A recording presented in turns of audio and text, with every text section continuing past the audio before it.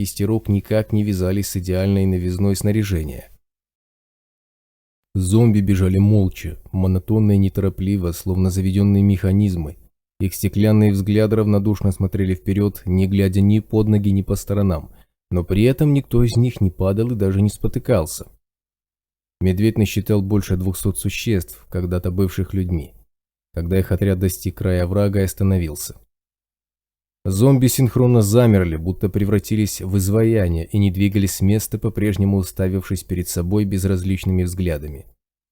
В самом центре отряда один из них, вероятно командир, сделал несколько шагов вдоль оврага, глядя вниз, после чего медленно окинул взглядом место гибели бандитской засады и истекающие кровью туши лосей.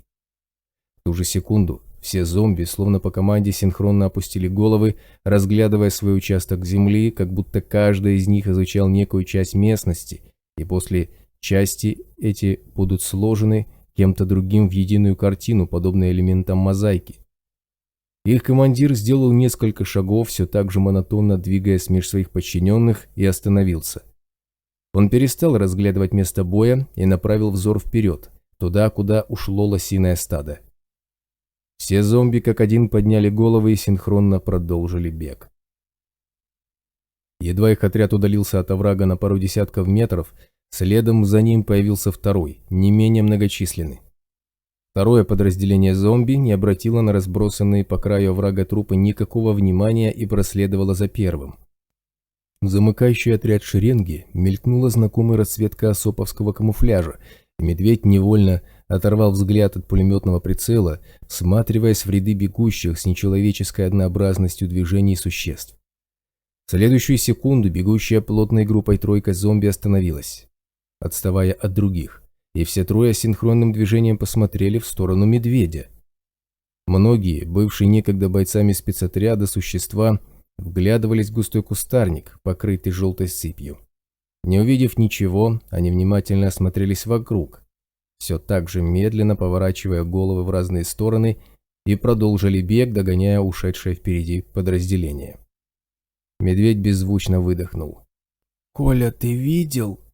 Голос Айболита в эфире звучал надтреснуто и болезненно. «Это же...» Санинструктор осекся и замолчал, оставляя эфир соднить незримой болью. «Да, это они». Майор на мгновение закрыл глаза и тихо произнес. «Временами я хочу оказаться в сателлите, в здании управления РАО, поближе к совету директоров». Он сделал короткий резкий выдох и поднялся на ноги, подхватывая печенек. «Идем за ними. Посмотрим, по какому поводу объявлены массовые народные гуляния». Глава 16. Звуки внезапно вспыхнувшей перестрелки донеслись со стороны Ухты через час марша, когда спецотряд приближался к ее окраинам. Неожиданностью это не стало. Подразделения зомби целеустремленно двигались куда-то по прямой, и их курс неизбежно пролегал через город. Особ на бег не переходил. Смысла тратить силы на игру в догонялки с зомби не было, и на момент начала боя спецотряд отставал от них почти на час. Я было обрадовался поначалу, подумал, что темный властелин решил зачистить Ухту. Раз догнал медведя и хмуро кивнул в сторону приближающегося города. Давно пора. С некоторых пор там людей нет, только зверье всех мастей. Передумал. Майор разгерметизировал шлем-сферу, чтобы лучше слышать собеседника. Зомбаки от желтой зоны по прямой прут, не сворачивая. Молодой сталкер показал медведю УИПС, выведенный на дисплей картой GPS-навигатора. Если эту прямую через Ухту продлить дальше, то она проходит через Нижний Одис. Я думаю, в Тебук они идут. Что-то какая-то уж больно странная прямая, усомнился медведь. Даже до красной зоны дотягивает едва по касательной, если вообще дотягивает. К эпицентру точно не ведет. Эти зомбаки не шли из эпицентра, объяснил Раз. Они выброс пережидали где-то недалеко, может быть даже прямо в желтой зоне. Вот и пошли в Нижний Одис по прямой, как только собрались силами. 400 стволов. Это полноценный батальон, нахмурился майор. Крайний раз такую толпу зомби я видел очень давно. Тот день, когда Тумана впервые увидел. Там, в Нижнем Одиссе, целая война должна идти, чтобы такое количество вечно молодых красавцев притянуть. 2 выброса назад в Тебук пробралась промысловая бригада нефтяников, вспомнил молодой сталкер. Поговаривают, что это заказ общаковских, потому что охрана у тех промысловиков из боевиков Рашпиля. Может, из-за этого что случилось? Нефтяники с общаком, удивился Медведь. У них же вроде с наемниками и сателлитом сейчас союз. Или уже все? Нет, союз в силе, уверенно ответил Раз. О расторжении бы такой слух прошел, что не пропустишь. Думаю, это частный интерес был. Кто-то из бригадиров нефтяников захотел подзаработать, а наемники контракт не взяли, потому как свободных подразделений не было. Вот те к Общаковским и обратились. Тебук ведь раньше под Рашпилем был, но 4 выброса назад там, над самым вкусным местом, жаровня повисла очень мощная. Ходила над промыслом туда-сюда, зверье взбаламутила. Мутанты как начали от нее по всему Нижнему Одису бегать здоровенными толпами, безопасные норы искать, так там такое началось. Короче, выдавило зверье оттуда Общаковских. Те еле ноги внесли, да и то далеко не все. «Не все ноги или не все успели?» – уточнил Медведь, прислушиваясь к приближающимся звукам гремящей в ухте стрельбы. Трёк от автоматных очередей смещался вглубь города. «И то, и другое», – хихикнул Раз. В общем, до выброса Тебук ничейным простоял. А после, когда на 3-й день Общаковские туда вернулись, там уже рабы городских их скачали. Общаковские отбить промысел не смогли и ушли обратно. Зато после выброса вернулись чуть ли не всей своей бригадой, да еще с нефтяниками. Городских в тот момент там было немного, все разбежались, и конфликта не возникло. Вот я и думаю, что могли они в отместку напасть. А зомбаки все это почувствовали и поперли туда большой толпой напрямик, оттуда, где были в тот момент. Ухта просто на дороге попалась, не нужна она им. «Такое вполне возможно», – оценил Медведь. «Если основные силы городских сейчас в Нижнем Одисе бой ведут, то в Ухте стволов должно быть не так много, и все они в настоящее время очень заняты общением с нашими нестареющими попутчиками. Очень вовремя. Раз, ты знаешь, где у уголовников стоят грузовики?» «Пару ангаров помню», – кивнул молодой сталкер. «А вдруг они все грузовики в Тебук увели?» «Вот и посмотрим», – пожал плечами здоровяк. «Веди, на месте разберемся, что к чему». Когда спецотряд вступил в развалины Ухты, выстрелы гремели уже очень далеко, но свежие следы боя виднелись повсюду. Батальон зомби прошел город насквозь, не сворачивая, и уничтожил всех, кто попался ему на пути. Трупы уголовников, пытавшихся отбиваться от атакующих, лежали в развалинах домов, свисали с оборонительных позиций, выложенных мешками с песком и землей, виднелись на верхних этажах давно превратившихся в скелеты зданий. Бойцы особо осторожно крались через руины, внимательно осматриваясь в поисках противника, но живых уголовников вокруг не наблюдалось, и филины не давали тепловых отметок. Было ясно, что появление зомби застало городских врасплох. Батальон Темного Властелина прошел по северным районам Ухты, именно там оборонительные сооружения уголовников не были ни эшелонированными, ни многочисленными. Бандиты вполне справедливо не ждали массированного военного нападения со стороны желтой зоны и хорошо укрепленные позиции устроили ближе к южным окраинам. Помимо этого, все говорило о том, что в момент появления зомби личного состава на оборонительных укреплениях было совсем немного. Сами зомби в затяжной бой вступать не собирались. Они просто шли через Ухту напролом, и перегруппировавшиеся уголовники, кипя злобой и жаждой мести, теперь преследовали их арьергард. «Нам туда», – Раз показал рукой вправо почти под прямым углом относительно отмеченного кровавыми пятнами маршрута зомби. «Там точно есть ангар. По прямой метров 400, но лучше обойти правее, иначе в радиоактивный очаг попадем. Там фон очень сильный. По улице идти нельзя, там аномалий полно. Быстро зайдем в тупик. Надо через развалины. Студня тут, на каждом шагу. Но он весь внизу, между битого кирпича лежит. Если поверху руин идти, то пройти несложно, бандюки так и ходят». Особь вновь разделился на 2 боевые группы и двинулся в указанном направлении. Половину пути преодолели быстро. Затем радиоактивный фон начал резко расти, и пришлось взять еще правее, протискиваясь в узкий проход, образовавшийся между нагромождением балок рухнувшего здания и замершим на чистом с виду месте ситом. УИП показывал ширину безопасного прохода в метр, и потому смертельно опасное сужение пути проходили боком, внимательно следя за выступающими частями оружия. Стоянки грузовиков вышли через 15 минут, и раз указал на темнеющие у края руин ворота. «Гараж это был больничный», — объяснил он. «Больницу катаклизмом вдребезги разнесло, а он уцелел. Теперь городские там транспорт хранят. Это единственный вход, другого нет». Бойцы рассредоточились в прилегающих к гаражу руинах, привычно распределив между собой сектора обстрела, и Медведь кивнул расу, притаившемуся у самых ворот. Молодой сталкер подкрался к железным створам и постучал в них автоматным прикладом. «Братва!» – жалобно заверещал он. «Помогите, я маслину выхватил, мне клепели надо! Братва!» Несколько секунд никто не отвечал, и он продолжал стучать в ворота. Наконец ржавая воротина скрипнула, и из образовавшейся щели высунулся ствол помпового дробовика. «Слышь, баран, заткни пасть!» – злобно зашипел хриплый голос. «Зомбаков приманишь! Где ты, мля? Давай сюда!» Следом за дробовиком в щели показалась голова. А ты вообще чей? Кто у тебя старше?» Негромкий щелчок подвижных частей ВСС затерялся в развалинах. Голова уголовника дрогнула, украсившись появившимся во лбу пулевым отверстием, и бандит сполз под дверь на землю. «-1», — раздался в эфире голос Байкала. Его винторез вновь тихо щелкнул, выпуская вторую пулю, и снайпер добавил. -2. Больше ничего не вижу, дверная щель слишком узкая. Возникший возле раса шорох аккуратно заякорил воротину альпинистской кошкой и, бесшумно сместившись за габариты входа, потянул за веревку, вытягивая наружу дверную створу. Медведь взял на мушку распахивающиеся ворота, но открывать огонь не пришлось. Кроме 2 трупов, лежащих у выезда, внутри гаража не нашлось ничего. «Пусто!» – молодой сталкер обвел взглядом гараж.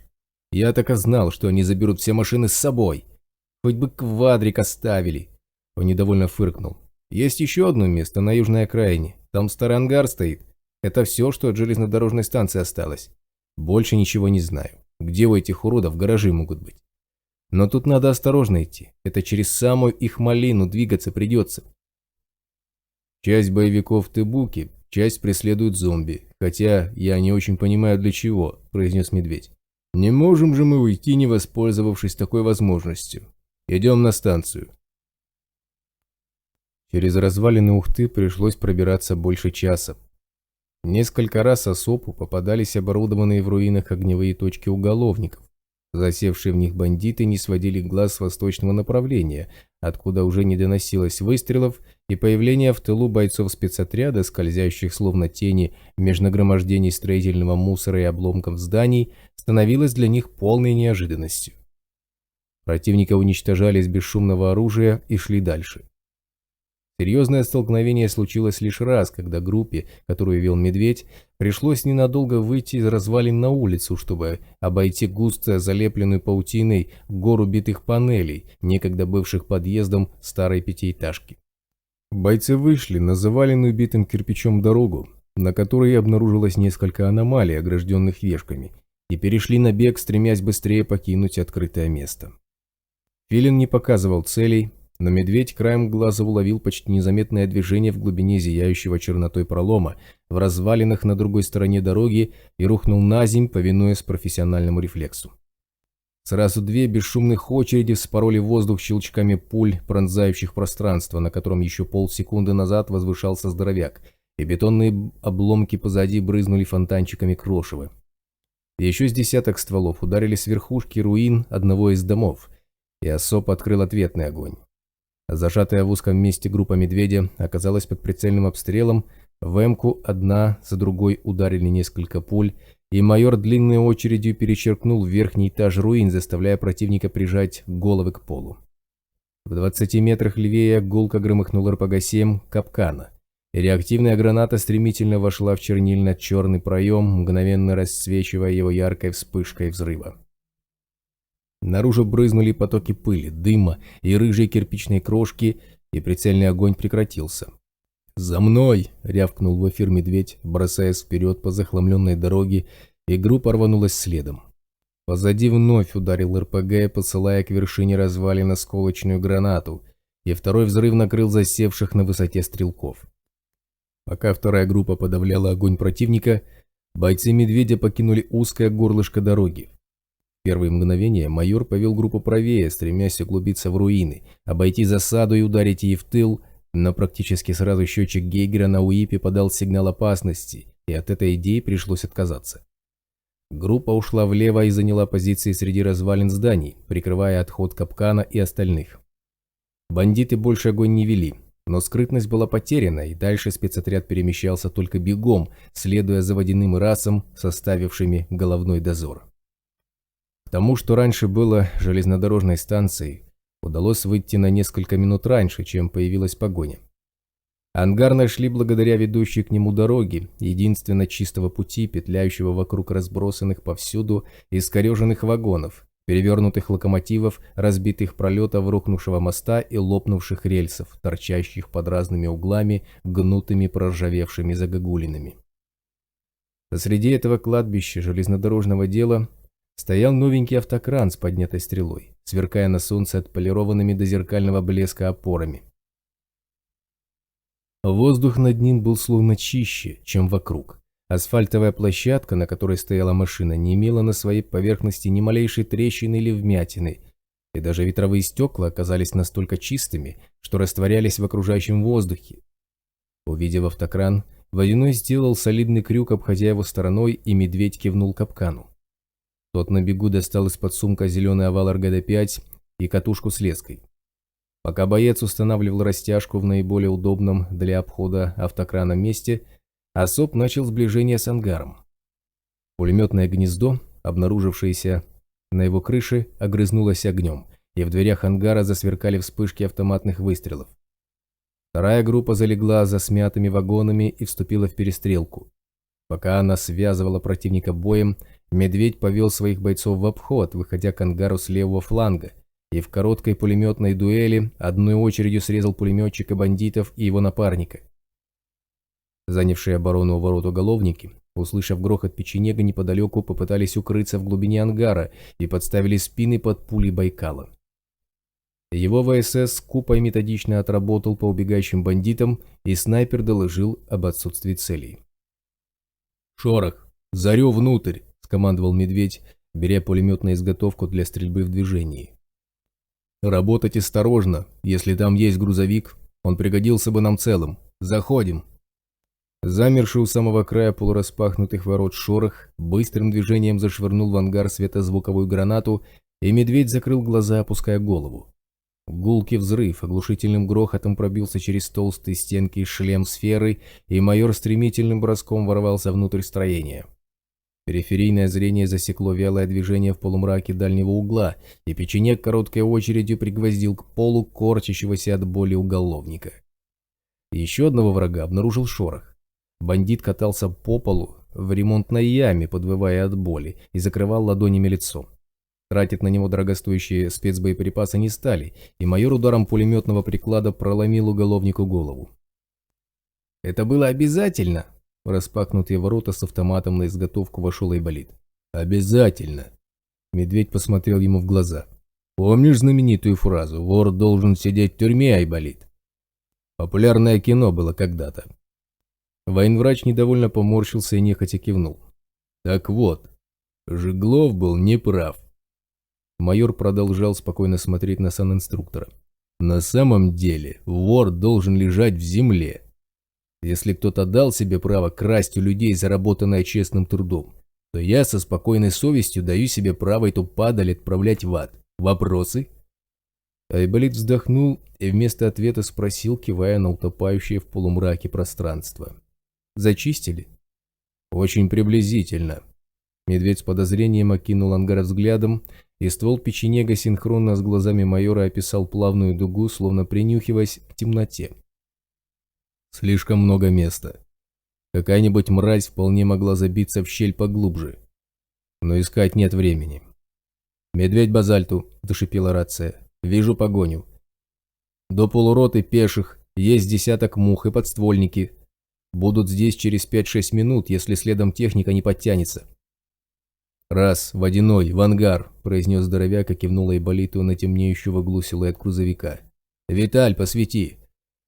Санинструктор достал фонарь и мощный луч света уперся в исцарапанную кабину КамАЗа. «Нифига себе бензовоз!» – восторженный возглас Раса легким эхом раскатился по ангару. «А квадрики есть?» – с надеждой добавил он, обводя взглядом пустое пространство, после чего печально добавил. «Я так и знал». «Будут тебе квадрики», – успокоил его медведь и кивнул Шороху. «Заводи». Майор вновь посмотрел на молодого сталкера и добавил. «Вот на него их и выменим, если живыми отсюда уйдем. Водяной, давай в кабину, дорогу показывать будешь». «Я поведу», – заявил Водяной, решительно направляясь к бензовозу. «Так будет проще всего». «Ты водишь грузовик?» – удивился Рас, косясь на друга. «Это всем юристам положено». «Отец научил», – улыбнулся тот. «Он у меня боевой вертолетчик, афганец. Водит все, что может двигаться в принципе. Хоть по земле, хоть по воздуху. Знал, что пригодится». Он тогда так и сказал. Сразу чувствуется подход к делу настоящего профессионала. Медведь перехватил пулемет одной рукой и направился открывать полураспахнутые ворота. «Уважаю». К счастью, больше неприятных сюрпризов не произошло. Бензовоз завелся сразу, и спустя минуту оседлавший цистерну особ уже трясся на усыпанной желтой пылью дороге. Далеко позади негромко хлопнул взрыв, сообщая о том, что бандитская погоня сорвала растяжку. На этом преследование завершилось. «Не на чем им нас преследовать», — уверенно сообщил Рас, в ответ на вопрос лихо крутящего баранку Водяного, разглядывая разложенную на коленях карту. «Весь транспорт они увели к Тыбуку 100%. У городских 2000 человек, а мы, когда через Ухту шли, она почти что пустая была. Сразу видно, что все ушли общаковских долбить. По-любому, полдня туда-сюда грузовики гоняли, чтобы успеть перевести всех. Значит, сразу после выброса они все это дело замутили. Хотели, чтобы все неожиданно получилось. И про зомбаков они тоже думали. Просто никто не знал, что у темного властелина целый батальон поблизости окажется. Бандюки надеялись по-быстрому все закончить». Он обернулся и посмотрел на медведя, сидящего на спальном месте камазовской кабины. «Может, заедем в Нижний Одесс?» – предложил он. «Туда дорога есть. Правда, не знаю, насколько она чистая. Давайте попробуем». «Водяной же за рулем, значит, не обязательно прямо по трассе ехать. Подъедем поближе и осторожно посмотрим, что там происходит». «Хорошая идея», – немедленно восхитился медведь. «Почему бы и нет? Всего лишь пара тысяч городских пытается захватить набитый зверем и аномалиями нефтепромысел, и судя по тому, что они все еще не вернулись, общаковских там уже примерно столько же. Скоро туда заявятся зомби, в общем, там будет на что поглазеть. Заодно можно нефти нацедить, все-таки на бензовозе гоняем. Подъедем к ближайшей емкости и так и скажем, мол, вы на нас внимания не обращайте, мы ненадолго, только цистерну зальем и сразу домой». «Понятно», — сконфузился Рас. «А может, мимо проедем?» «Там можно проехать мимо. Дорога старая, еще до катаклизма прокладывалась, сейчас заросла сильно. Ею не пользуется почти, она в рытвинах вся, студень везде, и токсичное облако над ней ходит, метров 10 по высоте до него. Но оно часто спускается к поверхности. Но можно попробовать, я слышал, кто-то пару раз проезжал успешно. Там место есть удобное, Тыбук в бинокль видно. Угробишь машину, потащишь передатчик на себе», – предупредил его медведь. «От нефтенакопителей до самой базы станешь большим и сильным». «Как вы?» – кратчево уточнил Рас, обмениваясь с Водяным веселыми улыбками. «Гораздо сильнее», – ответил здоровяк, разглядывая застрявшую в бронепластине эмки бандитскую пулю. «И Водяной заодно вместе с тобой подкачается, чтобы не думал, что я его довольную физиономию в зеркало заднего вида не замечаю». Раз с Водяным мгновенно стали серьезными и занялись неотложными делами. Молодой сталкер принялся изучать карту, Влад сосредоточенно объезжал ямки, и медведь, уложив на колени печенек, направил взгляд в окно, рассматривая покрытую желтушной сыпью местность. Полчаса езды прошли спокойно, не считая полдюжины остановок, которые пришлось сделать, чтобы переждать переползающие через дорогу газовые аномалии. Раз заявил, что в последнее время их количество в зеленой зоне сильно увеличилось, и велел водяному свернуть на поросший травой и мелким кустарником проселок. Вскоре от дороги осталась одна видимость, и бензовоз пошел, куда глаза водяного глядят. И еще через полчаса сильный порыв ветра вместе с огромным облаком желтого пуха принес далекий грохот оружейно-пулеметной стрельбы. Звуки боя быстро приближались, отчетливо разделяясь на стрекотню очередей и хлопки выстрелов, и по правую сторону дороги сквозь чахлую листву верхушек невысоких деревьев неярко засверкали далекие редкие вспышки. «Вот он, Нижний Одес!» Раз ткнул биноклем в окно. «Влад, останавливайся! Отсюда до окраины меньше 3 километров можно понаблюдать. В этом месте растительность самая редкая». Медведь покинул кабину, уступая спальное место Айболиту. Влез на цистерну и достал бинокль. За разрушенный нефтепромысел шло настоящее сражение, более напоминающее совокупность борьбы за выживание с яростным геноцидом. Руины зданий, развалины технических сооружений, остовы давно разбитой техники и прочих когда-то действовавших там устройств ныне превратились в позиции противоборствующих сторон. Повсюду густо вспыхивали росчерки трассирующих пуль и вспышки взрывов. Пожаров видно не было, но в небо тянулось несколько тонких струй чадящего дыма. Позиции противоборствующих сторон смешались. Часть нефтепромысла занимали одни, часть другие. Везде носились огромные стаи обезумевшего от бешенства и ненависти мутировавшего зверья, бросающегося на всех без разбора. В воздухе, среди серых потеков порохового дыма, безумной каруселью кружилось десятка-полтора птичьих стай, то пикируя на невидимую отсюда жертву, то вновь взмывая в небо, и незримая аномалия, зависшая где-то посреди потонувшего в потоках свинца нефтепромысла, притягивала к себе летящие реактивные гранаты, пожирая их вместе с инверсионным следом двигателей. И на весь этот бурлящий неистовой жаждой крови котел вела наступление третья сторона. Несколько крупных отрядов зомби широким полукольцом сближались с охваченным побоищем поселком. Молчаливые фигуры двигались монотонно-синхронным бегом, будто являлись множественной проекцией одного и того же человека, и на ходу вели огонь короткими очередями, явно не желая тратить патроны попусту. Учитывая расстояние от Ухты до Нижнего Одесса, не составляло труда понять, что встретившийся от спецотряду батальон зомби еще не дошел до Тыбука, и штурм ведут другие подразделения вечно молодых. «Похоже, войска темного властелина стекаются сюда отовсюду», — негромко пробурчал Медведь. «Если так пойдет и дальше, тут начнется Третья мировая в миниатюре». Гулкий грохот, раздавшийся позади со стороны леса, прервал ход его мыслей. В тот же миг грохот повторился вновь, и медведь понял, что слышит лай. Только собака, лающая с подобной силой, должна быть размерами... Он резко обернулся к лесу и увидел в полукилометре от дороги, на самой опушке, громадного угольно-черного пса.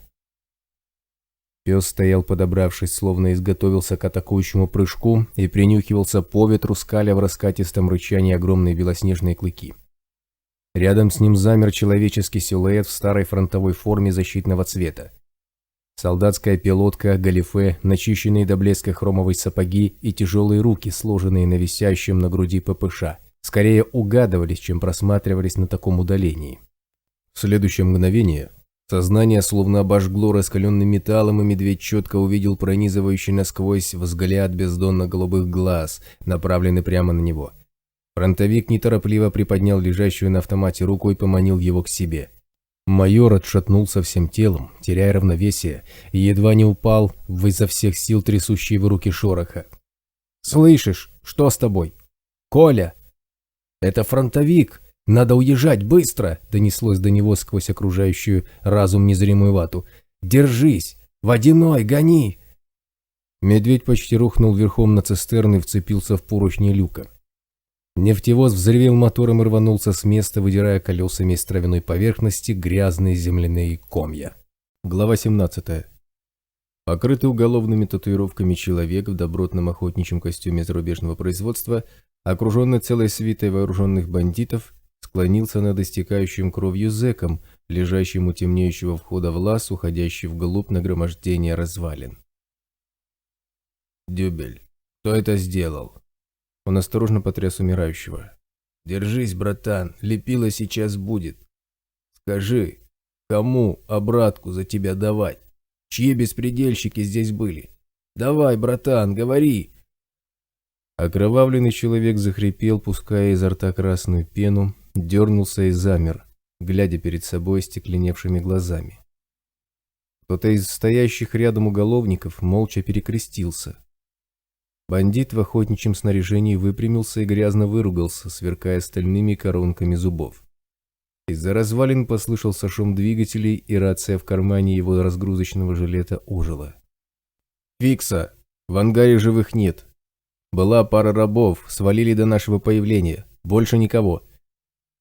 Уголовник с остальными коронками скривился и бросил взгляд на одного из своих спутников. «Костыль, возьми братву и прошмонай здесь все. Ищите любой стрём, следы, гильзы, отпечатки в пыли. Все, что надыбаете, фотографировать и ограждать вешками. Потом немой заценит». Он окинул взглядом прибывающих отовсюду боевиков, растекающихся по развалинам, и полез в черноту провала, осторожно спускаясь по приставной лестнице. Внизу мягким светом вспыхнул светлячок, и Фикса увидел немого с автоматом за спиной. Тщедушный уголовник кивнул, и оба направились вглубь погруженного в темноту подвала. Дойдя до комнаты охраны, немой поднес к лицу светящийся мед, потом осветил Фиксу, и им позволили пройти дальше. Затаившихся за мешками с песком охранников, снабженных филинами и невидимками, не было видно, и Фикса раздраженно подумал, что те спрятались слишком хорошо. Настолько хорошо, что даже не смогли прокусить тему, когда хату хозяина едва не взяли штурмом. Сами охранники клялись, что неизвестные отморозки в подвал не спускались, типа перебили всех снаружи, потом шмальнули из гранатомета и свалили.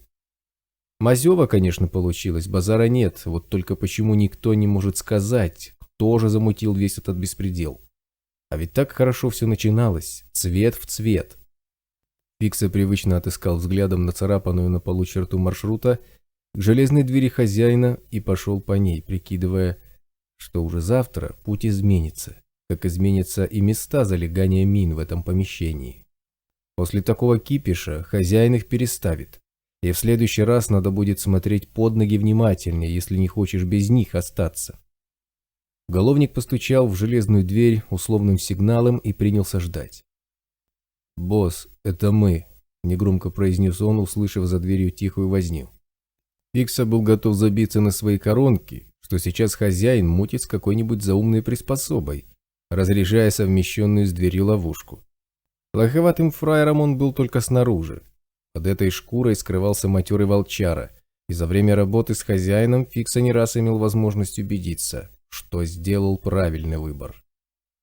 Такого сожрать непросто, 100 раз подавишься, а он все так же будет лыбу свою давить, типа не произошло ничего.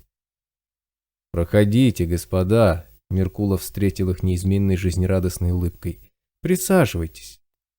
В холодильнике вас ожидает вода, в вазе на столе сухофрукты, качество превосходное. Угощайтесь, джентльмены».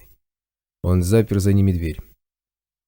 В темноте тут же что-то тихо пискнуло, и Фикса заметил в углу крохотный красный огонек, едва пробивающийся через нечто прозрачное. Хозяин проводил их к гостевому дивану, вернулся за свой стол и уселся в кресло. «Итак, господа, как прошла операция в Нижнем Одессе?» – поинтересовался он. «Все вышло цвет в цвет, как ты расклад давал», – сообщил Фикса. «Рашпиль как просек, что мы его молотобойцев порвали, так чуть ли не всю бригаду на разборки привел. Мы замутили жесткий замес. Маслины летали так, что только волыны перезаряжать успевай.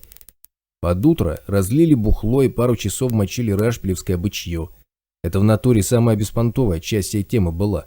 У Рашпиля боевиков вдвое больше оказалось, много нашей братвы полегло. Потом мы начали отваливать постепенно, типа не можем удержать нефтепромысел, и рашпилевские поперли захватывать поляну. Мы замутили замес по новой, потом Немой и еще 4 замацали 6-е чувство. Пока зверье ломилось, мы опять начали съезжать с темы, все по твоему плану. Общаковские набились в поселок, тут как раз твари на них набросились, потом и зомбаки подошли.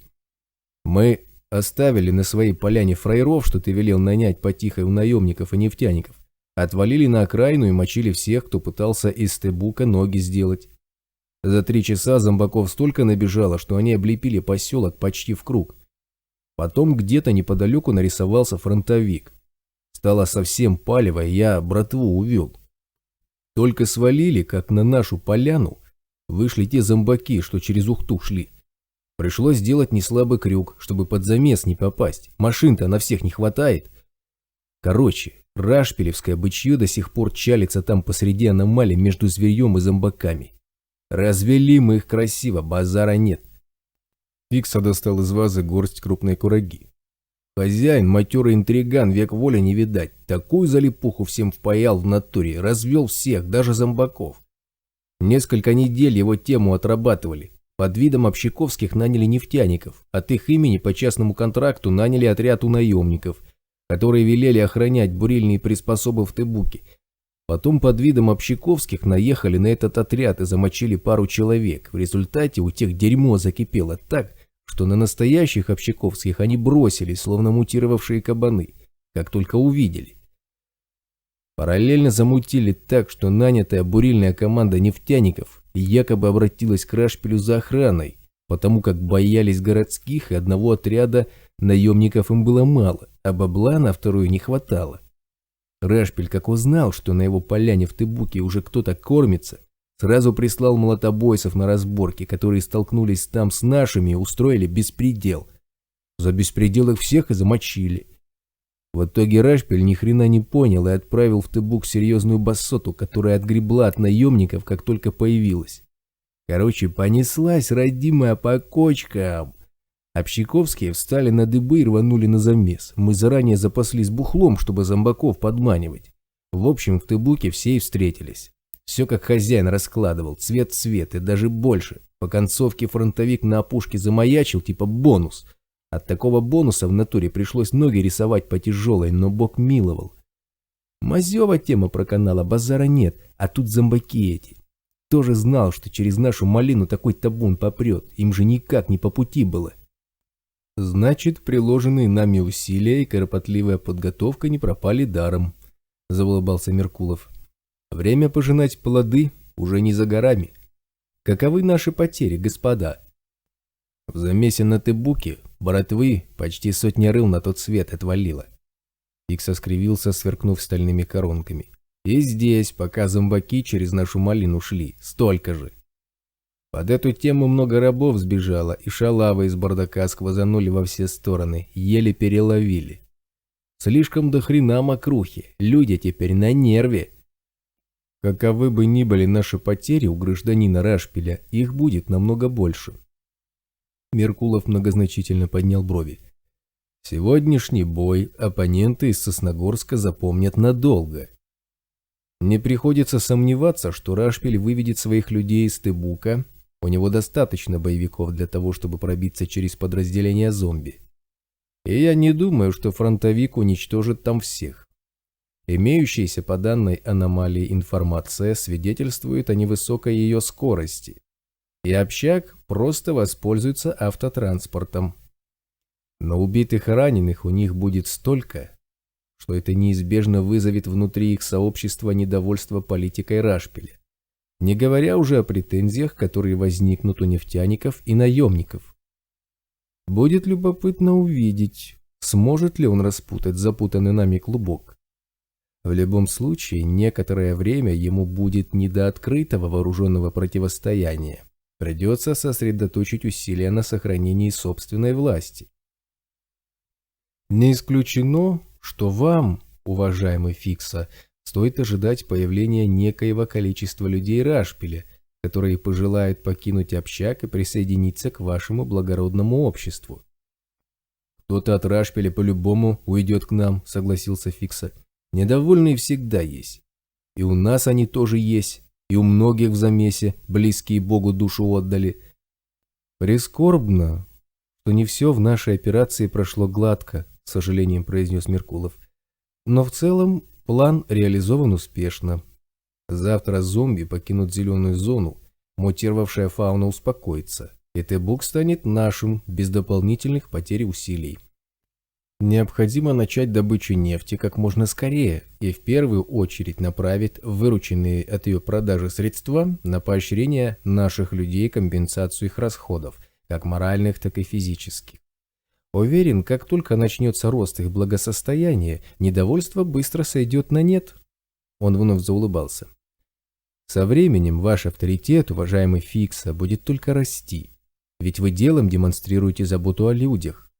А в этой связи нам потребуются дополнительные рабы, раз мы потеряли какую-то их часть в результате столь неожиданной и крайне неприятной атаки зомби.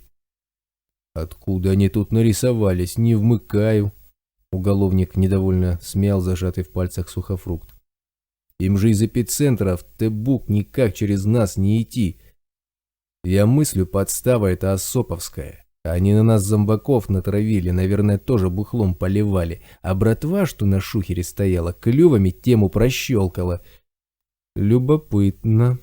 Улыбка на лице Меркулова застыла, словно пластмассовая. Скажите, уважаемый Фикса, на чем основывается ваше предположение? Следы возле твоей хаты шныри надыбали. Фикса принялся жевать курагу. Пара отпечатков, четкие, это ботинки от эмки. И гильзы от бесшумных волын. Братва все зафотографирует, сам посмотришь. В эмках мало кто ходит, это ништяки редкие и потому приметные, спалиться легко, даже если рыло не срисуют. Всех, кто эмку носит, наперечет раскидать можно. Спецназ сателлитовских, собор наемников, несколько быков тупорылых вроде подковы с глобусом, да особ. У медведя эмки свои, с какой-то замутой из желтой зоны. Даже те, что водяной раз в пятилетку продает, не такие, как его отморозки таскают. Походу особ это был. Братва только что вернулась из леса, где засаду у схрона с квадроциклами делали. Там одни трупы, и всех их кто-то обшмонал подчистую. Зомбаки так не делают. Медведя это схрон был по-любому. Его отморозки братву замочили, после натравили на нас зомбаков, а пока охрана под замес попала, они на твою хату и ломанулись. А братку за схрон давать натуре. Завалить тебя хотели. Но походу в подвал лезть не стали. Или раненых у них было много, или спугнул кто. А может, душка не хватило в темноту переть. Просекли, что заминировано тут все. Короче, ушли они к ангару. Подрезали нефтевоз и свалили. Братва за ними не успела, на пару минут разминулись. Живых нет, спросить не у кого. Да по-любому особ это был. Потому что даже раненых не осталось. Медведь от мороза конченый. Интересно, интересно, Меркулов задумался. Вы очень наблюдательны, Фикса. От вас не ускользнет ни одна мелочь. Это очень хорошо. Думаю, вы правы, это действительно был особ. Вряд ли они пришли мстить за украденный транспорт. Мы ведь предполагали, что схрон принадлежит спецотряду и заранее подготовились к операции. У людей, шедших на засаду, не было ничего, что могло указать на их принадлежность к нашей организации. Более вероятно, что засада погибла от рук зомби вследствие того же печального стечения обстоятельств, по которой пострадал наш лагерь. Они случайно оказались на пути зомби. Особ же просто вышел к схрону за квадроциклами и обнаружил место боя. Оставшись без транспорта, медведь изменил первоначальные планы и повел своих людей по следам зомби. Это гарантировало ему безопасный проход через нашу территорию. Добравшись до Ухты, особ принялся искать транспорт, что подтверждает факт нападения на гараж. Похоже, кто-то из его отряда хорошо осведомлен, по крайней мере о некоторых из наших хранилищ техники. Если предположить, что спецотряд сразу двинулся от гаража к ангару депо, то около моего жилища они оказались случайно. Просто шли мимо. Охрана предприняла попытку их уничтожить. К сожалению, попытка эта оказалась трагично неудачной. Вот почему особ не стал штурмовать подвал. Они не знали о его существовании. Спецотряд подавил сопротивление охраны и ушел дальше, стремясь завладеть транспортом. В конечном итоге это ему удалось, хотя мне представляется, что они желали получить явно не нефтевоз. Уверен, через пару дней он появится на продаже у кого-нибудь из перекупщиков или торговцев. Оставлять нашу машину у себя медведь не станет. Она слишком приметна для этого. А что будем делать с послезавтрашней темой? Фикса, жуя курагу, хмуро посмотрел на Меркулова. Если особ отмел у нас нефтевоз, они ж теперь обратки ждать будут.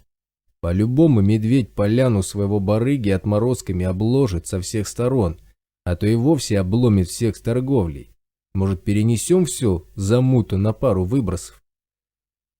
Не думаю, что медведь отменит торговлю.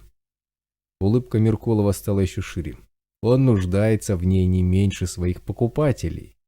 Я подозреваю, что в некоторой степени даже больше. Кроме того, у него нет уверенности в том, смогли мы выявить его роль в захвате бензовоза или нет.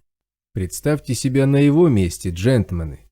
Если мы не знаем, что наших соратников убил он, то к чему отменять торговлю? Это вызовет ненужные сплетни и подозрения. Если предположить, что кто-то из раненых выжил и опознал его людей, то мы должны предпринять попытку отомстить. И сделать это проще всего в день торговли. Он должен дать нам такую возможность, чтобы мы проявили свои намерения. Поэтому торговля состоится, и особ приготовится к ней очень тщательно. И мы используем это в своих целях, господа. Посему ничего отменять либо переносить не будем. Я лишь несколько скорректирую план операции. Заодно дадим понять клиентам спецотряда, что торговля с водяным далеко не столь безопасна, как уверяют люди-медведя. Глава 18. В едва сгустившихся сумерках территория разможженного катаклизмом нефтенакопителя выглядела беспорядочной и зловещей безжизненной свалкой. С первого взгляда возникало ощущение, что пришедшая из эпицентра взрывная волна не оставила от него ничего, кроме нагромождения искореженных обломков всевозможных размеров. Разорванные нефтяные танки, смятые почти в лепешку, торчали из куч сплющенных опор, развороченных сэндвич-панелей и ржавой путаницы изломанных стоек заграждений, увешанных серпантином полусгнившей колючей проволоки разных видов. Густо развешанные нити паутины тускло поблескивали сонмами серебристых лучиков, связывая между собой торчащие из груд строительного мусора опорные столбы и особенно длинные части раздробленных балок. Стекший вглубь руин студень, подсвеченный филинами, обильно светился изнутри нагромождений всевозможного хлама, подрагивая в призрачно-синими языками эфемерного пламени. «Прямо парк ужасов, подготовленный к новогодним праздникам», — хмыкнул Раз, осторожно выглядывая из-за оккупированного синим мхом дерева. «Странно, что сегодня нет пуха, как бы сходство с зимой было полнее». «Пух мне не нравится», — тихо произнес Водяной, всматриваясь куда-то несколько левее мертвого нефтенакопителя. «Когда он близко, голову начинает жечь сильнее, и пить хочется больше». «Раз», — он указал рукой туда, куда смотрел. «С той стороны ощущение какое-то странное идет». «Не пойму». «Там плешь живет», — объяснил молодой сталкер, — «еще со времен, когда нефтенакопитель действовал. Она уже тогда была здоровенная, во всю стену периметра, а после катаклизма и вовсе стала огромная. Я же тебе рассказывал полгода назад, как тут в первый раз были». «Нет, сейчас все как-то по-другому», — возразил Водяной. «То, куда нельзя идти, теперь захватывает кромку развалин, а от них в нашу сторону метров на 5 лежит какая-то странная территория. Ощущения двоякие, как будто наступать на нее можно, но соваться туда ни в коем случае нельзя. Не могу понять, что же это». «Блин!» — Раз с досадой наморщил нос. «Это зов!» Плешь разрослась еще сильнее, ее граница теперь стала ближе. К ней нельзя подходить, иначе попадешь под зов и сам потопаешь в аномалию с довольной физиономией. Надо предупредить наших. Мы ведь как раз там раньше проходили». Он вышел в эфир и коротко обрисовал ситуацию, указывая ориентиры и границы опасного места. «Куда нам дальше-то?» — поинтересовался Водяной. «К нефтяному танку или к домикам?» «К домикам, по идее», — Раз инстинктивно поежился. «Передатчик где-то там должен быть. Но в них живет кто-то вообще никак не пушистый, и мне туда совсем не хочется». Он поднес к глазам бинокль и покрутил колесико переменной кратности, стараясь приблизить дальнюю сторону заполненного развалинами пространства. Единственный уцелевший нефтяной танк отсюда был едва заметно. Удар катаклизма смял его вдвое, словно обертку из фольги. Верхнюю часть выдрала и отшвырнула куда-то в лес, но нижняя часть уцелела, и танкерная емкость до сих пор до половины была заполнена нефтью. «Жаль, что нельзя затащить сюда нефтевоз», — хмыкнул Раз, не отрываясь от бинокля. «Столько добра зря пропадает. Сюда теперь мало кто ходит, слишком близко к границе с красной зоной. Тут еще тонн 150 икса, если не 200. Бочками особо не вычерпаешь, да и доскать далеко. Раз. Что на твоем направлении?» — раздался в эфире голос Медведя. «Домики видишь?» Молодой сталкер перенес обзор немного левее, туда, где за нагромождениями разорванных в ржавые лоскутья и емкостей, засыпанных бесформенной массой обломков, виднелась часть относительно небольшого жилого строения времянки. Единственное заметное окно домика призрачно подрагивало синеватым отливом. «Отсюда видно только самый крайний слева», — ответил Раз, внимательно изучая местность. «Да и то лишь одно окно со студнем. В развалинах пока никого, можно попытаться дойти до танка, проход с прошлого раза стал шире. По левой кромке паутина кое-где пропала. Она плешь чувствует и в ее сторону тянется, а дальше видно плохо. А вот с нашей стороны прохода больше нет», — задумчиво протянул Медведь. Видимо, он в этот момент тоже изучал развалины в оптику. Везде студень, и на единственном чистом месте что-то едва заметно курится, словно пар. Похоже, пушка теперь сидит там. Не пройти. А нам как раз нужен второй домик справа. Точно второй, молодой сталкер невесело вздохнул. Местное оно как раз в нем и живет. Он с первым домиком соединяется переходным тамбуром, так что теперь это одна жилплощадь. Странно, как пластиковый тамбур выдержал удар катаклизма, которым стальные танкерные емкости разорвало. Хороший вопрос. Голос Медведя звучал все так же задумчиво. Раз, иди туда и разберись, как так произошло. Мы тебя отсюда прикроем. Назад пойдешь, захвати передатчик. Что? Раз опешил, опуская бинокль, и вонзил многообещающий взгляд в негромко хихикающего водяного. «Смейся, смейся, подкатишь в голодный год с большой кружкой». «Байкал, базальт, огневое прикрытие». Восточный край развалин нефтенакопителя упирался в очаг сильного радиоактивного заражения, и голос Медведя в эфире немного потрескивал помехами. «Водяной, остаешься с ними. Раз, мы с тобой в голове группы, идем за мной в 2 шагах. Доходим до танка с Иксом и закрепляемся там. Выходим». До емкости с нефтью добрались без неожиданностей. Медведь с печенегом на изготовку шел осторожно и почти бесшумно, что никак не вязалось с его 2-метровой, 130-килограммовой тушей.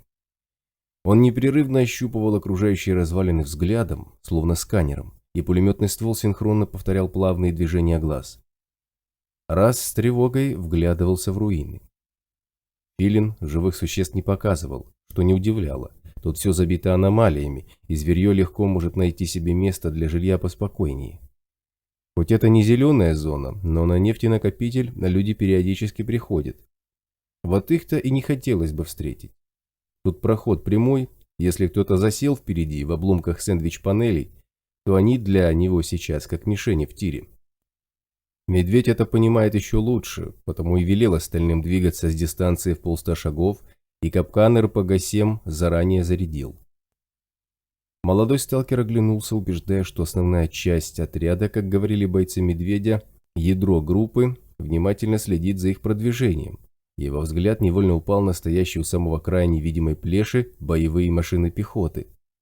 За полгода, прошедшие с того момента, когда он был здесь в прошлый раз, 5 БМП стала еще новее, словно их недавно покрасили. Зловещая новизна, застывшая в идеально выверенному ряду боевой техники, выглядела еще более угрожающей на фоне искореженного, перевернутого кверху гусеницами танка, который ударной волной оттащила на противоположную сторону нефтенакопителя и наполовину вбила в смятые остатки стальной цистерны. Подойти к перевернутому танку невозможно. Он лежит в центре огромной лужи студня, но сам танк чист, и внутри него раньше жила целая стая мутировавших птиц. Если они там сейчас, с такого расстояния не видно, слишком далеко, и это к лучшему. Не имея накопитель столь большой площади, птицы были бы куда более серьезной опасностью, чем сейчас. «Раз, пробей тропу к вентилям», – тихо и не оборачиваясь произнес медведь, как только они поравнялись с измятой танкерной емкостью. Он присел на колено за ближайший обломок, торчащий из груды строительного мусора балки, и изготовился к стрельбе. «Посмотри, есть свежие следы?» Раз пригнулся и осторожно двинулся вправо, туда, где из ржавого корпуса танка торчала короткая толстая труба с вентилями. Ведущая к ней тропа, натоптанная на крупных обломках, выпирающих из светящегося студнем распростершегося вокруг завала, скорее угадывалась, чем виднелась. С тех пор, как желтая зона вновь стала увеличиваться в размерах, с каждым выбросом ходить сюда стали реже. Раз добрался до вентилей и опустился на корточки, всматриваясь в покрытую желтой пылью бетонную плиту под ногами. Следы старые. Он не стал повышать голос и вышел в эфир. До выброса тут были трое, в том числе женщина или подросток. Отпечатки маленькие, 36-й размер. Икс заливали в канистры, потом таскали их куда-то и возвращались, видимо, переливали в бочку. Возились долго, весь день, наверное. Тут все нефтью закапано. Но свежих следов нет. Думаю, это неприки были, потому что и женщина с ними. Шорох. До танка чисто. Сближайтесь. Медведь не торопился покидать позицию, и раз, не выпрямляясь в полный рост, осторожно вернулся к нему. Если возле вентилей следов нет, это еще не гарантия того, что там впереди никто не следит за тобой через автоматный прицел. Бандюки, например, к вентилю могли и не полезть. Ждут каких-нибудь сталкеров. Всякое может быть. Чем дальше от границы ареала, тем меньше хорошего стоит ожидать от попавшихся тебе на пути людей.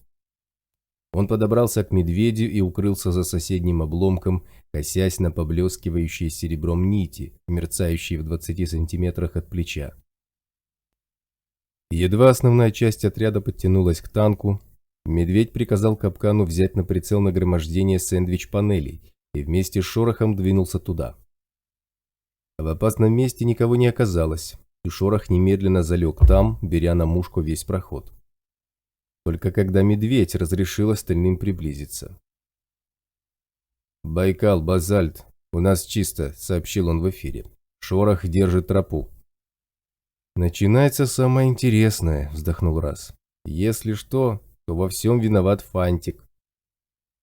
«Ненавижу, когда путь для отхода всего один», — недовольно покачал головой медведь, окидывая хмурым взглядом домики, стоящие в 30 метрах дальше, вдоль самого края густо залепленных паутиной развалин.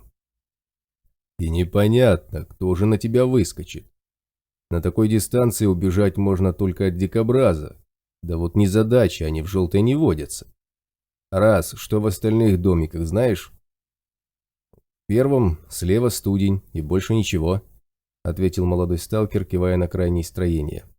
«Второй и третий пустые, оттуда сталкеры давно все выгребли. В четвертой долгое время было не войти. На окнах и в дверях паутина растянута. Какие-то плюшки там были видны через окно. В конце концов кто-то решился выпилить дыру в стене и выпилил на свою голову, в буквальном смысле. Растворитель там висит под потолком. Бедолага гильзы на пол пошвырял, а про потолок не подумал. Откуда там аномалии взяться? Как внутрь влез и выпрямился, так головой и вляпался. Говорят, его в растворитель до половины всосало, остальное на пол упало, потом зверье сожрало. После оказалось, что в потолке лист металла отогнут. Дыра в крыше была, но свет туда не падал, вот и не видел никто. Он немного развернулся и указал на остальные домики. Возле пятого сидит миротворец. Как раз там радиоузел был. Но он вроде сгорел под выбросом. Над шестым и седьмым магнит ходит, не маленький, может наброситься. Раз невесело хмыкнул. 8-й домик наш. В 9-м фельдшерская была. Туда как-то раз сталкеры зашли. И не вышли. Ну, больше тут ничего не уцелело, кроме БМП. Но к ним лучше не подходить, вокруг них аномалии хороводы водят. До катаклизма это место нравилось мне больше, подытожил медведь. Я иду к двери. Айболит, раз, прикрывайте меня отсюда. Капкан, займешь позицию вон там, за балкой, место узковато. По бокам паутины много, зато позади студня нет. В случае выстрела реактивной струей его не разбрызгает. Без команды не стрелять. Если командовать станет некому, действовать по обстоятельствам. Майор убедился, что его бойцы заняли указанные позиции, взял пулемет на изготовку и осторожно двинулся к уткнувшемуся в нагромождение развалин 9-му домику. 3 десятка метров оказались на удивление чистыми. УИП запищал только раз, указывая на притаившуюся слева граву. На остальном отрезке пространства не было даже студня, и поросший короткой синюшной травой участок земли посреди густо рассвеченного призрачно-синими огнями огромного месива всевозможных обломков выглядел большим чернильным пятном, заляпавшим сюрреалистическое полотно фосфорицирующей мозаики. Добравшись до цели, медведь внимательно изучил дверь. Судя по всему, заперта она не была. Но те, что заходили сюда последними, вряд ли стали бы захлопывать ее за собой, добровольно отрезая себе путь к отступлению. Значит, изнутри установлен доводчик или обычная пружина. Майор достал из-под сумка парашютную стропу и аккуратно, не издавая никаких звуков, подвязал ее к дверной ручке. Повторить судьбу тех, о ком рассказывал Раз, совершенно не хочется, так что для начала попробуем схитрить.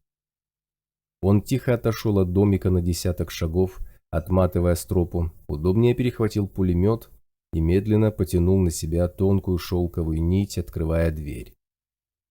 Дверь поддалась неожиданно легко, но оставить ее открытой, не удерживая стропу, не удалось. Доводчик на ней действительно был, и механизм медленно, но настойчиво принялся закрывать дверь обратно. Майор натянул стропу, заставляя вход оставаться открытым, и замер. Если сейчас что-либо появится в дверном проеме, оно получит в подарок горсточку драколов. Но выходить никто не торопился. Медведь выжидал почти 5 минут, после чего позволил двери закрыться и поманил к себе Раса. «Отматывай на всю длину и возвращайся на позицию». Он передал ему намотанную на небольшую бухту из-под лески стропу. «Тут 5 строп связано. Это 30 метров. Должно хватить. По моему сигналу откроешь дверь». Майор вернулся к домику, притаился сбоку от входа, чтобы не попадать в дверной проем, и кивнул Расу. Тот потянул за стропу, распахивая дверную створку, и медведь замер, приготовившись выпустить в того, кто из нее выйдет, очередь в упор. Появляться снова никто не пожелал, и майор быстро обдумал варианты дальнейших действий. Бросок гранаты пока исключается, неизвестно, что там внутри. Граната может вылететь обратно, или от взрыва брызнет поток чего-нибудь совсем неприятного. Заходить в тесный коридор с громоздким пулеметом не особо удобно. Сейчас бы сайгу, а лучше вепрь-молот в короткоствольном варианте. Где уж там? Не до жиру. Первым делом необходимо сломать доводчик, чтобы дверь оставалась всегда открытой. Медведь осторожно шагнул к открытой двери и уже протянул руку к штанге устройства, как вдруг изнутри домика раздалось тихое вкрадчивое покашливание, будто кто-то прочищал горло перед тем, как высказаться. «Закрывай!» – на ходу выдохнул в эфир медведь, бросаясь прочь от строения. Позади послышалось едва слышное шуршание, и мозг пронзило раскаленным до бела зазубренным прутом. Тело мгновенно скрутило жесткими судорогами, и майор рухнул на траву, роняя пулемет. Разрывающая голову боль резким скачком взлетела до небес, сообщая о скорой смерти, и вдруг стихла, сменяясь звенящей в ушах тишиной.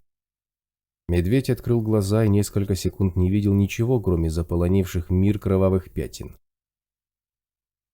«Живой! Коля!» Вакуум в ушах медленно заполнялся неясным шумом, похожим на голос Айболита. «Ты слышишь меня? Рукой пошевели, если слышишь».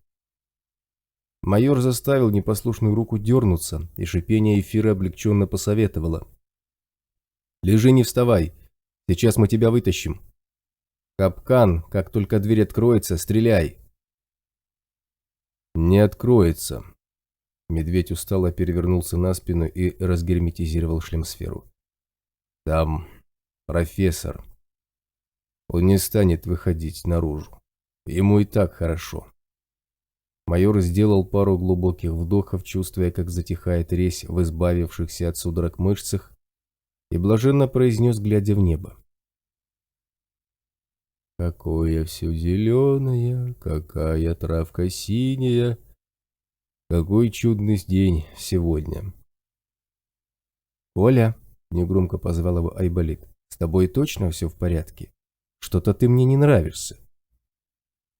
«Это очень даже хорошо, что я тебе не нравлюсь», — сообщил медведь. «Иначе я был бы, мягко говоря, серьезно обеспокоен твоими взглядами на жизнь». Здоровяк неторопливо поднялся на ноги и заявил. «Моя очередь играть в эту увлекательную игру». Он подобрал валяющийся рядом пулемет и аккуратно поставил его на сошки, отмечая границу зоны досягаемости шуршания профессора, после чего обернулся к расу и вышел в эфир. «По моему сигналу откроешь дверь как можно шире», — велел майор. «И не давай ей закрыться. Капкан, граник заряжен кумулятивными». Он посмотрел на тревожно глядящего на него гранатометчика, высовывающегося из укрытия. «Это хорошо. У тебя будет секунда, максимум 1,5. Ты должен влепить гранату профессору точно в корпус, иначе мне станет совсем грустно. Работаем. На меня внимания не обращать, следить за дверью. Байкал, особенно тебе». Убедившись, что печенек не остался на кратчайшей линии, соединяющей дверь домика с безопасным коридором, ведущим из развалин нефтенакопителя в лес, медведь загерметизировал шлемсферу и направился обратно к логову профессора. «Он не высунется», — скептически произнес Раз. «Так и будет сидеть там и ждать, пока кто-нибудь зайдет и дверь за ним захлопнется. Он шуршать начал, потому что вас в дверях заметил. Но на улицу не пойдет. Профессора свои жилища покидать не любят». «Высунется», — пообещал майор, замирая возле стены сбоку от края дверного проема. «Я сделаю ему заманчивое предложение. Открывай!» Молодой сталкер потянул за стропу, медленно распахивая дверь, и все замерли, не сводя глаз с погруженного в полумрак входа. Медведь жестом подал капкану знак и сунул руку в подсумок. «Выйди на крылечко, дам тебе колечко», — тихо пробубнил себе под нос здоровяк, извлекая оттуда светлячок. Он осторожно протянул руку вдоль самого пола и положил светящийся мед на порог. В следующий миг медведь что из сил рванулся к печенегу. Сзади раздалось слабое шуршание, и мозг взорвался нестерпимой болью. По телу обжигающим кнутом ударили судороги, сбивая человека с ног, и майор покатился по синей траве, упираясь в стоящий пулемет, словно в ограничительный бортик. Океан кипящего металла, стремящийся разложить мозг на атомы, внезапно исчез, судороги прекратились, и медведь непослушной рукой открыл лицевой щиток шлем-сферы. Расслабившимися легкими удалось сделать вдох, и майор второй раз за 5 минут подумал, что жизнь в реале – это хорошо. Гораздо лучше, чем смерть. РПГ-7 капкана оглушительно громыхнул, отдавая с резким звоном в ушах, раздался взрыв, заглушаемый пронзительным истеричным визгом, и что-то белое на огромной скорости пронеслось в 2 шагах от тяжелого дышащего медведя. Человеческая фигура в медицинском халате стремительно промчалась по безопасному коридору и исчезла в лесных зарослях. «Медведь Байкалу!» — взволнованно затрещала рация. «Вы что творите, психи? Он прямо через голову мне перепрыгнул. Я думал, снесет меня нафиг». «Я знал, что тебе понравится». Медведь поднялся на четвереньки и сплюнул на синюю траву белой пеной. «Заходим внутрь. Времени у нас совсем немного. До эпицентра на такой скорости рукой подать. Вернется он быстро». Майор встал на ноги, подобрал печенек и, пошатываясь, побрел к временно опустевшему домику. Глава 19. Обратный путь от нефтенакопителя до границы желтой зоны занял вдвое больше времени. Мутно-голубой солнечный диск исчез за верхушками деревьев, лениво заползая за горизонт, и вокруг наступила темнота. Впрочем, кромешной ее назвать было никак нельзя. Привычный эффект желтой зоны, где небо с землей меняются местами, в ночное время работал не хуже, чем днем. Непроглядная темень царила вверху, Внизу же мрак светился россыпями студня, словно упавшее на земь звездное небо. Ночную тишину постоянно нарушали далекие резкие крики мутировавших животных и негромкий хруст ломающихся под ботинками эмки веток, незаметных в ночной черноте синюшней травы. А в небе раздавался тихий шорох крыльев, а взгляд невольно цеплялся за красные пятна тепловых сигнатур животных, беззвучно крадущихся в лесной чаще между смертельно опасных аномалий. «Да что же она такая тяжелая?» Раз слегка подпрыгнул, поправляя висящий на спине рюкзак, к лямкам которого был приторочен блок радиоприемника. «Я думал, что рация совсем небольшая». «Рация небольшая», — согласился с ним Водяной. «А вот радиостанции бывают разные. Зависит от возможностей. Диапазон, мощность, дальность и много чего еще. Нам Никита заказал мощный передатчик. Вот мы его и тащим». «Что же ты не сказал, что он из 10 частей состоит, каждая по 10 килограмм?» – возмутился молодой сталкер. «Я бы хоть груза с собой взял поменьше». «Ну, не каждая». Водяной поправил укрепленный за спиной антенный блок. «Некоторые вдвое легче. Ты же сам хотел нести радиоприемник, вот и радуйся». «Я не знал, что он такой здоровый», – хмуро признался Раз. «Третий час его тащу, чувствую, что он потяжелел». «Влад, забери у меня бутыль с водой, что ли, все же легче идти будет». «Можно поменяться». Водяной остановился и подождал ковыляющего за ним Раса. «Давай блок». «Нет, я сам его дотащу», — отказался молодой сталкер. «Тебя перегружать нельзя, ты весь отряд ведешь. Бутылку только возьми, это минус 1,5 килограмма». «Она совсем полная?» – оживился Водяной. «Можно немного отхлебнуть. Так нести будет легче». «Ага, отхлебни немножко», – иронично фыркнул Раз. «Тару только не выбрасывай, я за экологию борюсь». «Да я чуть-чуть совсем», – оправдывался Водяной. «Просто у меня вода во фляге закончилась, емкость у нее слишком маленькая». «Это мы уже обсуждали», – Раз вновь спружинил на ногах, поправляя тяжелую поклажу за спиной. Запасная радиостанция нефтепромысла действительно оказалась неповрежденной. Обнаружили ее быстро. Покрытая желтой пылью сдвоенная приборная стойка высотой в рост человека находилась в дальней комнате 8-го домика. Увидев ее, Раз не сразу поверил, что все это и есть радиостанция. Он удивленно разглядывал нагромождение приборов. «Она это», — подтвердил Медведь. «Очень даже неплохая стационарная радиостанция средней мощности. Обеспечивает уверенную связь на коротких волнах на дистанции до 2000 километров и 200 километров на УКВ. Хорошая вещь. Ее и авиация слышит, и переносные радиостанции, и портативные рации».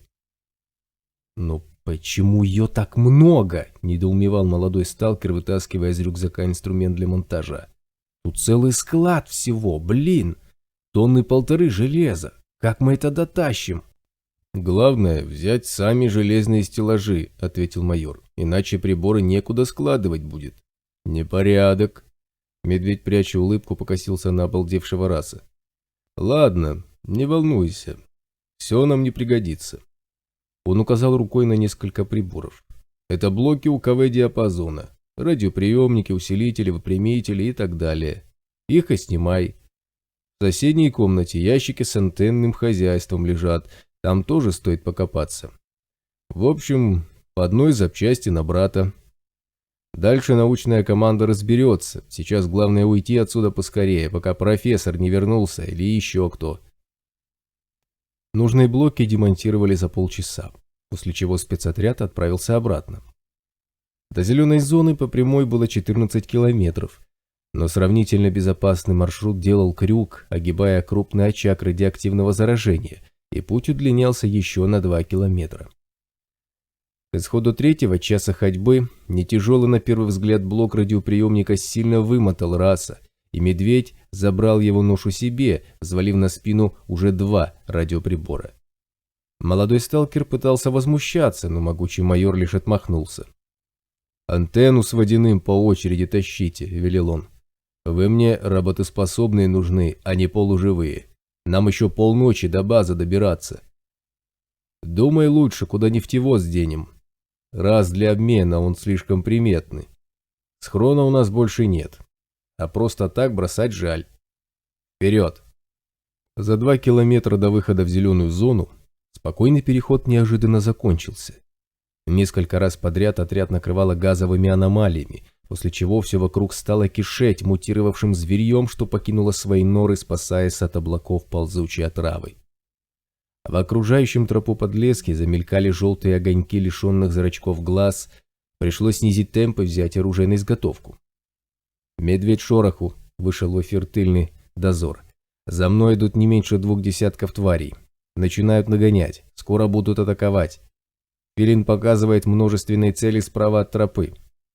Если бросятся все сразу, отрежут меня от вас, тропа слишком узкая».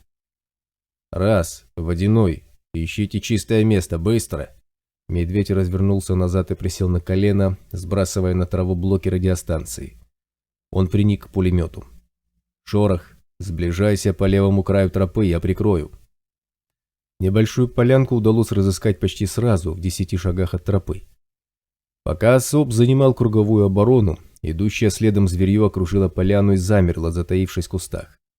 Блуждающие во мраке желтые огоньки погасли, создавая обманчивое ощущение спокойствия, и тепловые сигнатуры мутантов словно растеклись по поверхности земли, становясь похожими на красные призрачные лужи. «Что они делают?» – тихим шепотом спросил Водяной. «Почему не нападают?» «Ждут, когда мы ослабим бдительность», – прошептал в ответ Раз. «Это чешуйчатые волки. Они гибкие, умеют распластаться по земле так, что ночью наступишь и то не увидишь. Чтобы глаза их не выдали, они их закрывают. Не знают, что мы их через филинов видим. Хитрые твари. Понимают, что мы насторожились. Чувствуют, что нас много и вооружены мы хорошо. Не торопятся на пули бросаться, хотят убедить нас, что опасность миновала, как будто они ушли». Пролежать, изготовившись к бою, пришлось почти полчаса. Потом одно из тепловых пятен шевельнулось и отлепилось от земли. Крупный вожак поднялся на длинные 4-суставчатые лапы и открыл глаза. Люди знали, что его стая здесь и продолжает выжидать. Само по себе это еще не повод для беспокойства. Люди часто бывают такими. Почему-то знают, что стая обложила их со всех сторон, хотя его соплеменники ничем себя не выдают. Но именно эти люди сильны и хорошо вооружены. Если напасть в лоб, без внезапности, стая потеряет много сильных охотников. Там, позади него, в густом подлеске, стоит 5 кабанов. Они внимательно наблюдают за его действиями, ожидая развития событий. Сейчас они не претендуют на добычу, их слишком мало, чтобы оспорить право собственности у него и его стаи. Но если стая ослабеет, соседи не преминут воспользоваться этим и попытаются отнять у него часть охотничьих угодий. Вожак чувствовался во всеобъемлющее единство бытия и безошибочно определил лидера человеческой стаи. Волк посмотрел на лежащего за пулеметом мощного человека. Крупный самец, сильный и опытный, и совершенно не испытывает страха. Наоборот, он уверен в своем мастерстве охотника. Эта победа может оказаться для стаи слишком дорогостоящей. В другое время вожак пошел бы и на такое. Отступление на глазах у конкурентов снижает его авторитет среди охотников. Но сейчас можно обойтись без ненужных потерь. По всеобъемлющему единству бытия со стороны восточного леса доносится дымка человеческого страха. Оттуда к законным территориям его стаи движется другая группа людей, и они гораздо более легкая добыча. Охота на них будет несложной. Боязнь каждой тени и неуверенность в своих силах делает их оружие в половину менее эффективным. Вожак развернулся и бесшумно исчез в пупырчатых побегах ядовитого лапника. Стая бесплотными тенями последовала за ним, снимая осаду с поляны людей. Из-под леска пришло ощущение насмешки и пренебрежения. Кабанья стая открыто демонстрировала презрение к проявлению и малодушию, но вожак не отреагировал на оскорбление. Он уступил им добычу, тем самым признав их превосходство. Его охотники еще не успели отойти от поляны на сколь-нибудь серьезное расстояние, как чуткий слух хищника уловил шорох травы под копытами разгоняющихся для сокрушительной атаки кабанов. Позади, разрывая ночную тишину, загрохотал пулемет вожака людей, и во всеобъемлющее единство бытия выплеснулся вялый фонтанчик угасающей жизни. Крохотные кусочки смерти, источаемые людьми, с тихим свистом спороли воздух, срезая с кустов ветки и листья, и со стороны поляны потянуло запахом свежей крови. К пулемету человеческого лидера присоединился еще один, и через несколько мгновений все стихло. Кабаньи копыта уже не стучали по земле, и вожак отчетливо слышал быстро замедляющееся биение 3 пробитых пулями сердец. Матерый волк никак не отреагировал на затуманившую всеобъемлющее единство бытия дымку смерти. Ничего другого вожак не ждал. Он и его охотники не были трусами, они были мудры, а мудрость порой является оружием много более сильным, чем мощные бивни и острые клыки. Он – вожак, и его долг не губить лучших охотников в тяжелой и беспощадной схватке, а заботиться о том, чтобы стая не голодала. Он всегда свято исполнял свои обязанности, исполнит их и сейчас.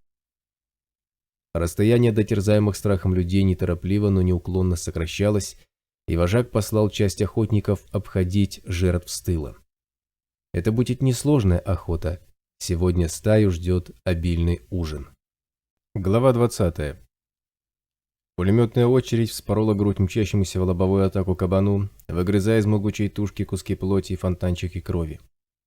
Несколько дыроколов пронзили зверя насквозь, пробивая сердечную мышцу, и медведь отработанным движением сместил изрыгающий огонь ствол печенега ниже, перечеркивая второй очередью кабаньи ноги. Третий сустав на одной из передних ног разнесло в клочья тяжелой пулей, кабан потерял равновесие и кувыркнулся через увешанную мощным трезубцем бивни голову. 100-килограммовая звериная туша прокатилась несколько метров, срезая оказавшийся на пути куст, и остановилась, подрагивая в предсмертных судорогах. «Чисто!» – коротко бросил в эфир майор, внимательно изучая место скоротечного боя. «Чисто!» – подтвердил Базальт. «Один отвернул с линии атаки и ушел на 9 часов. Остальные лежат. Других целей не наблюдаю. Волчья стая возвращаться не стала». «Матерые!» – негромко произнес Раз. «Поняли, что трупов будет много, не захотели потерь». «Ждем 5 минут и уходим», — приказал медведь. «Позиции не...» Громкий кабаний визг заглушил его слова. Отчаянный звериный вопль зазвенел, взлетая на высокую ноту, и тут же оборвался, переходя в хрип. Издали донеслось хлюпанье и несколько хлестких влажных шлепков, после чего все стихло. «Осьминог», — определил Раз. «Отбегался наш кабанчик, не заметил его, пока аномалий огибал». Несоблюдение скоростного режима и пренебрежение правилами дорожного движения нигде до добра не доводят. Медведь смотрелся в рассвеченный призрачными язычками синего огня мрак лесной чащи. Не столкнуться бы с теми хмурыми ребятами, что Тыбук штурмовали, когда они в эпицентр возвращаться будут.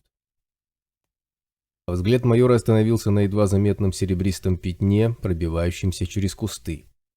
«Раз, посмотри, кажется, свечение», – пробасил здоровяк. «Это может все упростить». «Точно, оно», – подтвердил молодой сталкер. «Только отсюда не сработает, далековато. Подойдем поближе. Кабан теперь уж точно не вернется, зато всех остальных лучше видно будет». Подойти к свечению без накладок не удалось. Метров в 20 водяной внезапно остановился и заявил, что по тропе больше идти нельзя. Раз швырнул несколько гильз и определил, что на тропу заползла почти 2-метровая плешь. Пришлось обходить опасный участок через лес, но из-за растянувшейся между деревьями паутины небольшое смещение неожиданно превратилось в солидный крюк. Когда до свечения все-таки добрались, личный состав отряда 2 минуты разглядывал переливающееся красными сполохами серебряное пятно, зависшее на высоте полуметра, над обметанными желтой сыпью кончиками синюшной травы.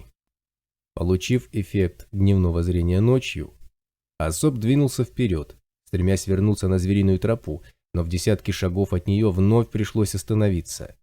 «Туда нельзя», — уверенно заявил Водяной. «Вообще. Хоть оттуда и веет спокойствием». «Миротворец!» — неожиданно воодушевленно воскликнул Раз. «Надо его найти. Водяной, не двигайся». Он достал из кармана пригоршню гильз.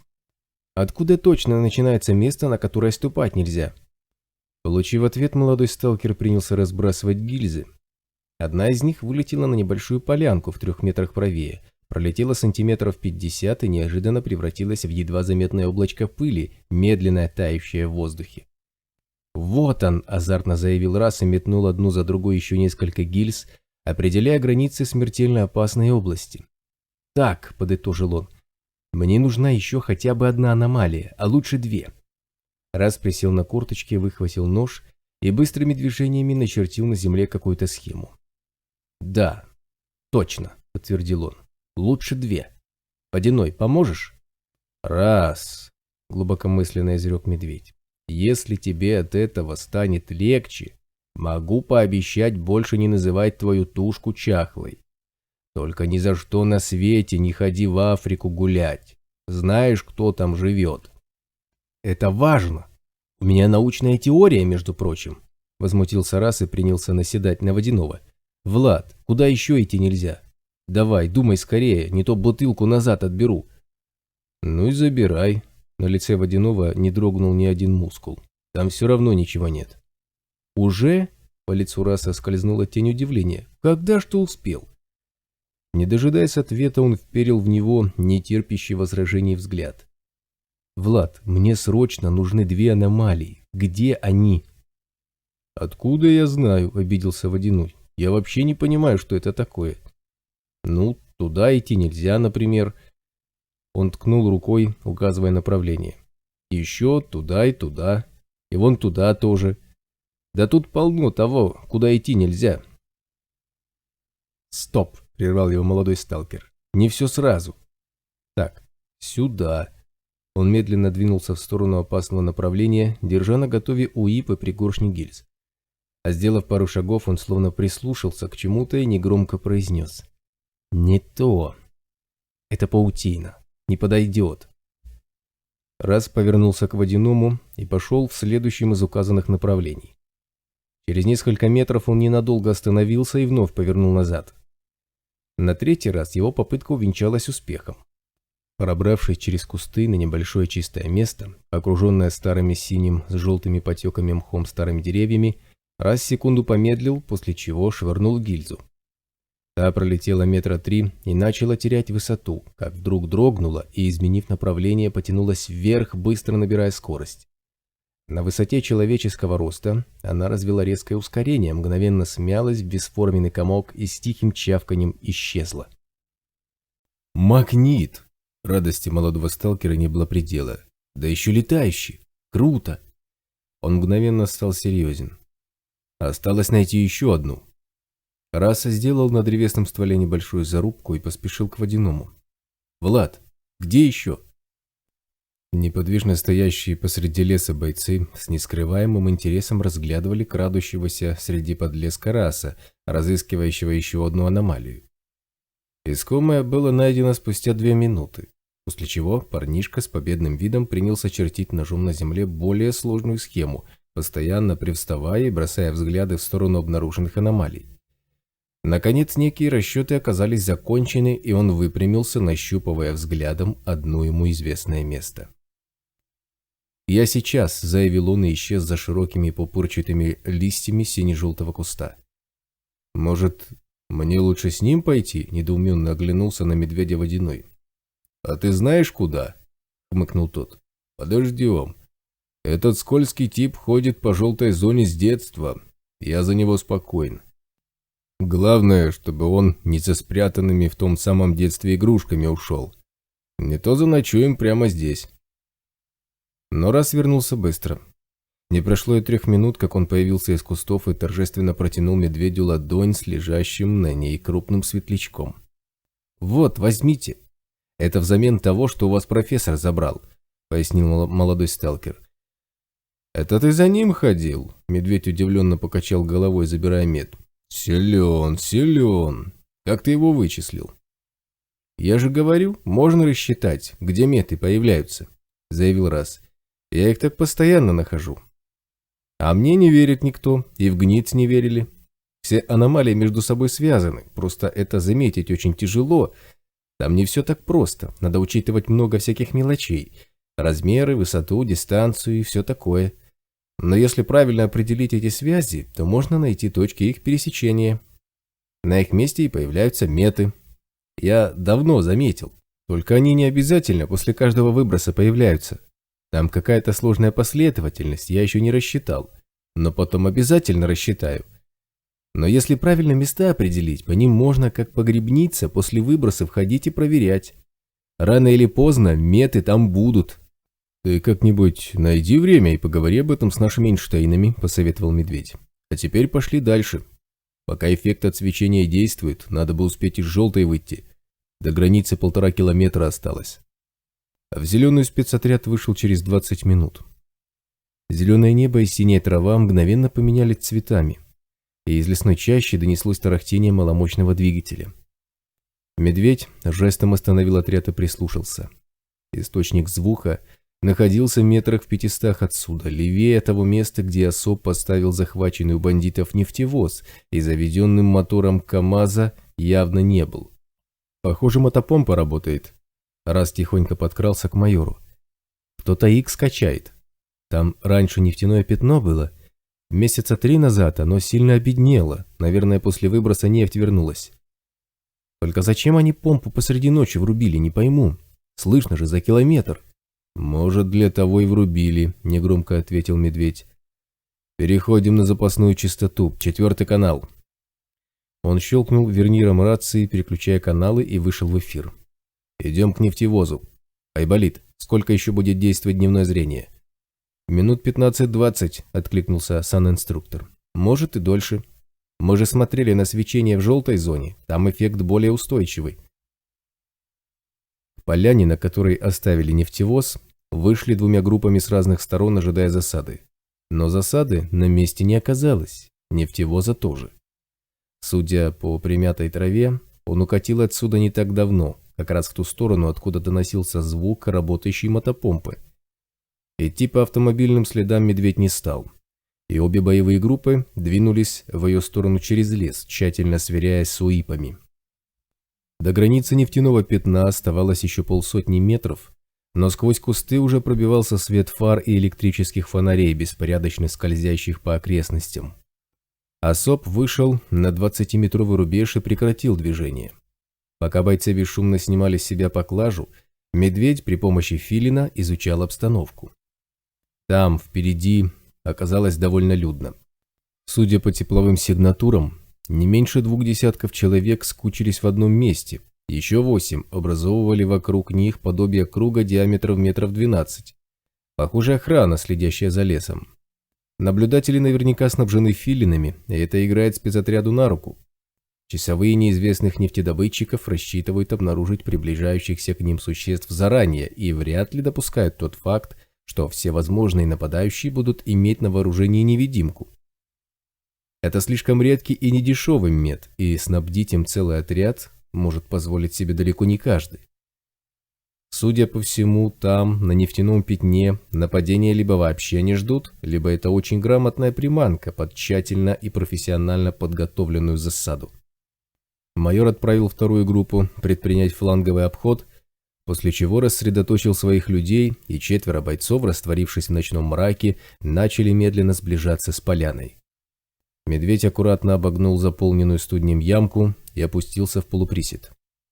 УИП сообщал о растянутой сверху паутине, но насобиравшие ее ветви находились в 1,5 метрах от земли, и пройти было можно. За опасным участком обнаружилось небольшое чистое место, на котором располагался поросший ленточником обломок дерева. Побеги растения вяло сочились еще не созревшим ядом, и несколько секунд здоровяк всматривался в обломок, подозревая присутствие соленоида. Если бросить гильзу и соленоид там окажется, это спровоцирует электрический разряд, что неизбежно демаскирует группу, но ни УИП, ни внутренний голос не давали никаких предостережений. Наконец майор все же решился. Латунный цилиндрик гильзы полетел к верхушке древесного обломка и, ударившийся подернутую желтыми потеками синюшную кору, благополучно упал на землю. Медведь залег, ползком добрался до пня и остался доволен позицией. Поставив печенек на сошке, он принялся разглядывать открывшуюся перед ним картину. Первое, что бросалось в глаза, это пропавший бензовоз, стоящий на краю поляны диаметром в 100 шагов. Желтовато-маслянистый отблеск почвы и отсутствие травяного покрова на ней свидетельствовали о наличии в этом месте выхода на поверхность нефти тип X. И установленная посреди поляны портативная буровая установка Ареал-19Б, соединенная с работающей мотопомпой, сей факт неопровержимо доказывала. От качающей нефть помпы через всю поляну было протянуто сразу 3 шланга. Один из них оказался заброшен в распахнутый люк цистерны нефтевоза. 2 других, похоже добытые их нынешними владельцами из развалин какой-нибудь пожарной части, заканчивались бронспойтами, посредством которых 4 человека наполняли составленные здесь же металлические бочки. 2 орудовали шлангами, заливая емкости, 2 откатывали уже заполненные и прикатывали пустые. Чуть поотдаль, сразу за нефтевозом, стояла изрядно помятая бортовая «Газель» с самодельной грузовой аппарелью, по которой полные бочки вручную закатывались в кузов. Из-за «Газели» виднелся колесный прицеп «Цистерна» для розничной торговли пивом, ныне переоборудованный для транспортировки нефти. 10-1.5 квадроциклов, беспорядочно брошенных на краю поляны, перекрывали единственный выезд и освещали фарами происходящее. Сказать, что люди, добывающие в данный момент вожделенный Икс, испытывали глубокое моральное удовлетворение от работы, было сложно. Десяток облаченных в разномастные армейские охотничьи камуфляжи боевиков не сводили с них глаз и автоматных стволов. То и дело, кто-либо из конвоиров грубо прикрикивал на упершихся в бочку людей, с трудом вкатывающих ее по аппарели в кузов «Газели», требуя шевелить батонами. Вторая группа вооруженных боевиков сгрудилась у мотопомпы перед стоящей на коленях парой людей со связанными за спиной руками и, пылая праведным гневом, вела сумбурный допрос. «Ты чё, падла, базаришь?» – возмущался один из дознавателей, видимо старший, потрясая перед лицом пленника автоматным прикладом. «Я тебя ща порублю за беспредел, сука! Имел я твоих наемников, это наша поляна. Ты с нашей темы крысишь, за это мы с тебя спросим». «Все говорили, что этот район наемники держат», – испуганно оправдывался старатель. «Я им уделял как положено. До выброса сюда их патруль приходил, все по понятиям было». «Да ты в понятиях авторитет, походу», – оскалился уголовник и ударил стоящего перед ним человека ногой в живот. Тот упал. «Короче, фраер, последний раз заясняю, это наша тема, и уделять ты должен был нам, а наемники нам за беспредел на Тебуке ответят. И за эту поляну тоже, и ты вместе с ними». «Я не знал, не убивайте, братва», – взмолился лежащий на земле старатель. «Я всегда понятия соблюдаю, я отработаю, клянусь». «Черт дырявый тебе, братва!» Лидер уголовников ударил его снова, и остальные бандиты немедленно принялись пинать лежащего и второго пленника, возмущенно выкрикивая обвинения, быстро образовавшие довольно обширный список. Головные телефоны шлемсферы издали негромкое шипение, и в эфире зазвучал голос Байкала. «Я на позиции», — сообщил снайпер. «Вокруг поляны чисто. На дереве возле «Газели» сидит зэк с СВУ АЭС и невидимкой. Других сюрпризов нет». «Принял тебя», — ответил Медведь. «Снайпера убирай по готовности. С остальными поговорим». «Рискованно», — вклинился в переговоры Базальт. «Их слишком много, чувствуют себя хозяевами положения. Только себя обнаружим. Даже если отступят, то от нас не отстанут». «Если вдолбить их сейчас, гражданских зацепим», — поморщился Медведь. «Суматоха начнется. Они все перепутаются, перебьем и тех, и других. Придется разговаривать. Капкан, как только наша беседа зайдет в тупик, то есть через 5 секунд, работай кумулятивными по толпе, постарайся положить гранату за спинами. Так у гражданских будет больше шансов. Базальт, мы с тобой дорабатываем за капканом. Шорох, Айболит, ваша охрана у нефтевоза. Раз, Водяной, работайте прицельно по тем, кого они собьют. Байкал, на тебе периметр». В центре поляны толпа уголовников перестала пинать пленников, и их старший движением ноги перевернул на спину избитого в кровь старателя. Тот слабо зашевелил губами, что-то шепча. «Конечно, отработаешь. Куда ты денешься?» – оскалился бандит. «Приспособы и тачки мы у тебя отметаем. Тебя и твоих шнырей забираем в рабство. Сколько икса ты у братвы скрысить хотел? 8 бочек? Цистерну и бензовоз?» Вот пока не отработаешь 100 раз все, что подрезать собирался, будешь в браслетах чалиться. «Это не наш бензовоз», — вяло прохрипел старатель, пытаясь открыть заплывшие опухолью глаза. «Чё, опять свистишь, падла?» Уголовник зло окрысился и ударил старателя ботинком в лицо. «А чей же он? Хочешь на своих корешей из наемников стрелки перевести, чтоб долг скостить? За лохов нас принял». «Я не знаю, чей он», — бубнил старатель, уткнув лицо в землю, чтобы хоть как-то защититься. «Не видели мы его никогда. Вы же его нашли». «Мля, в натуре мы». Бандит пнул его еще раз. «Ты его хорошо зашкерил, случайно срисовали. Ты, черт продуманный, по-любому очком просекал, что палево тебе здесь, вот и зашкерил бензовоз, типа на всякий случай. Надеялся, что если братва тебя выкупит, то кусты шмонать не станет и спрос с тебя будет меньше. Думал с темы съехать?» «Не мой это бензовоз», — хрипло выдохнул тот. «Матерью клянусь, не мой». «Конечно, не твой, какой базар», — хохотнул уголовник. «Теперь он наш. Я тебя сейчас заясню». В кроне одного из деревьев, стоящего рядом с газелью, зашуршала листва, и что-то тяжелое полетело вниз, ударяясь о ветви с металлическим лязганием. Уголовник умолк на полусловие и развернулся к дереву. Следом за ним туда повернулись остальные, из десяток фонарей осветили лежащую на земле возле дерева снайперскую винтовку. Слышь, фингал!» Бандит вгляделся в древесную крону. «Ты чё барагозишь, баклан? Тебе лес пасти сказано, а не ствол просохатить. Если волына сломается, ответишь». Засевший на дереве человек никак не отреагировал, и подручные главаря принялись торопливо тыкать лучами фонарей подернутые желтыми потеками частично зеленые и частично синие листья. Лучи света выхватывали из темноты облаченную в камуфляж фигуру, мешковато осевшую среди нескольких крупных ветвей. Ближайший из надзирающих за наполнением бочек бандитов выругался и направился к дереву. «В натуре харю мочит, придурок лагерный», — заявил он и постучал автоматным прикладом по древесному стволу. «Бенгал! Харе бакланить, мля!» Бандит чиркнул себя ладонью по лбу, стирая упавшую сверху каплю, и поднес руку к лицу. «Че за фуфло? Кровь, что ли?» «В натуре кровь!» «Граждане бандиты!» — зычно крикнул медведь, полностью смещаясь за пень. «Вы нарушаете закон о соблюдении тишины после 23:00. Это очень невежливо с вашей стороны. Поэтому настоятельно рекомендую всем бросить оружие, лечь на землю и сложить руки за головой». Байкал произвел еще один бесшумный выстрел, и тяжелая пуля с тихим свистом выбила фонтанчик желтоватой земли у ног катящих бочку пленников. Старатели испуганно попадали ниц, бросая бочки и бронспойты. «Опаньки!» — глумливо воскликнул главарь, вглядываясь в темноту подлеска, по которой уже шарили лучи фонарей. «К нам пришел клоун! Ты чей, мусорок?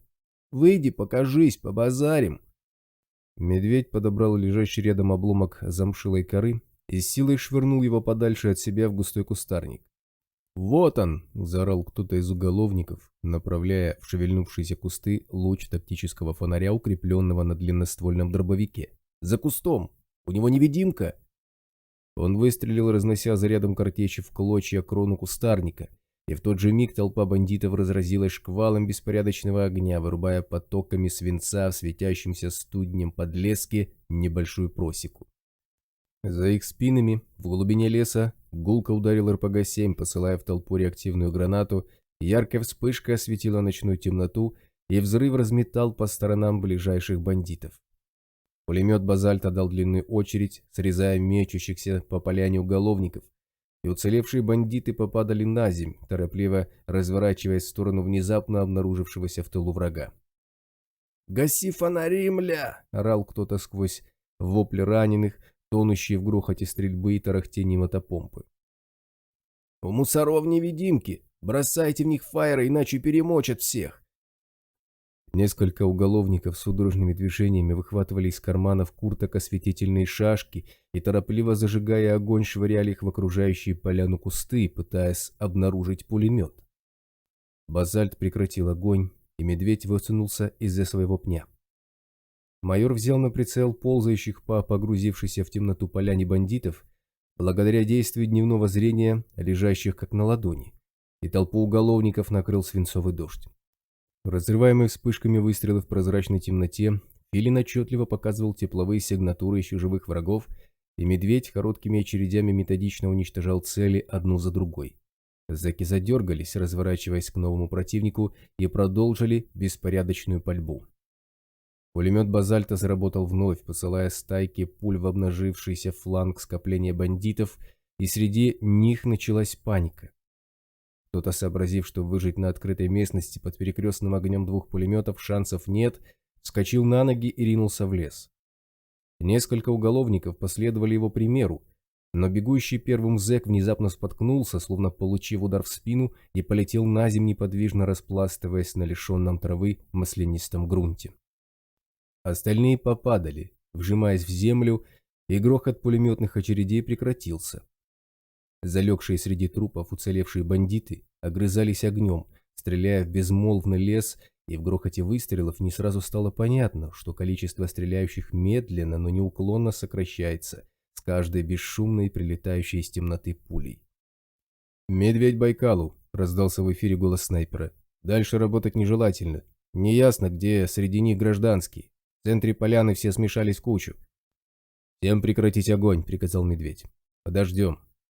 «Байкал, работай только в ответ. Шорох, что у вас? Бензовоз ездить сможет?» «Там все ездить сможет», — откликнулся боец. «Разве что пару-другой квадроциклов зацепили, когда зэки к ним бросились». Один бандит заполз под «Газель». Еще двое между бочек забились. Один из них 300-й, остальные 200-е. «Раз, водяной, наблюдайте за желтой». Майор осторожно расстегнул лямочные замки, стянул со спины рюкзак и принялся перезаряжать пулемет. Как бы чего не вышло, оттуда нам в тыл. Закончив перезарядку, Медведь окинул взглядом поляну. Оставшиеся в живых уголовники не стреляли, старательно пытаясь не отличаться от лежащих повсюду трупов. «Граждане бандиты!» – зычно провозгласил здоровяк. «У вас есть шанс уйти отсюда живыми.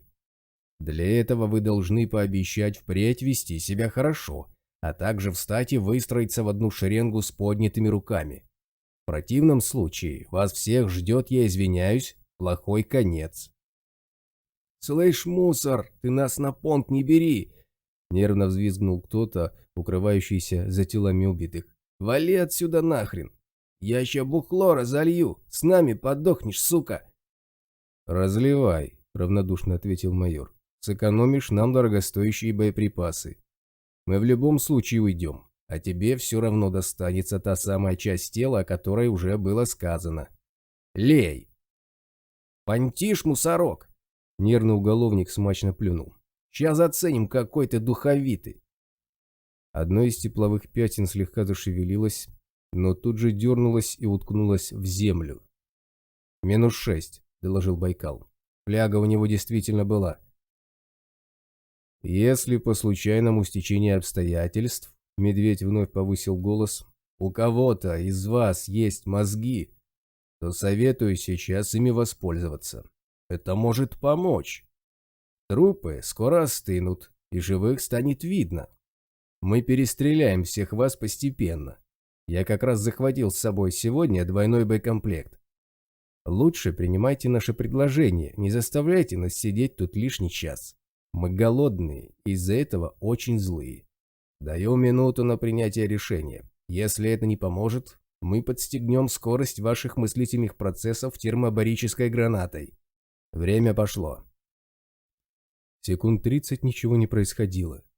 После чего кто-то из бандитов, опасливо озираясь, словно в любой момент ожидая получить от своих пулю в спину, встал на ноги и поднял руки.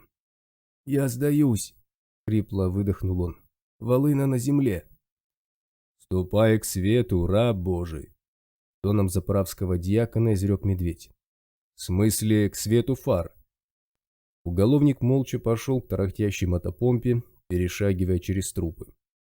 Он вышел на освещенный участок поляны и остановился, отворачиваясь от бьющих в лицо фар.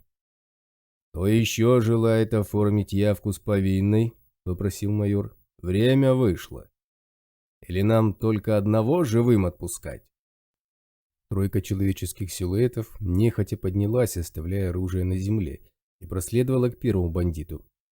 За ними, пошатываясь, встал еще один и заковылял следом, сильно припадая на ногу. Двое других долго не могли подняться и встали, опираясь друг на друга. Они с трудом вышли к помпе и в свете фар оказались избитыми старателями.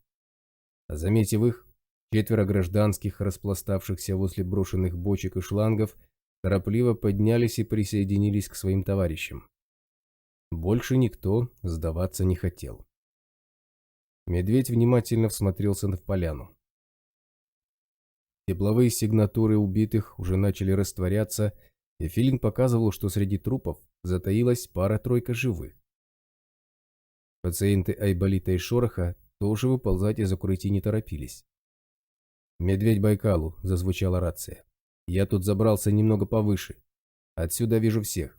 3 прячутся среди трупов. Еще 3 в районе Газели. Работать? Всех гражданских уже отфильтровали».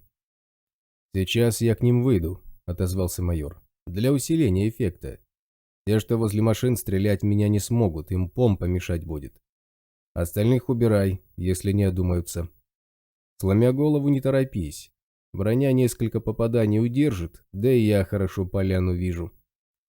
Здоровяк пододвинул к лежащему на траве рюкзаку блоки радиостанции, подхватил печенек и неторопливо направился к поляне, прислушиваясь к звуковой индикации УИПа. Едва затянутая в осоповскую эмку 2-метровая фигура появилась из кустов. Стоящие с мрачным видом в свете фар бандиты заметно занервничали и испуганно сгрудились в кучу вместе со старателями. «Упаси Господи меня, грешника!» — едва слышно зашептал кто-то. «Медведь! Вот же вляпались! Братва, осоп это! Неужто у бобра пузырь с бухлом дырявый был? Господи помилуй!» Могучая фигура молча вышла на поляну, и со стороны усеянной трупами части поляны послышался сдавленный страхом голос. «Я сдаюсь!» Залегший между 2 мертвецов человек вскочил на ноги и побежал к остальным, изо всех сил вытягивая вверх пустые руки. 2 других, прихрамывая, поспешили следом за ним. Затаившиеся среди машин бандиты тоже побросали оружие и, панически озираясь, заторопились к толпящейся братьи. В трескотне работающей мотопомпы не было слышно свиста пули, лишь короткие шевеления среди разбросанных по всей поляне трупов подтвердило факт успешного попадания. «-7», — невозмутимо доложил снайпер. «Это был их старший. У него невидимка». Медведь приблизился к сгрудившимся пленникам и несколько секунд неподвижно разглядывал их, не произнося ни слова. Убедившись, что все охвачены безмолвной паникой, здоровяк заявил: «Помпа, буровая и газель. Чьи?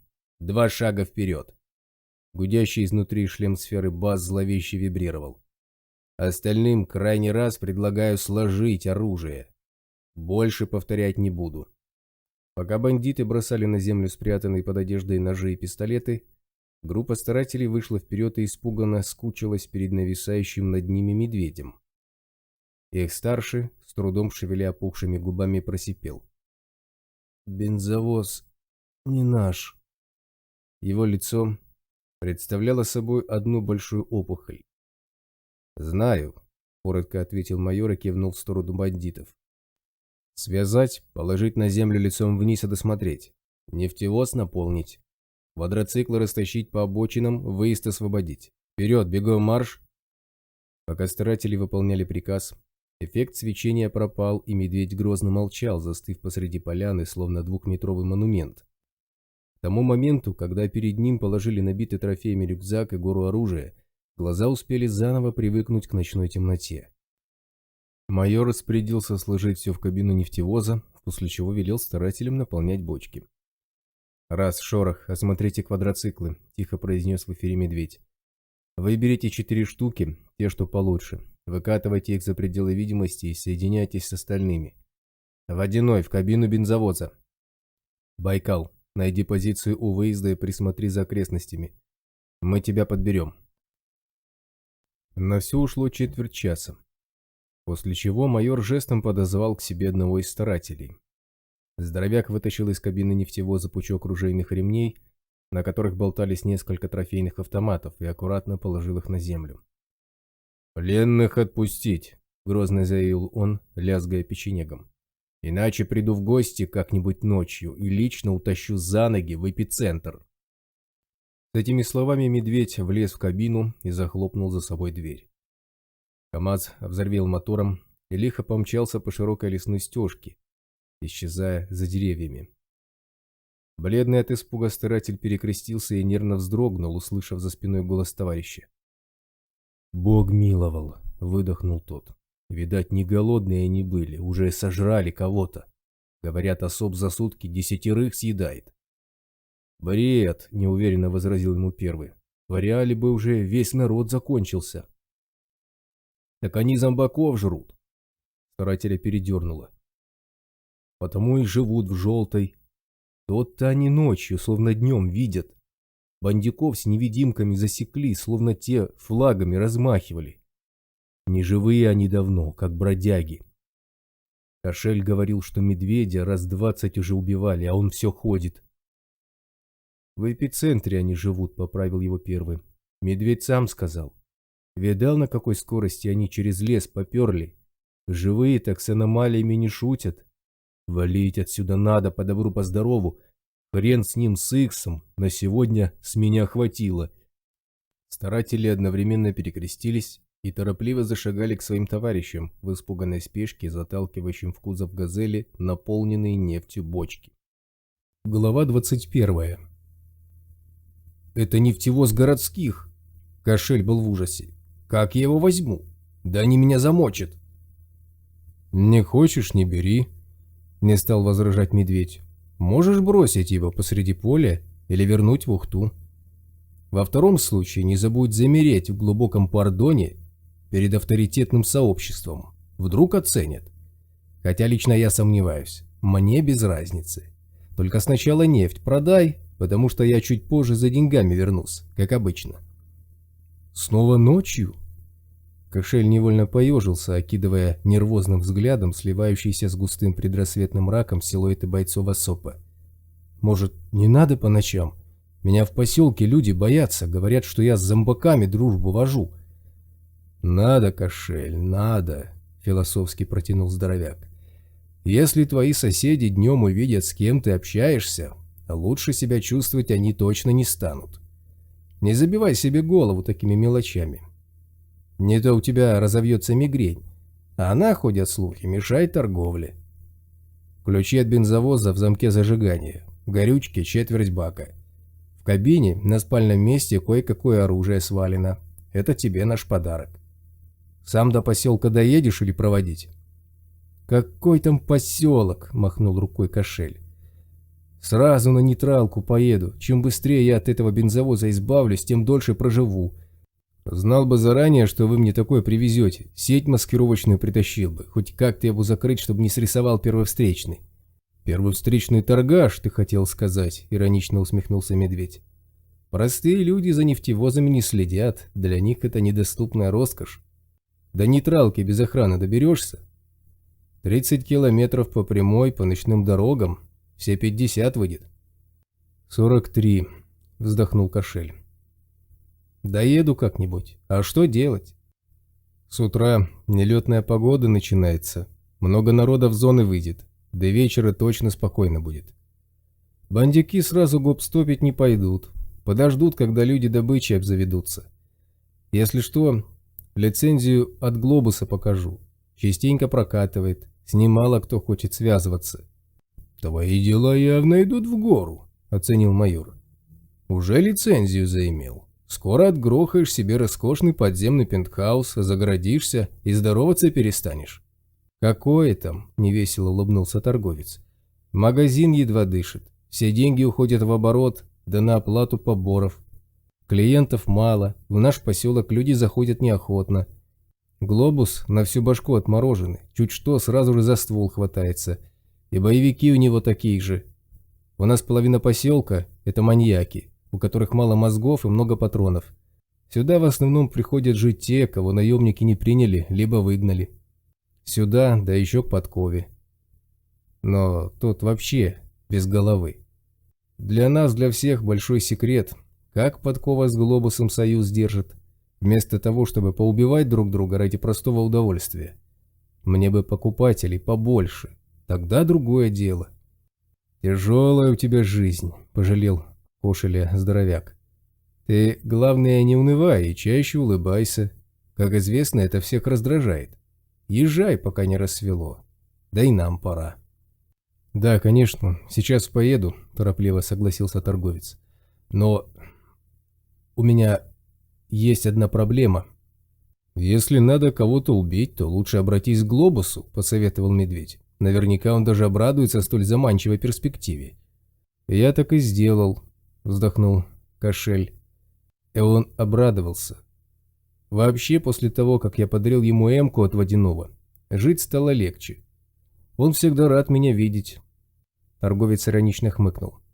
Главное, чтобы не замочил на радостях. В общем, он взял своих отморозков и помчался урегулировать конфликт. Вернулся очень довольный, вызвал меня и отдал мне вот это. Торговец достал из сумки бронепластину от мембраны М. Сказал, что заменить надо. Хвалится, что в ней 10 пуль увязло, а на нем не царапины. А где же я ее возьму? Может, поможете? Это для вас ведь наверняка не сложно. Не то он меня точно замочит. Грудная, номер 3, определил медведь, забирая бронепластину. Отработала штатно. Он осмотрел кусок металла. 6 пробоин вижу. Где еще 4? Застряли в воображении глобуса, осклабился Кошель. Я при нем не стал пересчитывать. Что ж он караван к водяному не пошлет, хмыкнул здоровяк. Купил бы новую. Вот он меня и послал. Кошель вновь тяжело вздохнул. Сам он к водяному идти не рискнет. Это почему? Удивился майор. Водяной всем рад, никогда не жульничает и товар у него приличный. Или ему Ухту обходить страшно. Так торговые тропы вроде общие или уже нет? Общие, подтвердил торговец, но глобус все равно не пойдет. Он вас боится. Он ведь неуравновешенный самую малость. Запросто может психануть и сорваться, если вдруг что-то покажется ему не так. А что происходит с теми, кто на поляне у водяного за пушку хватается, всем прекрасно известно. Глобус, конечно, конченый отморозок, но жить ему не надоело. Да и кому захочется, чтобы его поселок однажды ночью взлетел на воздух, как малина Гоги Сухумского год назад? Гогу тогда сразу опознали. От него одна голова и осталась. Почему-то совсем целая. «Не понимаю, о чем ты?» – пожал плечами медведь. «Первый раз слышу». «Ладно, пластину мы тебе поменяем. Получишь ее, когда за деньгами вернемся. Мы тебя покричим по рации, как обычно. Так что ты ее на ночь не выключай и под подушку не прячь. С тебя 2 осколка за замену». «2?» – Кошель попытался принять обескураженный вид. «Так дорого? Сейчас цены на осколки выросли. Те, кто про водяного знают, начали их скупать. Говорят, кто-то из наемников даже пытался коррумпировать кого-то из ЦИАБ, чтобы из сателлита осколки за копейки получать. Там же их целая гора скопилась после того, как коллекционеров в ареал потянуло. Кошель, у водяного это стоит 4 осколка», – безразличным тоном перебил его медведь. «Я тебе сделал скидку за хорошее поведение. Но если ты недоволен, можешь сходить к нему с караваном в порядке общей очереди». «Все в порядке. Цена меня устраивает», – немедленно определился торговец. «Тогда я поеду?» «Езжай», – разрешил майор. «Давно пора. А мы посмотрим, чтобы за тобой никто не пристроился». Кошель ушел к стоящему среди деревьев нефтевозу, залез в кабину и завел мотор. КамАЗ включил фары и на малом ходу покатился к кромке леса, выезжая на проселочную дорогу. Машина прибавила скорости и пошла по дороге, огибая погруженный во мрак поселок, лежащий в полукилометре от леса. На таком расстоянии не было видно земляных насыпей, скрывающих образовывающие населенный пункт землянки. Лишь пара прожекторов сторожевых вышек шарила лучами по ночной темноте. Бензовоз скрылся в ночи, оставляя от себя лишь удаляющийся свет фар и тусклые огоньки габаритных огней. Где-то совсем далеко их красное свечение вспыхнуло немного ярче, сообщая о включении стоп-сигналов, и в эфире раздался голос Байкала. Кошель остановился. Берет набор 4 вооруженных людей. 2 в кабину, 2 на цистерну. Снайпер несколько секунд молчал, продолжая наблюдение. Бензовоз пошел дальше. У поселка в дотах человек 5-7. Смотрят в нашу сторону. Засечь не могут, активных действий не предпринимают. «Врет кошель», — негромко сообщил Раз. «Не ездит он один никогда, хоть в летную погоду, хоть в нелетную. И нефтевоз он продаст запросто. Закатает прямо сейчас в приемном пункте за полцены и все дела. Там машину подшаманят, перекрасят и продадут обратно в ареал кому-нибудь. Надо было с него за трофейное оружие грелку потребовать, пусть крутится». «Успеем», — ответил Медведь. «Он нам еще пригодится. Так что пусть зарабатывает, нам все равно деньги особо девать некуда. Потом озадачим его поставками продовольствия по сниженным ценам». Майор протянул бронепластину Айболиту, разворачиваясь к нему спиной, и тот вложил ее Медведю в рюкзак. Спецотряд выждал 10 минут, убеждаясь в отсутствии преследования, после чего бесшумно растворился в лесной чаще. Спустя четверть часа 4 квадроциклов в колонну по одному уже двигалась через редкую сосновую рощу. В утренних сумерках сиротливо поблескивали редкие нити паутины, растянутые между рядом стоящими деревьями. Но в этой части рощи сосны стояли неплотно, и в целом было чисто, что позволяло квадроциклам держать вполне приемлемую скорость.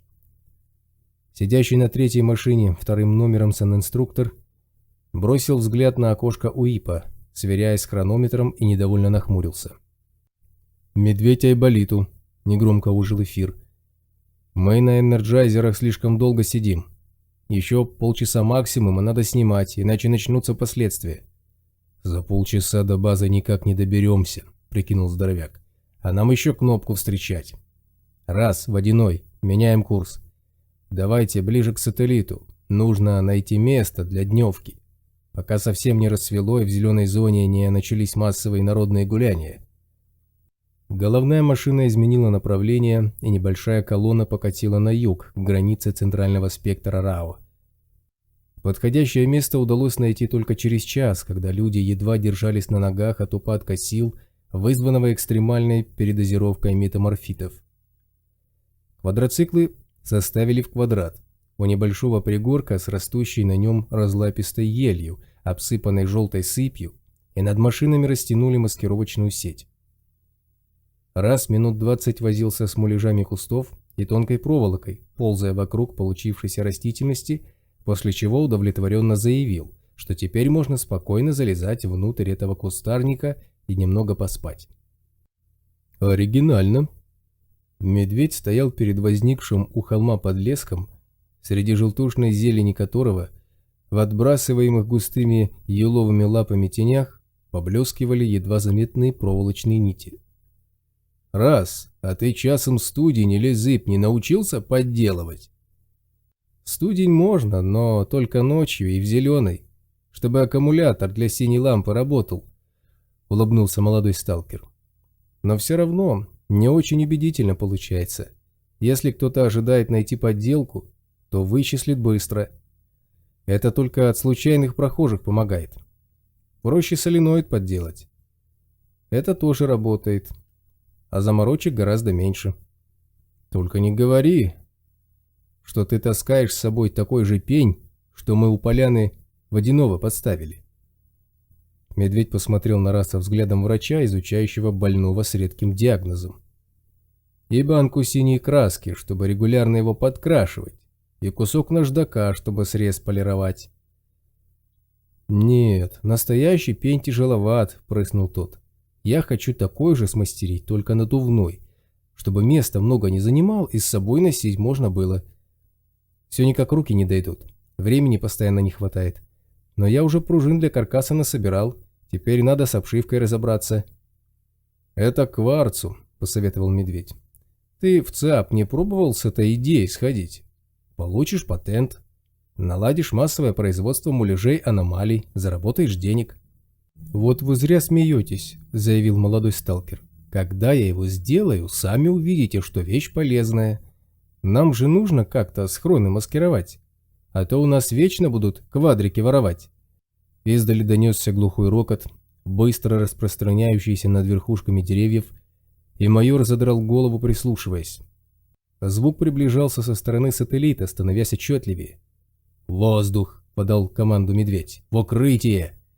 Он вслед за расом скользнул внутрь искусственной растительности. Пара Ми-24 прошла над лесом на безопасной высоте, и майор проводил вертушки взглядом.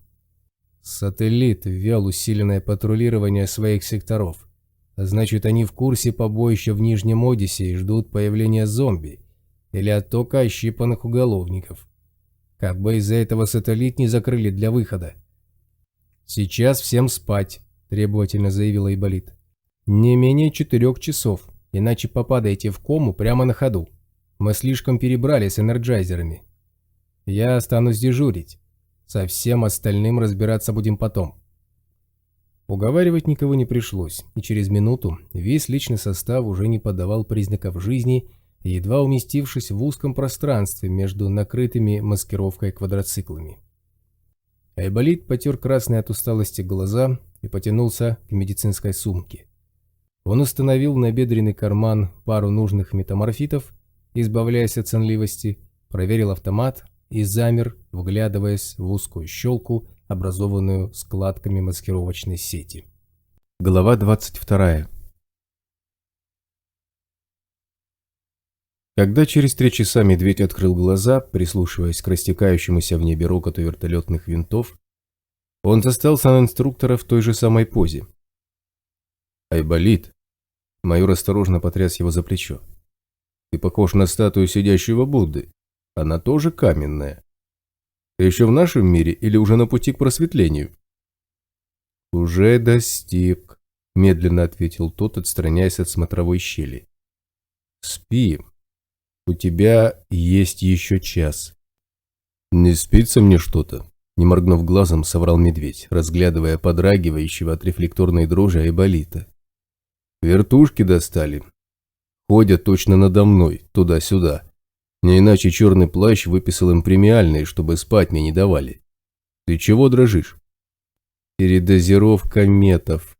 Слова санинструктора звучали тягуче. «Реакция заторможена, но наблюдению это пока не мешает. А вертушки проходят каждые полчаса. Несколько раз слышал шум БТРовских движков. До дороги 1,5 километра. Судя по звуку, патрули усиленные ходят. И гражданские в поле зрения не попадались ни разу. Стрельбы слышно не было». «Ложись спать, я тебя сменю». Медведь осторожно протиснулся между спящими бойцами. «Снимай свои пиявки, энерджайзеры, и падай на мое место. Пулемет головой не задень». Санинструктор, сильно покачиваясь, полез на освободившуюся среди спящих людей полоску пространства. С трудом преодолев 1,5 метра, он сел и рассеянно огляделся в поисках чего-то. «Что потерял, Виталя?» Медведь настороженно следил за его рассеянным взглядом. «Рюкзак свой не вижу. В глазах плывет немного от того, что двигательную активность проявил», признался тот. «Судя по тому, что я вижу, у тебя в глазах не плывет, а несется со страшной силой», хмуро произнес здоровяк. «Спать ложись, на кой тебе сейчас рюкзак, ты еле шевелишься». «Нельзя», поморщился санинструктор. «Если сейчас меты снять, сердце не выдержит. Надо съесть чего-нибудь сладкого». Он вновь пошарил вокруг невидящим взглядом. «Это поможет». «Ты нахрена себя так довел?» – негодующе зашипел медведь, выдергивая из общей кучи свой рюкзак. «Про отцам собрался? Мне еще только врача в коме не хватало. Кто лекаря лечить будет?» Майор извлек из рюкзака банку сгущенки, выхватил нож и 2 короткими ударами пробил в жестяной крышке пару отверстий. «Просидеть на метах 4 часа сверх всякой нормы. Кому такое доверишь?» Вяло пожал плечами Айболит. Мы сутки провели на ногах, без отдыха и пищи. С медицинскими метами усталости не замечаешь, но за все надо платить. Еще немного, и все были бы такими. Лучше один, чем все. Он покачнулся, пытаясь взять у медведя сгущенное молоко, и промахнулся мимо цели. «Держи!» Здоровяк поймал его за руку и вложил банку в ладонь. «Ты ложись. Я с тебя меты сам сниму. Сколько времени нужно выждать?» 7,5 минут. Вытаскивай все. Невидимку можно оставить, она безвредна. Крайним снимай адреналин. Айболит, почувствовав в руке банку, поднес ее к глазам, разглядывая отверстие, и принялся пить тягучую массу, не останавливаясь и не делая передышек. Медведь только покачал головой, глядя на сильно осунувшееся лицо санинструктора с кроваво-красными белками глаз, и принялся снимать с пояса флягу с водой. После большого количества сладкого сильно пить хочется, а в таком состоянии Айболит не найдет воду даже у себя на ремне. «Виталя, на вот, запей». Он обернулся к санинструктору, протягивая ему флягу, но Айболит уже спал, уронив голову на грудь. Майор осторожно уложил его на спину и забрал зажатую в руке пустую банку из-под сгущенного молока. Медведь посмотрел на УИП, засекая 7,5 минут, и убрал жестянку в карман рюкзака. В 5 метрах от их укрытия сидит небольшое сито.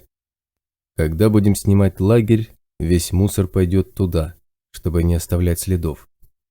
Через час майор разбудил личный состав, настрого запретил кому бы то ни было тревожить спящего Айболита, и один из квадроциклов осторожно вывели из-под маскировочной сети. Раз с водяным сняли эмки, оставаясь в стандартных ареаловских камуфляжах, и сменили экранированные УИПы на обычные. Согласовав с остальными опознавательные знаки и частоты радиоэфира, они оседлали квадроцикл и медленно покатили в сторону дороги. Через 4 часа к назначенному времени они не вернулись. Медведь выждал еще 2 часа, после чего приказал Айболиту с Базальтом отправляться на базу за кварцем. Идти в сателлит любому из находившихся в розыске бойцов спецотряда не только глупо, но и опасно. Здесь требовалась помощь профессионала, и лучше кварца с этой задачей не справится никто. Вряд ли в ареале найдется более искусный специалист по гриму и одновременно мастер перевоплощения. «Встречаемся здесь», – Медведь кивнул Базальту на уменьшившийся вдвое рукотворный подлесок. «Лагерь снимать не будем. Пока вы добираетесь, мы подойдем ближе к сателлиту, насколько позволит местность. В воздухе слишком много патрулей, так что к самому городу выйти не сможем. Попробуем оценить обстановку». Он скосил глаза на Айболита и негромко добавил: «Поглядывай за ним. Он еще не оклемался. Оставишь его на базе охранять научную группу. Медведь Байкалу».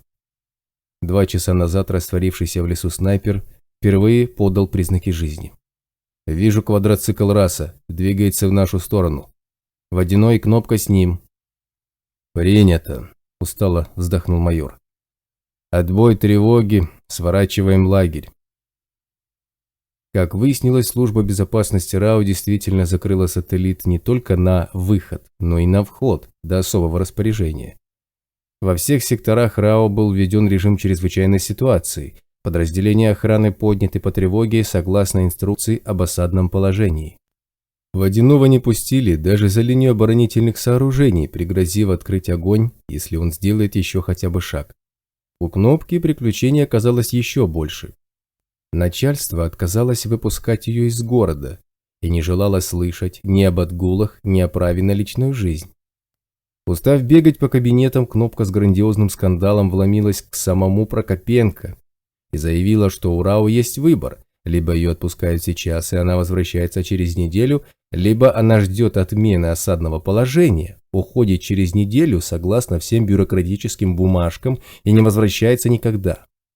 Всю эту неделю она с удовольствием потратит на передачу кому-нибудь всех 400 дел претензий и прочего юридического счастья, что находится у нее в производстве.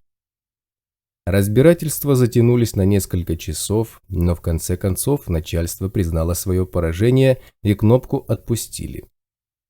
Чтобы, как заявил майор Хантер, снизить риск, к ней приставили патруль на 3 БТР.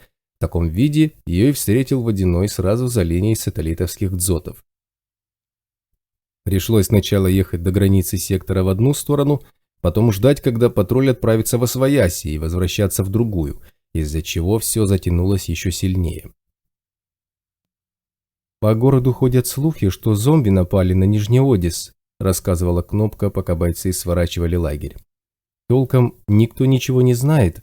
Служба безопасности или сама не особенно в курсе, или прилежно соблюдает режим секретности, чего за ними ранее частенько не наблюдалось. Кто-то даже говорил, что перед нападением зомби на Тыбук сцепились наемники и общаковские. Причем здесь сателлит, совершенно непонятно. Зомби через нас возвращаться не будут. Маршрут от Нижнего Одесса к эпицентру от нас так же далеко, как маршрут уголовников оттуда же в Сосногорск. С наемниками у нас союз, но они не высказали никаких просьб относительно оказания им военной помощи или еще чего. Почему ввели осадное положение, непонятно. Говорят, что такое решение было принято, когда вертолетный патруль доложил, что из Тыбука в желтую зону движутся 2 батальона зомби. «Как удачно мы с ними разминулись», – оценил Медведь, выслушав ее рассказ. «А вот Кварц будет недоволен. Готовься к лекции на полчасика и к допросу с пристрастием на 2. За такое он ухватится обеими руками. Ты привлекла к себе столько внимания, покидая сателлит, что я уже представляю операцию по прикрытию твоего возвращения. Она займет неделю, и в ней будет задействован даже фантик». Обратный путь обошелся без сюрпризов. Но на оборудование нового схрона для квадроциклов, подготовку техники к хранению и обеспечению маскировки пришлось потратить несколько часов. И на базу спецотряд вернулся только к вечеру. Глава 23. Со стороны опушки послышался хруст ломающейся под ногами ветки, и идущий первым проводник коротко махнул рукой, подавая сигнал укрыться. Анна схватила Володину за руку и потащила в кусты. Татьяна нырнула в глубокую растительность, стараясь не издавать никакого шума, и упала в траву рядом с подругой. Травмированный позвоночник отозвался резкой болью, дыхание перехватило, перед глазами поплыли темные круги, и несколько секунд она терпела, стиснув зубы, чтобы не застонать. «Не шевелись», – раздался над ухом Анин тихий шепот. «Городские идут. Замри и ни слова». Спустя несколько секунд боль начала стихать, и Татьяна услышала шорох растительности, сопровождаемый негромкими голосами. Кто-то ругал нецензурной бранью укусившую его синьку, другой советовал укушенному заткнуться и смотреть по сторонам. Звук шагов начал удаляться, и Анна приподняла голову, разглядывая прошедших мимо. Володина проследила ее взгляд. 10-1.5 вооруженных бандитов двигались по лесу вдоль опушки, лениво рассматривая окрестности. У одного из них она заметила на голове повязку с закрепленным на затылке метаморфитом. Татьяна невольно коснулась бедра, убеждаясь, что примотанная к ноге невидимка плотно прилегает к коже. К организации этого похода Сиза подошел серьезно. На время работы он выдал Татьяне накомарник, невидимку, филина и бесформенный балахон, сшитый из старой маскировочной сети. Он даже порывался лично примотать невидимку к ее бедру, мотивируя это тем, что должен убедиться в правильности приготовлений, но был высмеян Аней и ретировался, не скрывая раздражения. В отместку Сиза отказался заниматься Аниной экипировкой, заявив, что это его не касается. Однако ради успеха своего предприятия невидимку ей все-таки дал. «Ушли», – прошептала Аня, поднимаясь. «Танюха, вставай, можно идти дальше. Как спина?» «Терпимо», – поморщилась Татьяна. «Далеко еще. В этом наряде дышать трудно. Зато прятаться легко», – парировала та. «Упала под куст и лежишь. Остальное за тебя невидимка сделает. Тут иначе никак. Ухта рядом. Бандюки по лесу стаями рыщут. Тань, накомарник поправь». Не дай бог синька в щеку вопьется. Такая опухоль будет, что тебя не то что к водяному, к темному властелину в эпицентр не пустят. Выходим на тропу. Она стряхнула с охотничьего костюма желтушную пыль и вернулась на едва заметную стежку. Их компаньоны были уже там и, сидя на корточках, тревожно вглядывались в окружающий лес. «Сиза!» – негромко позвала Анна. «Сколько еще идти? Танюхе больно. Может, передохнем?» «Километра 3 осталось», – ответил сталкер. «Здесь нельзя останавливаться. Малина городских рядом. Тут патрулей немерено. Дойдем до цистерны. В развалинах нычка есть. Со стороны не видно, там и оклемаемся. Шевелите заготовками, отсюда валить надо побыстрее». Он кивнул проводнику, и тот пошел дальше почти бегом. Сиза пристроился следом, то и дело оглядываясь на идущую позади Володину, но наталкивался на взгляд Анны, кривился и отворачивался. Замыкал их группу тот самый тип подозрительной наружности, с которым Сизы явился в магазин куска уговаривать Татьяну. «Потерпи, Тань, немного осталось», – подбодрила ее Анна, закончив тихим сварливым шепотом на все лады ругать очередную верную тему Сизова. «Здесь действительно лучше не оставаться. Вот же придурок, выбрал денек. Удачнее не придумаешь». Татьяна согласно хмыкнула. Спокойно их экспедицию точно не назовешь. Сначала все шло относительно спокойно. Они на 2 квадроциклах быстро преодолели большую часть расстояния до Ухты, но дальше начались накладки. В воздухе зачастили боевые вертолеты РАО, чего в этих районах обычно не бывало, и транспорт в целях предосторожности пришлось спрятать. Дальше пошли пешком, но, пройдя лишь пару километров, едва не столкнулись с крупным бандитским отрядом. Местность была почти открытая, и пришлось полчаса отлеживаться в кустах в ожидании, пока уголовники уйдут достаточно далеко. Сизый не на шутку забеспокоился, заявил, что это были боевики общаковских, и дальнейший путь продолжили по лесу. Идти через сосновый бор было страшновато. Уипф постоянно попискивал, предупреждая об обнаруженной паутине, Филин показывал редкие лужицы студня, и скорость движения замедлилась. По мере приближения к границе желтой зоны, мутирующая лесная поросль, неумолимо захватывающая зеленую зону, становилась гуще, в зарослях шевелилось зверье, и идти через лесную чащу стало слишком рискованно. Пришлось смещаться к опушке. От нее до западной кромки развалин Ухты было метров 300, не больше, и патрули городских появлялись в поле зрения каждые 15 минут. Чтобы не быть замеченными бандитами, маленький отряд замирал в кустах при малейших признаках опасности. Падать в густую траву приходилось быстро, и вскоре боль в позвоночнике гудела, не переставая. Татьяна приняла пару таблеток обезболивающего, но это помогало слабо, а колоть сильнодействующие препараты от ЦИАП она не решалась.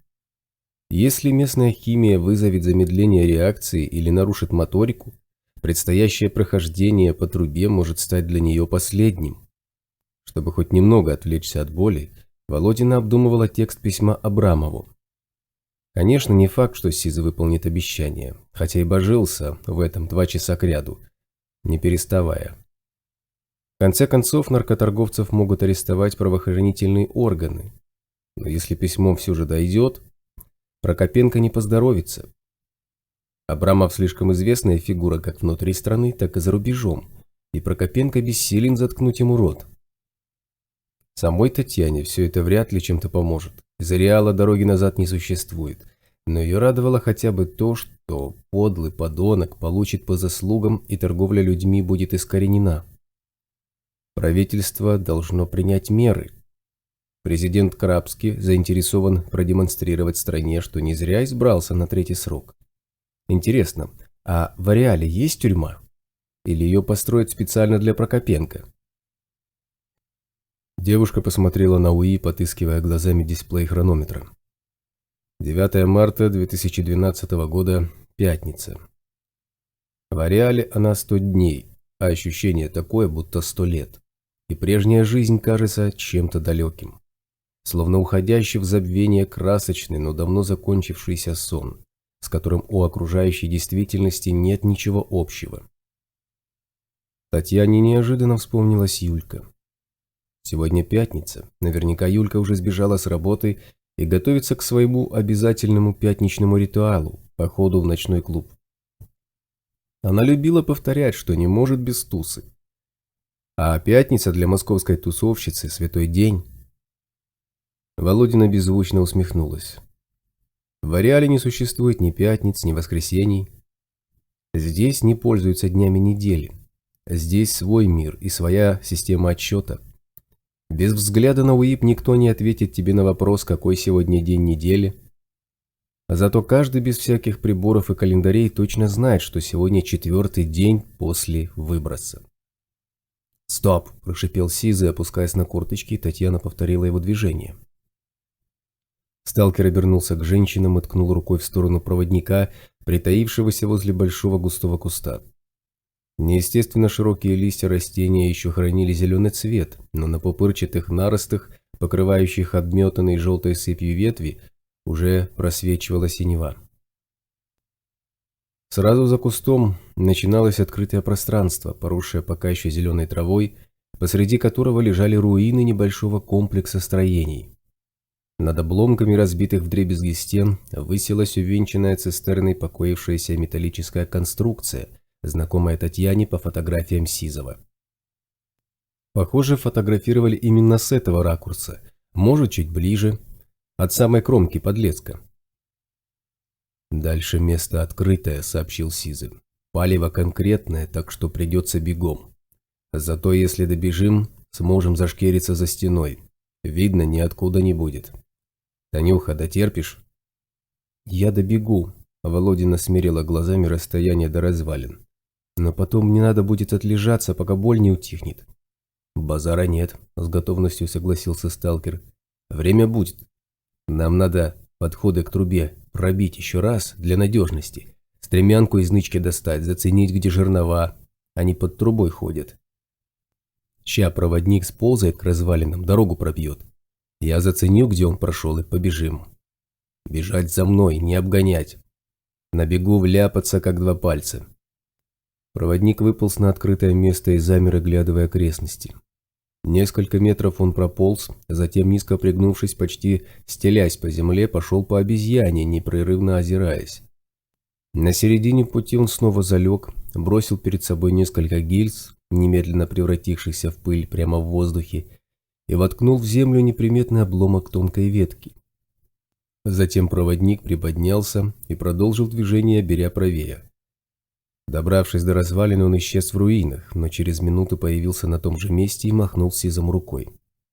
«Бежим, быстро!» – заявил тот. «Перед веткой поворачивать направо так, как я поверну. Поперли!» Сизый вскочил и бросился бежать.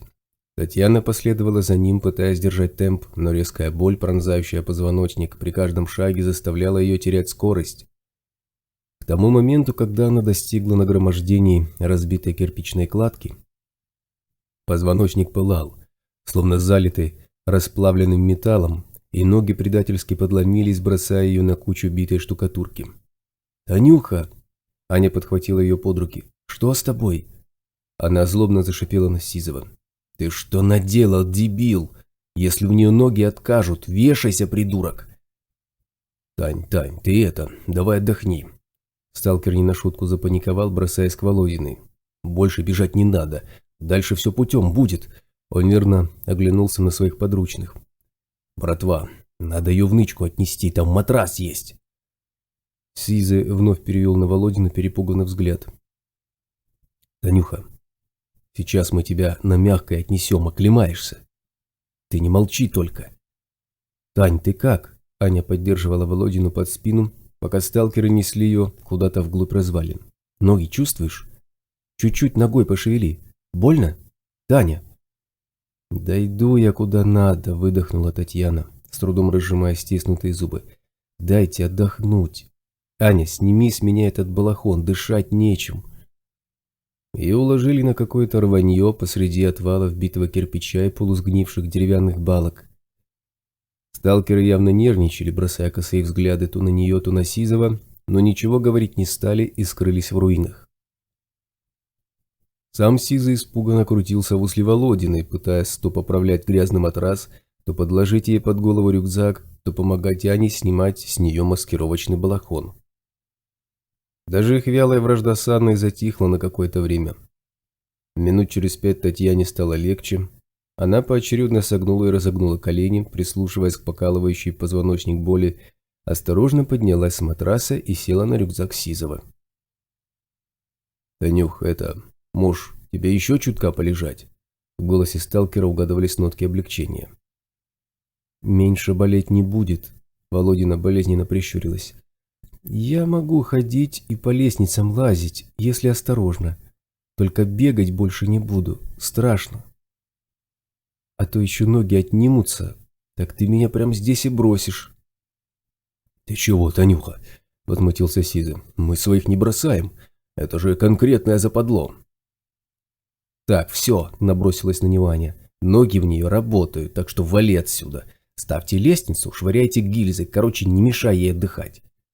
Мы через 5 минут придем. Вали». Сталкер не стал спорить и торопливо удалился в другую часть руин, где его товарищи выкапывали из кучи штукатурного крошева части деревянной стремянки. Анна проводила его взглядом и обернулась к Володиной, расшнуровывающей армейские ботинки с высоким берцем. «Если что, он меня на руках тебя к водяному потащит за таблетками этими», – боевито заявила она. «Своих они не бросают, знаю я их. Давно ли мы для него своими стали? Танюха, ты не рано раздеваешься? Они еще лестницу из кусков собирать будут полчаса. Где твои кроссовки?» «Босиком пойду», – девушка покачала головой. «Так привычнее. Обувь только мешать будет. И в шортах. Штанины у камуфляжа широкие, на узкой трубе будут задевать друг от друга, а там каждый миллиметр равновесия важен, тем более с моей спиной». Она сняла с себя камуфлированную куртку, оставаясь в тонкой футболке, плотно облегающей фигуру, и принялась расстегивать брюки. Возящиеся со стремянкой сталкеры разом подняли головы и уставились на раздевающуюся Татьяну. «О, блин, вылупились зенки!» – немедленно окрысилась Аня. «Бесплатный стриптиз для бичей увидели!» Она шагнула в сторону, демонстративно закрывая им обзор. «На лестницу свою пусть пялятся, уроды озабоченные!» Молодая женщина окинула Татьяну взглядом и тихо хмыкнула. «Танюха, это не шорты, это трусы какие-то. Пока по трубе идти будешь, сюда со всего ареала мужики сбегутся. Дубиной не отмашешься». «Ну извини, соревновательного купальника с мини-юбкой в духе последних модных тенденций у меня нет», – фыркнула Татьяна. «А свой спортивный костюм я выбросила, от него одни лоскутки остались после всех приключений. Это все, что есть». «А чего ты не взяла с собой новый?» – округлила глаза молодая женщина. «Я тебе их 5 штук понакупила, самые лучшие на нейтралке брала, кусок аж скулил, глядя на ценники». «Аня», – Татьяна вздохнула, – «они все мужские, забыла? У меня женских тряпок нет, ты же сама сказала, что для всех посторонних я в мальчика в капюшоне играю. Спасибо, хоть белье мужское мне не купила для полного слияния с образом. Все костюмы на мне мешком сидят, штанины как шаровары. Мне сейчас по тонкой трубе идти на 5-метровой высоте, а я не канатоходец. И на каждый шаг позвоночник покалывает. Если я оттуда в аномалию свалюсь, мне уже не важно будет, увидеть 3 сталкеров мою задницу или нет». «Я поняла», – хмуро поморщилась Анна. «Ты права. Иди как удобно, лишь бы все было хорошо». Она на секунду задумалась, после чего, осторожно, чтобы не видели сталкеры, извлекла из-за пазухи пистолет, дослала патрон в патронник, сняла курок с боевого взвода и вновь спрятала оружие. «До водяного мы дойдем без проблем. Сизому эти медикаменты очень нужны», – негромко произнесла она. «А вот к обратному пути стоит подготовиться. Как бы чего не вышло, если этим уродам гормоны в голову ударят. Тань, ты когда с водяным торговаться будешь, обязательно спроси, как твой препарат применять. Надо будет его сразу же использовать, как только с поляны уйдем, еще до выхода из желтой зоны, пока на торговой тропе стоять будем. Я Сизому ни на грош не доверяю». Сизы со товарищи закончили собирать стремянку и потащили ее устанавливать. Длина лестницы оказалась рассчитана довольно точно. Верхняя ступенька заканчивалась на одном уровне с началом трубы. Несколько минут сталкеры добивались устойчивого положения стремянки, после чего Сизы оставил своих попутчиков держать лестницу и пошел к Татьяне с Анной. «Готово!» Его взгляд уперся в обнаженные бедра Володиной, и он скабрезно ухмыльнулся. «Танюха, у тебя повязка с невидимкой на ноге, типа как резинка у стриптизерши». Он тут же спохватился. «Как же ты босиком по битому кирпичу до лестницы пойдешь? Давай я тебя отнесу». Анна издевательски прыснула и пододвинула к Володиной расшнурованные ботинки.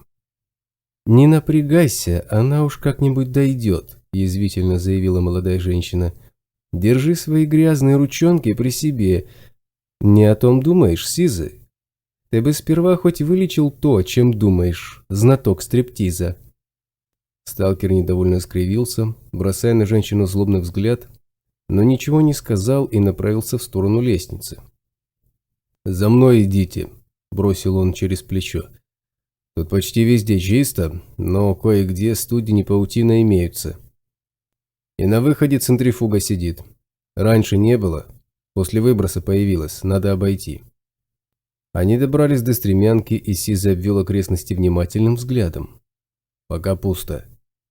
Он обернулся к Володиной и уставился на ее бедра.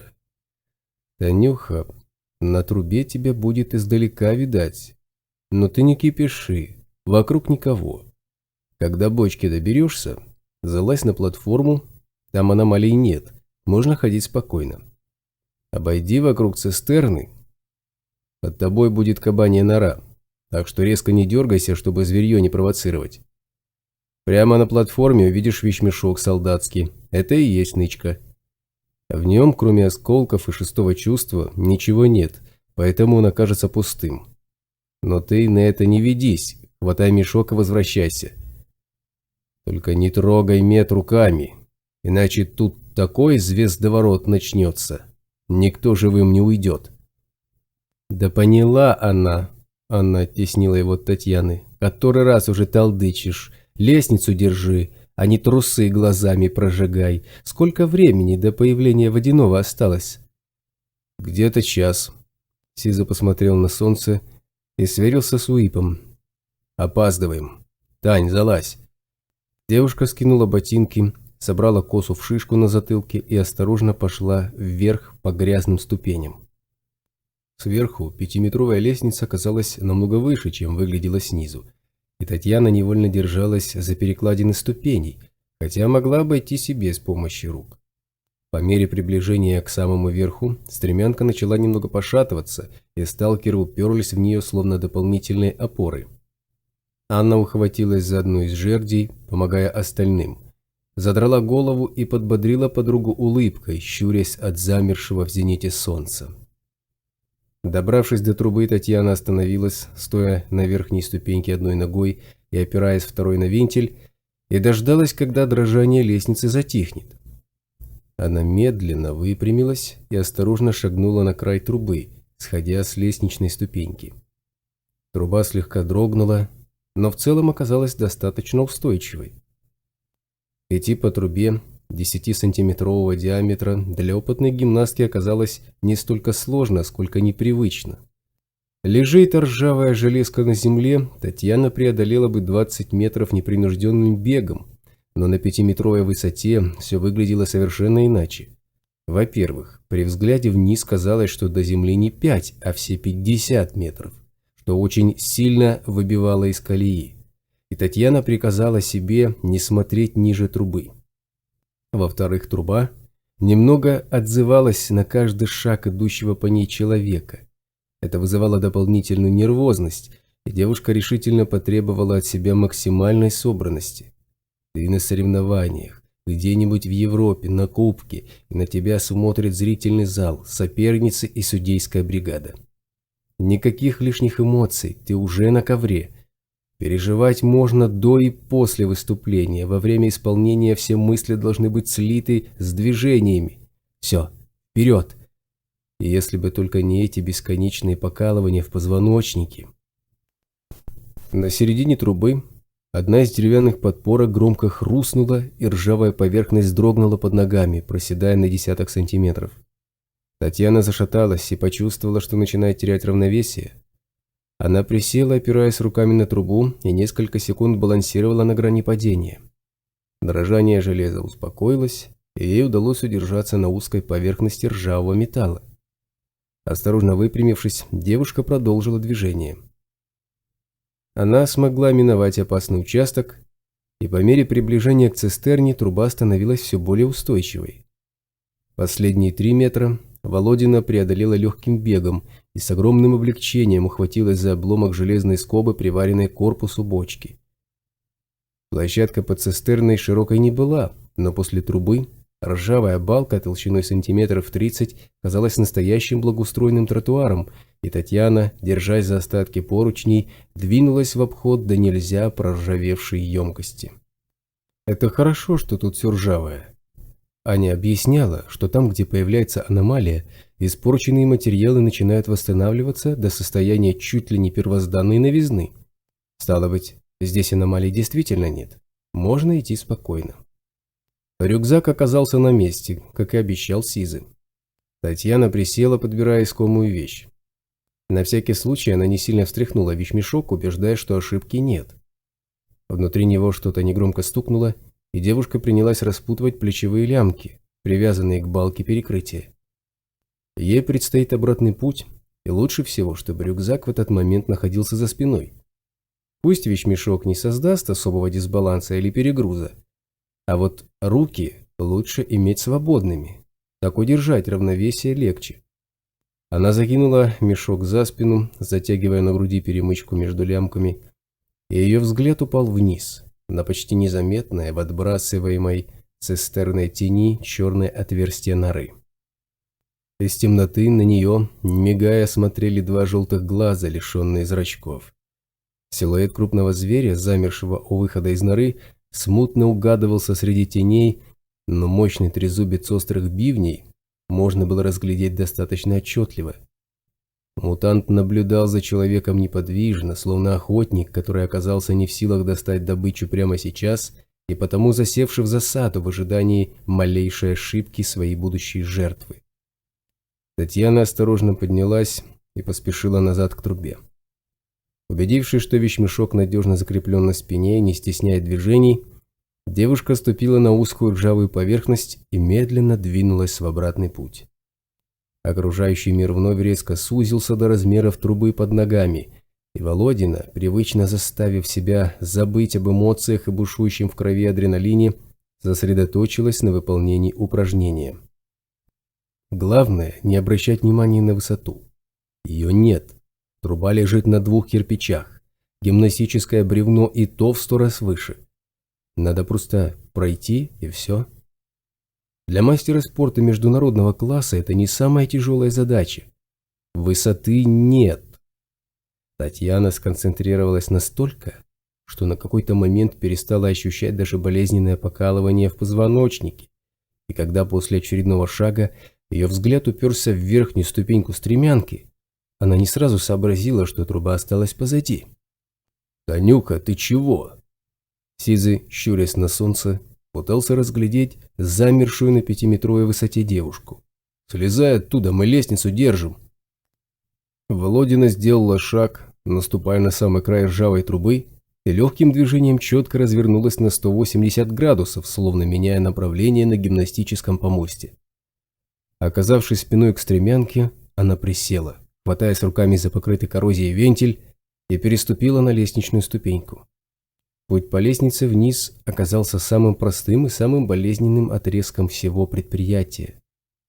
Позвоночник вновь запылал уколами боли, и ей пришлось опуститься на обломок кирпичной стены в 2 шагах от лестницы.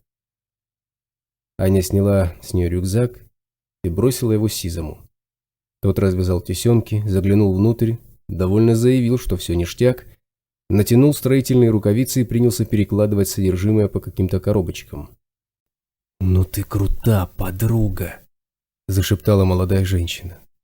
Когда на середине подпорка треснула и труба просела, я думала, ты точно не удержишься.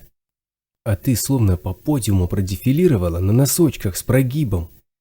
Эти козлы на тебя так глаза выпучили, что мне до сих пор непонятно, как они у них не полопались. У Сизова даже челюсть отвисла, пока на твою задницу пялился. Когда к водяному на поляну выйдем, ты точно так же ходи, это 100% гарантия успеха. Тебя точно без очереди пропустят, никто не станет сопротивляться. Будут таращиться всем тупым стадом на предел своих эротических фантазий, уроды озабоченные. Слушай, Танюха, Аня хитро прыснула, может, ты к водяному так и пойдешь? В шортах и футболке. Только косу распустим. Это будет контрольный выстрел. Жаль, у меня с собой нет ничего, тебе бы ресницы подкрасить, блондинистые сильно. Так бы глаза оттенили для пущего эффекта. Может, сразу голой идти, поморщилась Татьяна. Чего мелочиться? Тебя не поймешь. То никто меня видеть не должен, и бородавки приклеиваешь, то ресницы нечем красить. Ну, про шорты я шучу, закивала молодая женщина. Но кое-что изменить не помешает. Кстати, бородавки мы правильно сегодня решили не брать. Волосы однозначно распустить, куртку не надевать, пойдешь в футболке. А чтобы штаны мешком не смотрелись, мы куртку сзади за рукава вокруг талии подвяжем, и никто не увидит, что они на заднице пузырем сидят. Будешь у нас красоткой в стиле милитари. Может, футболку снизу обрезать, чтобы тело выглядывало? Хотя нет, лучше на выпуск. Штаны тебе великоваты, под ремнем в гармошку собираются. Это для нас невыгодно совсем. Пошли. Она потянула Володину за собой. Будем тебя прихорашивать. Болезненные ощущения в позвоночнике еще не утихли полностью, спину покалывало при ходьбе, и Татьяна лишь беззвучно морщилась, предпочитая не спорить с подругой. Пусть поступает как хочет, если уверена в своей правоте. Лично ей уже безразлично, в каком виде она пойдет к этому загадочному водяному. Судя по тому, что говорили ей врачи 1,5 года назад, когда обострение травмы вызывало подобные боли, без долгого и серьезного лечения она окажется в инвалидном кресле в ближайшие полгода. Если на этой мифической поляне имеются те волшебные лекарства, за которыми так рвется Сизы, ей необходимо туда попасть. Может быть, загадочные медикаменты смогут помочь ей хоть чем-то? Минут 15 Анна хлопотала вокруг нее, пытаясь превратить мешковатое снаряжение в более-менее привлекательный наряд. Потом явился Сизы и отобрал у них метаморфиты. «По торговой тропе лучше идти открыто», — хмуро заявил он, косясь на обнаженное бедро Володиной, с которого девушка снимала повязку с метом. «Невидимку просто так не носят, она редкая, не каждый надыбать сможет. А если вся кодла с невидимками идет, так это больше на приготовление к мокрухе смахивает, чем на торговлю. А филин вам с распущенными космами ничем не поможет. Его ведь коже прикрепить надо. Короче, будешь идти четко за мной, и все будет путем. Тропа чистая, ее водяной сам проверяет и вешками обозначает. Главное, чтобы аномалии не заползли, но это уже наша забота». Их небольшой отряд тронулся в путь, но уже через 2 десятка шагов Татьяна поняла, что ей слишком больно идти. До кромки растительности она еле добралась и несколько минут сидела на земле, переводя зашедшееся от боли дыхание. Сизы едва заметно занервничал, но виду не подал. Он посовещался с компаньонами, и для девушки отыскали обломок березовой ветви. Если опираться на него как на трость, то идти становилось легче, и сталкер заявил, что так даже лучше, потому как вид более жалостливый. Чтобы избавить ее от лишнего груза, Сиза вызвался нести ее автомат, но Анна решительно забрала оружие Володиной себе и демонстративно сунула ей за пояс свой пистолет. Сталкер лишь сплюнул и пошел дальше. В желтую зону заходили в стороне от торговой тропы, опасаясь чужих глаз. Анна тихим шепотом сказала, что проводник ведет их грамотно и не хочет рисковать засветиться столь маленькой группой. На тропе их не тронут, но запросто могут дождаться возвращения, проследить на обратном пути до какого-нибудь глухого места и там напасть. 5 человек, среди которых 2 женщины, да еще и идущие от самого Водяного, такой кусок покажется лакомым любой банде отморозков. Поэтому до Желтой лучше из кустов не вылезать. Петлять, обходя аномалии, придется дольше, но зато так спокойнее. На торговую тропу встанем уже в желтой зоне. Сам факт попадания в эту самую желтую зону явился для Татьяны полнейшей неожиданностью. В первую секунду ей показалось, что она стремительно падает куда-то кувырком, прямо вместе с землей, на которой стоит. Зеленая трава и синее небо мгновенно поменялись местами, и девушка инстинктивно сгруппировалась в попытке смягчить падение. «Спокойно, Танюха, это желтая зона», – негромко хихикнул Сидзе. «Здесь так всегда. Топай за мной, очень близко, как будто жить без меня не можешь. Иначе вляпаешься, если аномалия заползет на тропу между тобой и мной. Слушай меня и делай, как скажу. Не боись, все будет путем». Он пошел дальше, и девушка прибавила шаг, стараясь двигаться плотнее к сталкеру. Временно привязанный к поясу УИП не работал. Стрелка его компаса лениво и бестолково вращалась, воздух вокруг стал ощутимо теплее. Повсюду росла синяя трава, через которую проглядывала красная почва, гладкая и упругая, словно резина. Растительность вокруг сменилась на нечто непонятное, длинное, водоросли папоротникообразное, пупырчатое и витое, синюшного под стать траве цвета, покрытого желтыми потеками. И над всем этим раскинулся однообразно зеленый купол неба, посреди которого застыл мутно-голубой солнечный диск, не слепящий глаза даже при пристальном взгляде. Создавалось ощущение, что эту странную землю освещает не столько странное солнце, сколько странные небеса. Идущий в голове отряда проводник замедлил шаг и вел себя совсем не так раскованно, как раньше. В одной руке он держал длинную, словно посох, слегу, которой прощупывал дорогу перед собой, другой отбрасывал от себя в разные стороны веревку с привязанной пулеметной гильзой. Веревка была намотана на руку толстым слоем, похоже, там было несколько десятков метров, и проводник отматывал или заматывал некоторую ее часть, регулируя длину броска. Время от времени, оказываясь между двух подозрительных деревьев, он останавливался, брал посох в руку с гильзой, доставал из кармана простенькую зажигалку и несколько раз чиркал ею на разной высоте. «Аня, что он делает?» Володина обернулась к подруге и увидела, что у идущего за женщиной сталкера на руке тоже имеется веревка с привязанной гильзой. «В зажигалке же нет бензина». «Паутину ищет», — негромко объяснила подруга. «Кроме сумерек, ее еще можно увидеть в свете искр от зажигалки». В желтой зоне вместо УИПа слепо, зажигалка и жучка. Вот и вся электроника. «Что такое жучка?» — уточнила Татьяна. «Вон та гильза на веревке». «Она», — подтвердила Анна. «Здесь аномалий полно на каждом шагу. Никаких карманов не хватит гильзы таскать. Вот и привязывают ее к веревке. Бросил, подобрал. Если одну аномалию и сожрет, прикрутишь новую». Молодая женщина скривилась. «Гибло здесь место, только дураки ходят». «Заткнись, дура, накаркаешь», – злобно прошипел Сиза, оборачиваясь. «За звуками следите. Если зашипит, сразу противогаз надевать. Ядовитого газа хапнешь, никакие лекарства не спасут». Анна послушно замолчала, даже не попытавшись возмущаться, извлекла из кармана пригоршни гильз и принялась нервно кидать их влево и вправо от себя. Проводник убедился в безопасности прохода и повел отряд дальше, стараясь двигаться по максимально свободному от растительности маршруту. На торговую тропу они вышли только через 20 минут, за которые прошли не более километра. Увидев довольно широкий натоптанный путь, с обеих сторон отмеченный вешками, Татьяна поняла, что все это время они двигались параллельно зеленой зоне и только сейчас уходят вглубь желтой. «Кто-то уже на поляне», — Сиза присел на корточки, разглядывая следы на желтой пыли.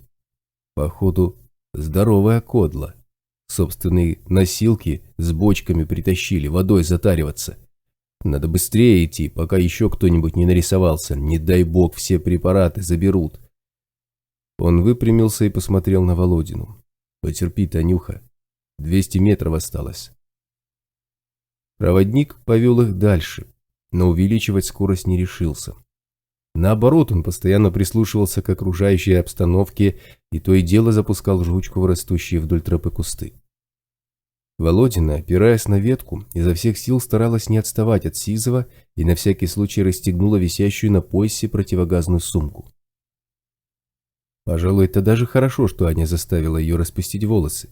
Надевать противогаз на собранную в шишку косу невозможно. Времени возиться с ней может и не хватить, она же не солдат, натасканный на все эти дела. Остается только надеяться, что аномалия не выползет из кустов прямо на нее. Чтобы не поддаваться страху, Татьяна принялась изучать действия проводника. Тот не прекращал проверять тропу, несмотря на попадающиеся вешки, и вскоре девушка поняла почему. Тропа не была прямой. Местами она сильно петляла и не составляла труда заметить, что ограждающие безопасный путь вешки, обозначавшие поворот маршрута, стояли на натоптанных местах. Значит, раньше там было безопасно, и аномалии заползли на тропу недавно. А это значит, что в любой момент они могут сдвинуться с места и занять тропу там, где вешки отмечают ее как безопасную. От осознания степени затаившейся вокруг невидимой угрозы чувство страха усилилось, и Володина нащупала карманчик с гильзами. Девушка достала несколько штук и принялась бросать их влево-вправо от себя, следуя примеру Анны. Впереди показались какие-то люди в камуфлированном снаряжении, и вскоре тропа уперлась в просторную поляну, отмеченную знакомыми вешками. В левой ее части почти 20 человек переливали воду из стоящих рядком на краю бочек в другие, укрепленные на носилках специально для переноски вручную. Татьяна подумала, что Сизый не ошибался, когда называл постоянных покупателей водяного закрытым клубом. Похоже, эти люди здесь не первый раз и заранее подготовились к сделке. И 4 автоматчиков, стоящих посреди поляны и не спускающих глаз с их небольшого отряда, только подтверждали ее предположение. Взгляды вооруженных людей не скрывали неприязни, и заговаривать с вновь прибывшими никто не собирался. Проводник, едва выйдя на поляну, повернул вправо и отвел всех на свободную сторону. «Мля, опоздали!» – тихо выругался Сизый. «Эти уже отоварились и рассчитываются. Придется ждать, когда уйдут. К водяному можно подходить только по одному, иначе сделки не будет. Будем надеяться, что они не все захапали». Он обернулся к Володиной и заговорил еще тише. «Танюха, слушай, мы сейчас типа стоим в очереди. Это правая от нас сторона поляны. Те, кто проводит сделку, тусуются на левой стороне. И если кто придет еще, то мы должны подвинуться. И это стрёмная тема, потому что мы тут себе врагов наживем как 2 пальца. Эти, он едва заметно указал глазами в сторону покупателей, уже за нами секут и что-то меж собой трут. Конкуренты никому не нужны. Короче, чем ловчее ты с водяным перетрешь, тем нам же лучше. Надо свалить отсюда очень быстро». «Я поняла», – негромко ответила Татьяна. «А где водяной? Кому подходить?» «Вон он», – Сизый кивком указал направление. «С тележкой стоит. Это его место, туда подходить вообще нельзя, пока он не придет. А когда пришел, то только по одному. Поэтому жди, как покупатель отвалит, и сразу иди. Если кто еще из их кодлы рванет к водяному, то это твоя забота. Только когда будешь с водяным тереть, на меня пальцем не показывай. Мало ли кому он трепанет. Мне еще только на всю зеленую прославиться своей болячкой не хватало». «Ясно», – Татьяна посмотрела на загадочного торговца. Первое, что бросалось в глаза, это расцветка его камуфляжа, сине-желтая под стать окружающей зоне. Второй особенностью являлось отсутствие оружия и УИПа. Жучки и повязки с филином, которыми на этой поляне был снабжен каждый, у него тоже не имелось. В остальном ничего из ряда вон выходящего. Невысокий, худой молодой человек, подтянутый, видно, что в хорошей форме, вот и все. Хотя нет, не все. Еще он был чистый и аккуратно выбрит, чего не скажешь об остальных. «Почему у него нет УИПа?» Невольно спросила девушка, косясь на торговца, принимающего из рук покупателя какие-то камешки. Он что, в зеленую зону вообще не выходит? Где же он тогда свою одежду так отутюжил? Вот и спроси его сама, если интересно. Неожиданно нервно прошептала Аня. Все говорят, что не человек он. И осоп-то чертов точно такой же. Живые люди в желтой зоне не живут и через аномалии, не задумываясь, не ходят. Сизый, что-то эти уроды на нас нездорово пялятся. 100% хотят Танюху к рукам прибрать. Недоноски озабоченные. На обратном пути придется бегом бежать, прошептал сталкер, делая вид, что не смотрит в сторону конкурентов. Танюху на руках потащим, иначе не уйдем. Чую я, стрёмная тема нарисовывается. Выйдем в зеленый и рванем на восток. Лучше сделаем крюк, так безопаснее.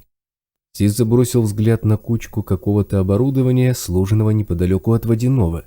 Это кодло притаранило ему запчасти какие-то. И меты отсюда не вижу какие.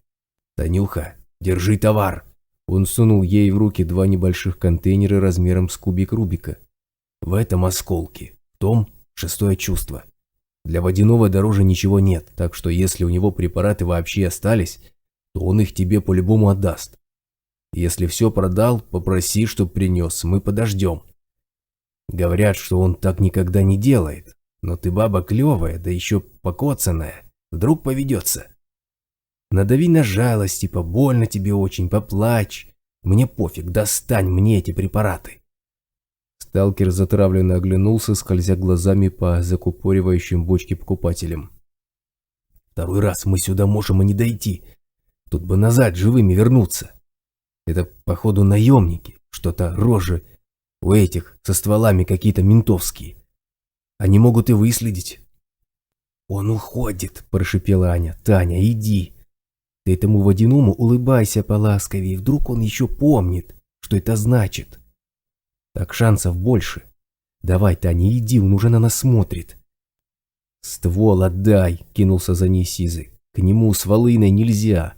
Он выдернул у нее из-за пояса пистолет и торопливо вернулся к остальным, бросая на ходу. «Иди!»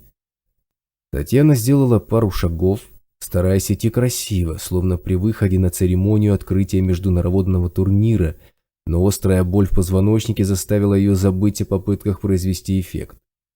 Она спрятала гримасу, чтобы не позориться страдальческой физиономией, и, налегая на ветку, поковыляла дальше, прилагая все усилия, чтобы не выглядеть без 5 минут инвалидом.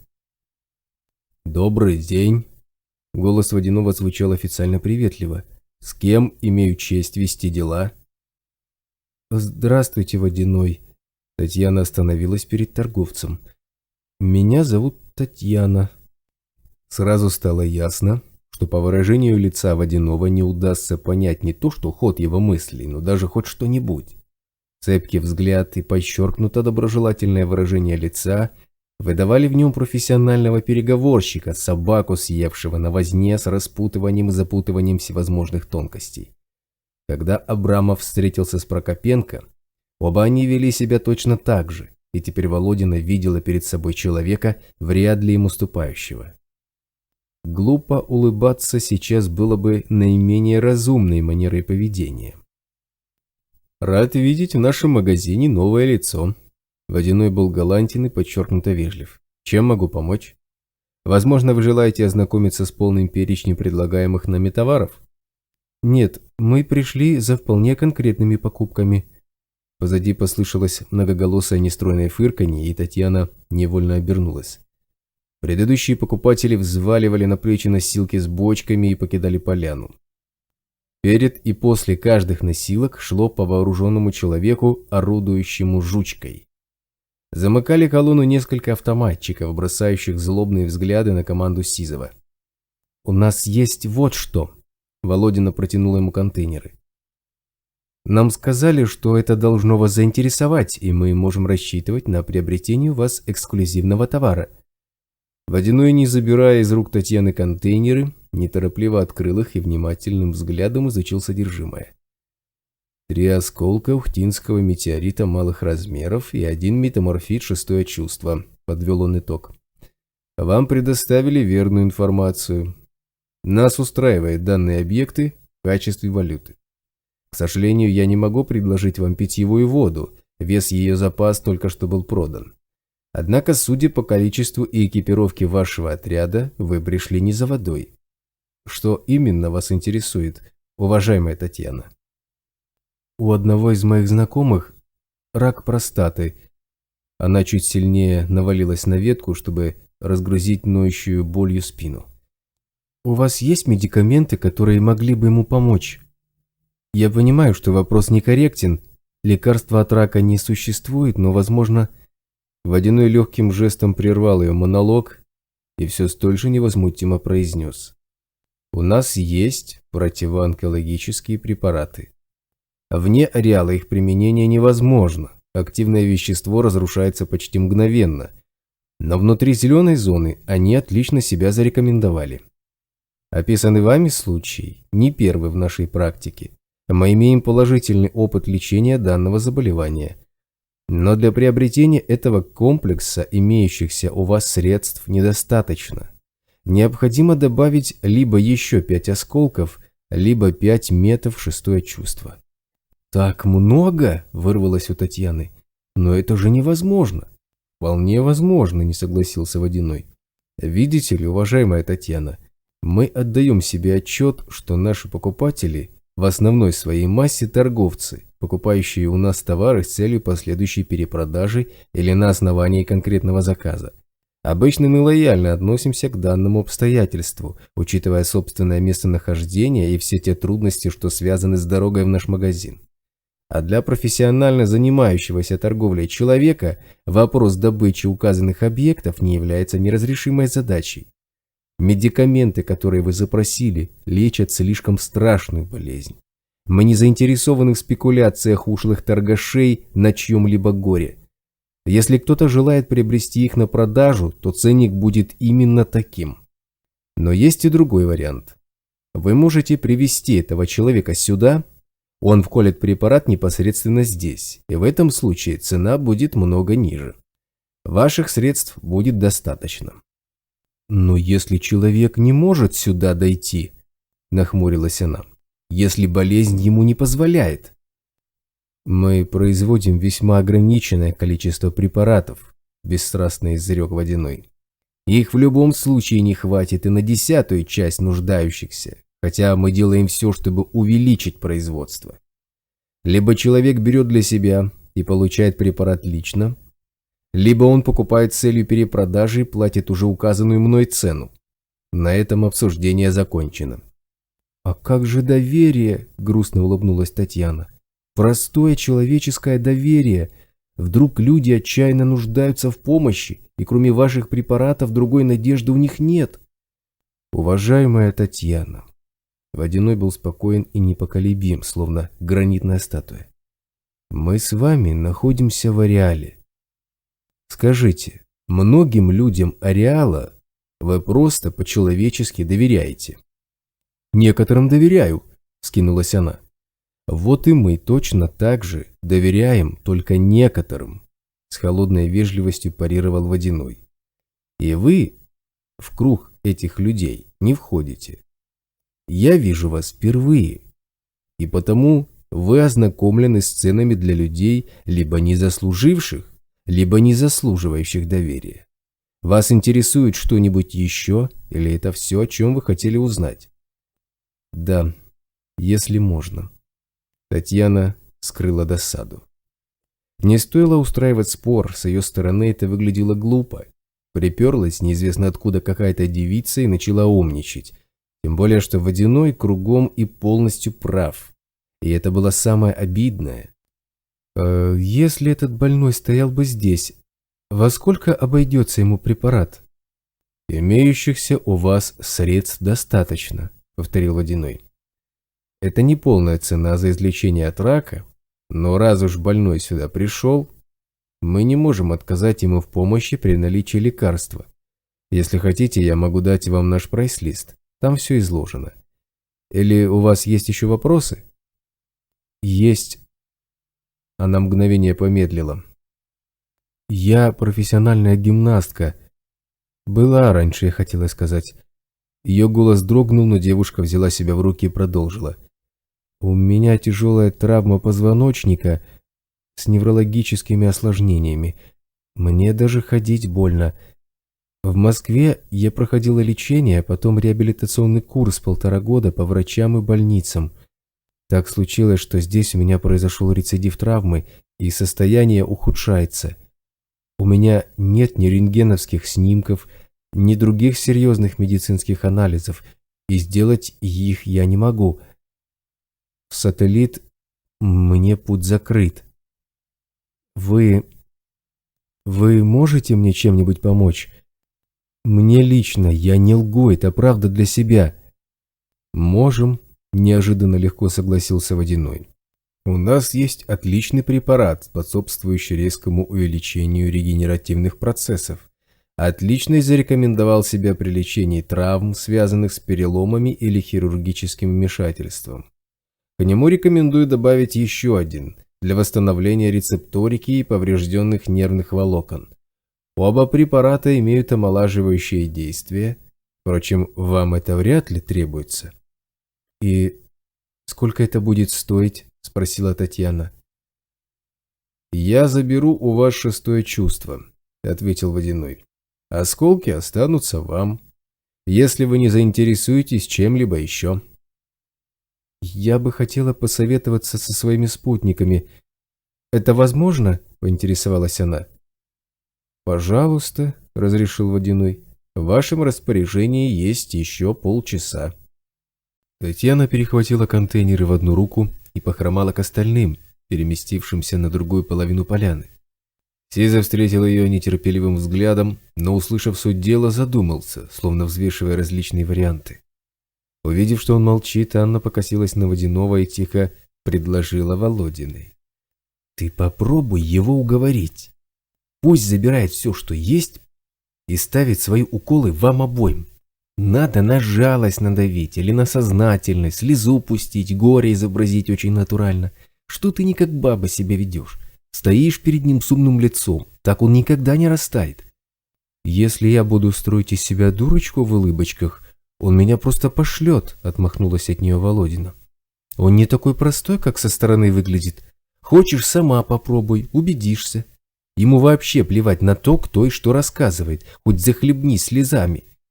У них там своя жизненная позиция, но попросить за двоих несложно. Я могу, если вы уверены, что это правильно». «Нет, это будет беспонтовая тема. Водяной скажет, что мы совсем оборзели», — заговорил Сизый. «За копейки хотим получить медуху, которой во всем мире нет. Выходит, правду люди говорят про его тюбики. По-любому пошлет нас, если так криво заехать. У него ни ликвида не бывает, и без нас обойдется. Я так мыслю. Ты иди к нему и сдай весь товар.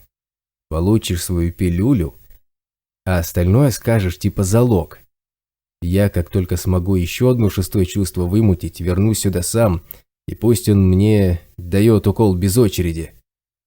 Скажи, Сиза моя погремуха, и пусть замутит мне слово какое-нибудь секретное, пароль типа». «Может, мне все-таки попробовать поговорить из-за тебя?» Татьяна неуверенно перевела взгляд Сизова на Анну и обратно. «Я же могу сделать себе уколы и после этого попросить о скидке. Ты можешь сразу к нему подойти, если он согласится». «Слишком палево», — немного подумав, ответил Сизый. «Если Водяной решит, что мы борзота офигевшая, то во второй раз он мне такой конский ценник выставит, что я не вывезу. Не хочу рисковать. Я сюда один раз пришел, приду и второй, если он прогарантирует, что медуха будет меня дожидаться. Тебе укол сейчас нужнее.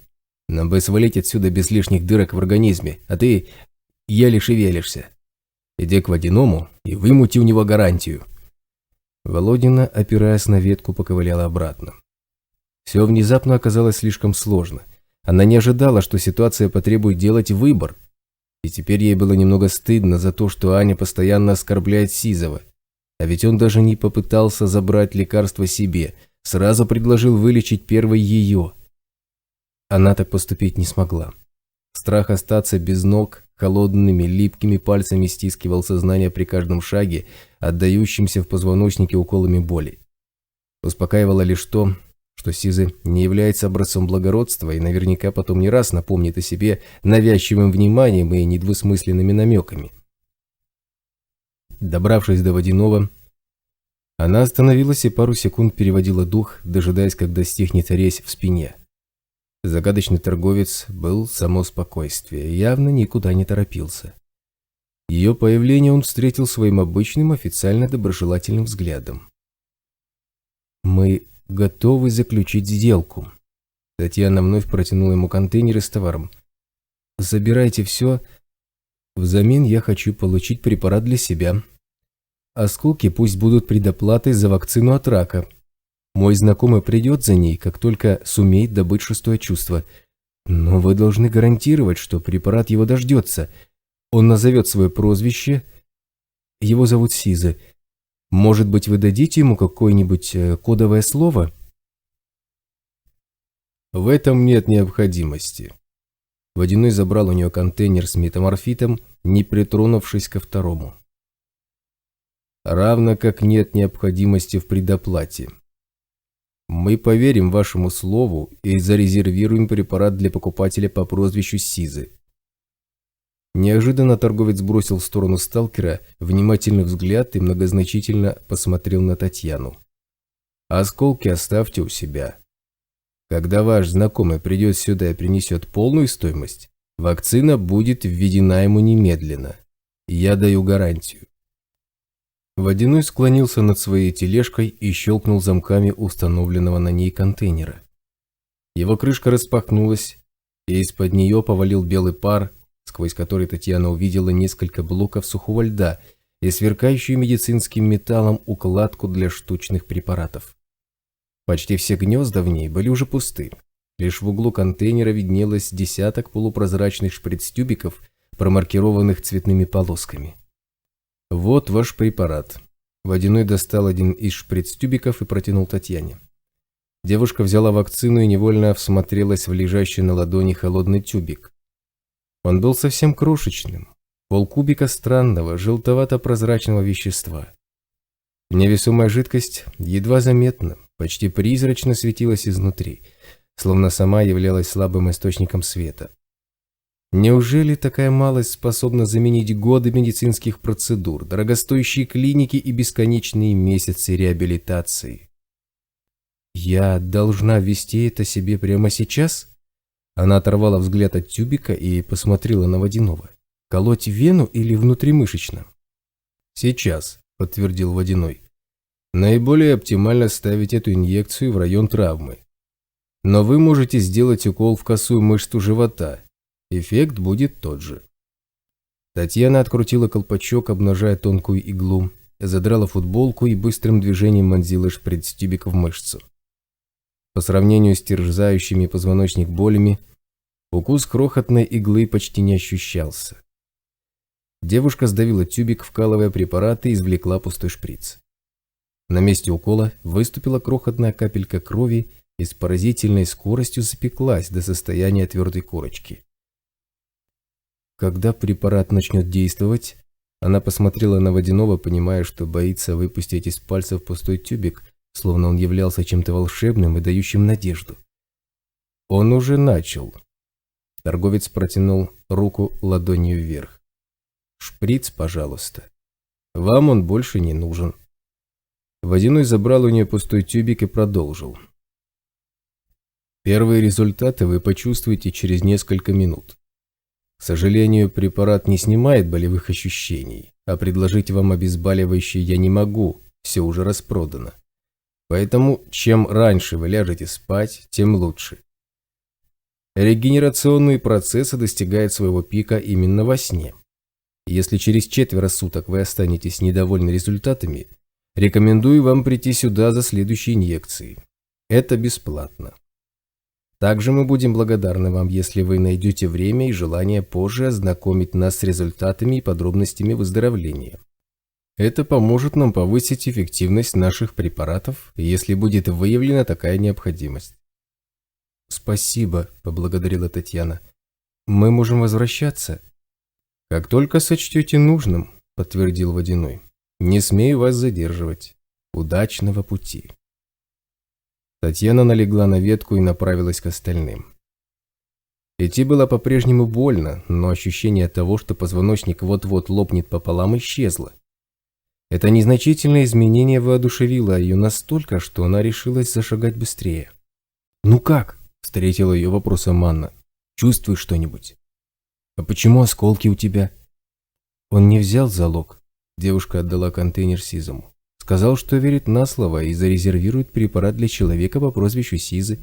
Дал гарантию. Мне кажется, он догадался, что это ты. Взгляд у него слишком непростой. Такое ощущение, что он оттуда нас слышит. Кто его знает? Неуверенно буркнул Сизы. Если не живой он, то может и слышит. Валить отсюда надо. Ты как, Танюха, до Зеленой сама дойдешь? Дойду, если не быстро. Володина прислушалась к ощущениям. Эта штука помогает. Я чувствую, как что-то медленно меняется. Боль не прошла, но позвоночник лопаться перестал. Быстро по желтой зоне ходят только зомбаки. Сиза покосился на Водяного, безмятежно стоящего на своем пятачке в ожидании покупателей. Все, сваливаем. По тропе идем так же, как шли сюда. Он кивнул проводнику, и тот поспешил к началу отмеченной вешками тропинки. Их небольшая вереница углубилась в кожисто-пупырчатую растительность, и Татьяна сосредоточилась на ходьбе. Надо слушать. Вдруг раздастся шипение газовой аномалии и кидать гильзы в стороны. Идущий перед ней Сиза остановился, и она налетела на его спину, морщась от болезненного жжения в позвоночнике. «Мля, Грава на тропу села!» – тихо выругался он, оборачиваясь к женщинам. «Не вляпайтесь!» Сталкер перевел взгляд с Володиной на Анну. «Видишь?» Сиза кивнул на проводника, спешно сматывающего жучку. Гильзы на веревке уже не было, лишь разлохмаченная кисточка расплетшихся нитей. «Сейчас веток насадим, чтобы обход было видно». Проводник достал из-под сумка несколько маленьких гильз и принялся бросать их в аномалию, определяя ее границы. Гильзы пролетали вперед метра на 1,5, после чего резко меняли траекторию и с коротким свистом и бешеной скоростью вонзались в землю, оставляя на ее резиново-красной поверхности глубокие отверстия. Безопасный проход удалось вымерить через минуту. Опасную сторону оградили 3 воткнутыми в землю ветками, и маленький отряд двинулся дальше, принимая правее в обход невидимой смерти, и Татьяна почувствовала слабый запах озона. Аня как-то говорила, что раньше Граву можно было унюхать по этому едва заметному запаху метра за 4, но после катаклизма этот вид аномалии почти полностью перестал выделять озон. Володина подумала, что если препарат Водяного подействует, она вряд ли рискнет войти в желтую зону второй раз. Об успехе лечения проще сообщить какой-нибудь запиской, с тем же Сизом ее и передать, ему все равно сюда возвращаться. Грохот автоматных очередей раздался одновременно с нескольких сторон, и вокруг их маленькой колонны густо заплясали фонтанчики выгрызаемого пулями земляного крошева. Голова проводника брызнула кровью, и он мешком рухнул на тропу, скатываясь в кусты. В ту же секунду что-то больно обожгло Татьяне бедро. Нога подогнулась, и девушка упала, инстинктивно сжимаясь в комок. Впереди нее на землю медленно осел Сизы, утыкаясь лицом вниз, и автомат выскользнул у него из рук. Сзади загремели очереди, и Татьяна подняла голову, оглядываясь.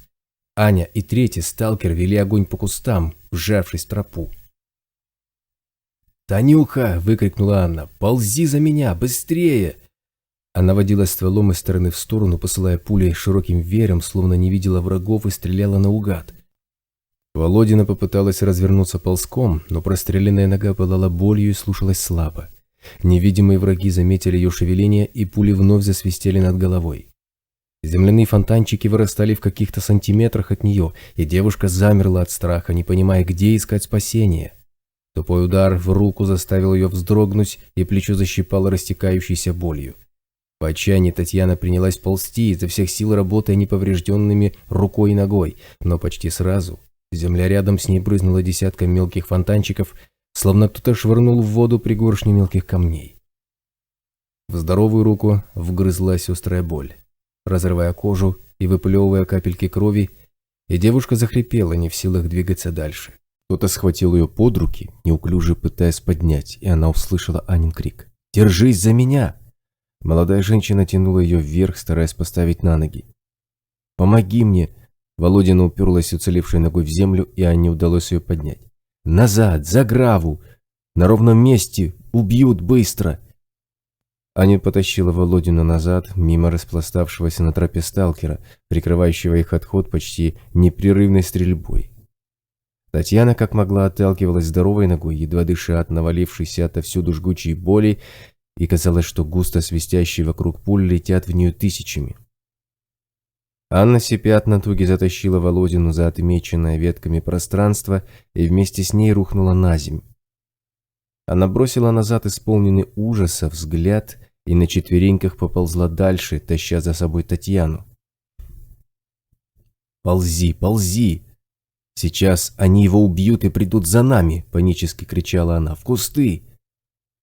Татьяна собрала остатки сил, цепляясь сознанием за мутнеющую окружающую реальность, но раненую ногу вновь ударила, обжигая, словно кипятком. Она все равно попыталась ползти, но раненые конечности не слушались, и подернутая кровавой пеленой зрение уже не разбирало, что происходит вокруг. Аня снова тащила ее куда-то, потом волокла за собой, больно вцепившись в простреленную ногу, потом снова тащила. В какой-то момент девушка поняла, что лежит на земле неподвижно, рядом с задыхающейся от усталости подругой. И всюду звенят пули, то с громким щелчком разрывая воздух, то с глухим ударом впиваясь в землю. Автомат, прикрывавшего их бегство сталкера, уже не звучал. Выстрелы трещали где-то там, в кустах, у самой зеленой зоны. Со стороны поляны Водяного раздался оглушительный грохот, и громко застучали длинные очереди. Там, где прятались нападающие, что-то взорвалось, разбрасывая осколки с истеричным визгом, вспарывающий воздух, и стрельба загрохотала отовсюду. Через несколько секунд громыхнуло еще раз, взрыв повторился, и глухо пробивающаяся сквозь окутавшую сознание вату пальба начала быстро стихать. Вокруг воцарилась тишина, нарушаемая редким свистом чего-то бесшумного и очень быстрого, потом пропало и это. Сил посмотреть, что происходит вокруг, уже не было. И Татьяна попыталась хотя бы разглядеть, жива ли лежащая рядом Аня, но кровавая пелена перед глазами не поддавалась. Внезапно ей на голову быстрым движением надели что-то черное, не пропускающее свет, и прямо над собой девушка услышала тяжелый бас. «Это цела. Завязать глаза, вывести в зеленую зону и доставить к ближайшему поселению». Рядом раздался Анин сдавленный возглас, послышалась какая-то возня и шорох кустов. «Вторая 300-я», – негромко доложил кому-то другой голос. «Нога и обе руки. Сильная потеря крови. До поселения может не дожить. Ей необходима медпомощь». «Готовь лазарет», – произнес бас, и чьи-то руки легко оторвали ее от земли. Кто-то очень сильный понес ее куда-то, быстрым уверенным шагом, и обессилевшая Татьяна провалилась в окружающую ее темноту. Глава 24. Усталый Айболит вошел в столовую и направился к холодильнику. Он извлек оттуда бутыль с водой и поискал глазами кружку. Обнаружив искомое, он налил себе воды, сел за стол и принялся неторопливо пить. «Осторожно, Виталий Семенович, каша горячая, только что с огня». Кнопка поставила перед Айболитом дымящуюся тарелку и подала ложку. «Как прошла операция? Девушка выживет?» Собравшийся за длинным столом спецотряд ужинал молча, звякая ложками по тарелкам. Сложившаяся ситуация была крайне тревожной. Сегодняшнее нападение на Менял прямо на торговой тропе было не просто чрезвычайным событием. Неизвестный враг не побоялся нарушить негласный закон ареала, защищающий торговые маршруты, прекрасно понимая, что автоматически выступает против всех обитающих внутри него группировок, ведь из ареала не убежишь. «Спасибо, Катя», – военврач помешал горячую кашу ложкой. «Она выживет. С ней не случилось ничего такого, что угрожало бы жизни. 2 пулевых ранения в бедро на вылет. Кость не задета. Касательное ранение левой руки. Кость опять-таки цела. Правую руку зацепила картечью. Там ситуация сложнее, мышца повреждена в 3 местах. Но главное, нерв не пострадал. За остальное я спокоен. Основная опасность крылась в потере крови. Ранения вызвали венозные кровотечения. А вот с позвоночником у нее действительно все очень плохо. Она сказала правду Водяному. Еще месяц-другой передвигаться ей только на инвалидном кресле. «Кошмар какой!» – негромко воскликнула Кнопка. «Девчонка совсем молоденькая, и что, совсем ничего нельзя сделать?» «Все уже сделано», – устало улыбнулся Айболит. «На большой земле ей пару лет лечения было бы обеспечено, но Икс-эссенция творит чудеса. Я сделал ей инъекционную блокаду поврежденных отделов позвоночника нашими препаратами, а также прооперировал полученные ею сегодня ранения.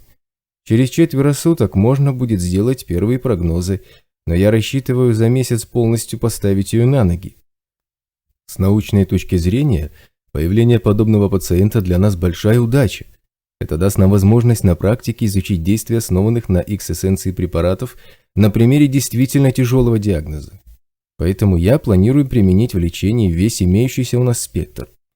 Наше обезболивающее уже прекрасно себя показало, с успехом заменив анестезию. Никакой нагрузки на сердце, заметьте. Думаю, при некоторой доработке мы сумеем создать отдельный препарат специально для подобных целей. Через месяц она будет полностью здоровая или только начнет ходить, хмуро уточнил Кварц. Не только ходить, но и бегать, уверенно заявил военврач, и даже прыгать, раз она гимнастка. Кстати, реакцию ее позвоночника на нагрузки после окончания лечения я бы тоже хотел пронаблюдать.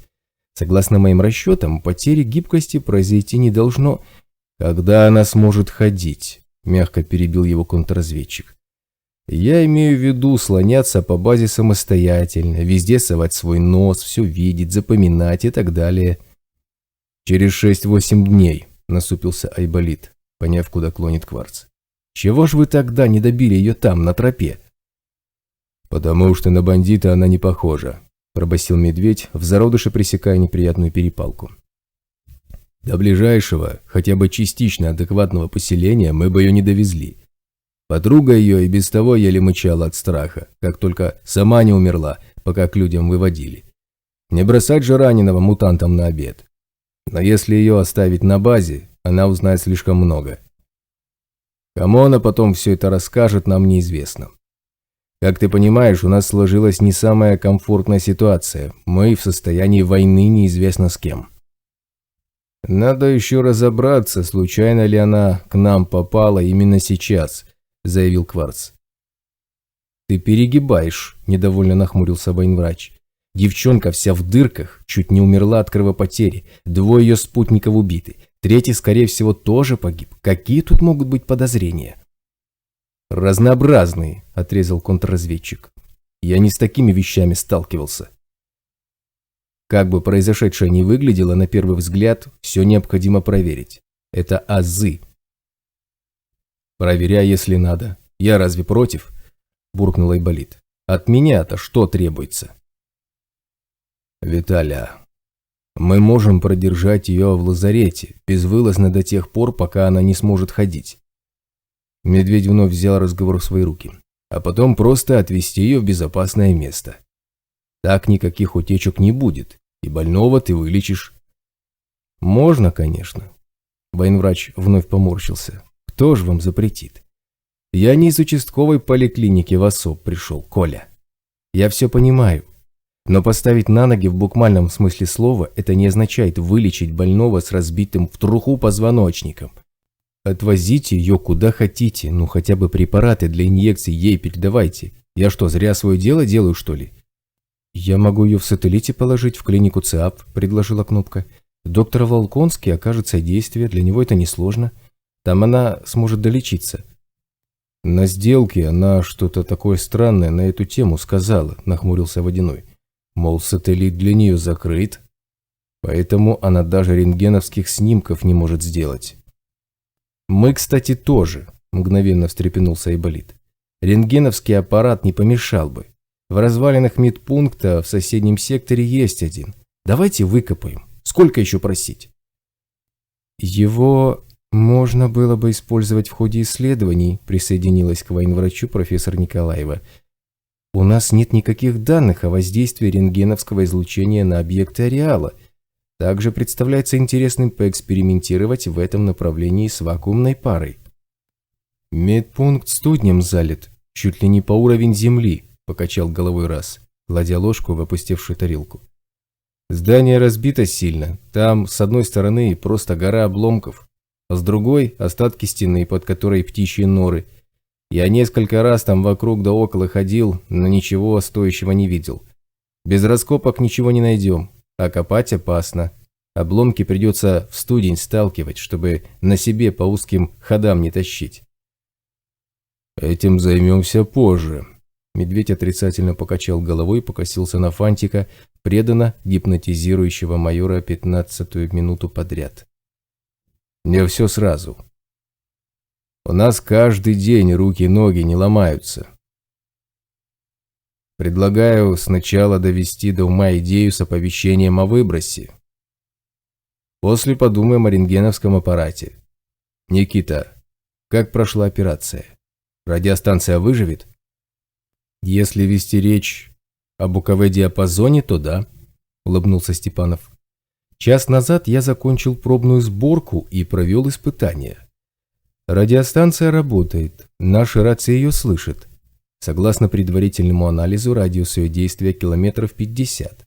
Но если удлинить антенну и предпринять еще некоторые действия, вполне можно достичь номинала в 200 километров. Но пока мы не создали ретранслятор, выводящий сигнал из желтой зоны в зеленую, не вижу смысла этим заниматься. Я даже осколки метеорита внутри блоков установил по временной схеме. Для обеспечения работы радиостанции их требуется слишком много, втрое больше, чем мы можем на это выделить. Мне приходится снимать их с другого оборудования. Это очень сильно замедляет все, от наших текущих исследований до бытового жизнеобеспечения базы. «Надо вход в гниц искать», – немедленно заявил Раз. «Только там осколков полно. Такую кучу водяной еще долго наторговывать будет». «А завтра и пойдем», – решил Медведь. «Все равно, как раз туда и собирались». «С девчонкой что делать?» – хмуро спросил Айболит. «Мне ее лечить или на ноги ставить?» «Лечи. Что с тобой поделаешь?» – махнул рукой Медведь. «Когда она придет в сознание?» «Через сутки. Думаю, уже будет нормально соображать», – ответил сам инструктор. «Сможете допрашивать до тех пор, пока она это самое сознание снова не потеряет, вашими стараниями». «Вот и чудненько», – мило заулыбался майор. «Для начала поговорим с ней, а там видно будет». Он окинул взглядом закончивших ужинать людей и подытожил. «Итак, план действий на завтра. Айболит, Кварц и научная группа остаются на базе, у них забот хватает. Водяной, у тебя завтра семейный день, так что идем без тебя. Остальным готовность номер 1, завтра в 8:00. Глава 25. Кожисто-бугристые лопухи мутировавших деревьев расступились, и колонна бойцов в тяжелом снаряжении сине-желтой камуфляжной расцветки вышла на потрескавшуюся асфальтовую дорогу. Прорастающие сквозь асфальт тени и побеги превратили некогда цельное покрытие в мозаичный лабиринт, постепенно растворяющийся в красной резине почвы, и разглядеть исчезающую среди густой травы дорогу можно было только если оказаться прямо на ней. Медведь окинул взглядом простирающуюся слева открытую местность и посмотрел направо на возвышающиеся вокруг перекрестка городские руины. Со времени катаклизма они сильно изменились. Потемнели, заросли синюшным мхом и густо покрылись желтушной пылью. От памятника Прометеям Севера и вовсе остался один постамент, из которого торчал обломок арматуры, блестя на фоне мутно-зеленого неба новеньким металлом. Сейчас на нем соленоид сидит. Это как к гадалке не ходи. Майор перевел взгляд дальше, вперед, туда, где из развалин городка Рао вознеслась вверх белоснежная высотка Гниц. Зловещее здание стало еще чище, и он невольно присмотрелся к зияющим чернотой провалам выбитых окон.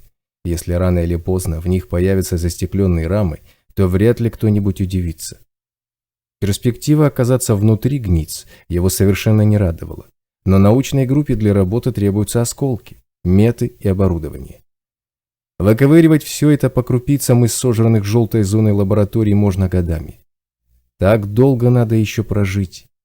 Если где и можно достать несколько сот осколков сразу, то только в ГНИЦ.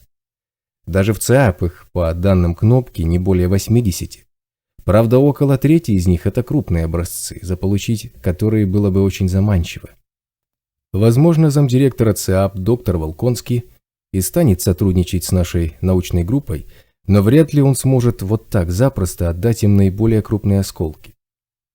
Надеяться на РАО будем только тогда, когда они сделают что-нибудь хорошее. До тех пор все как всегда.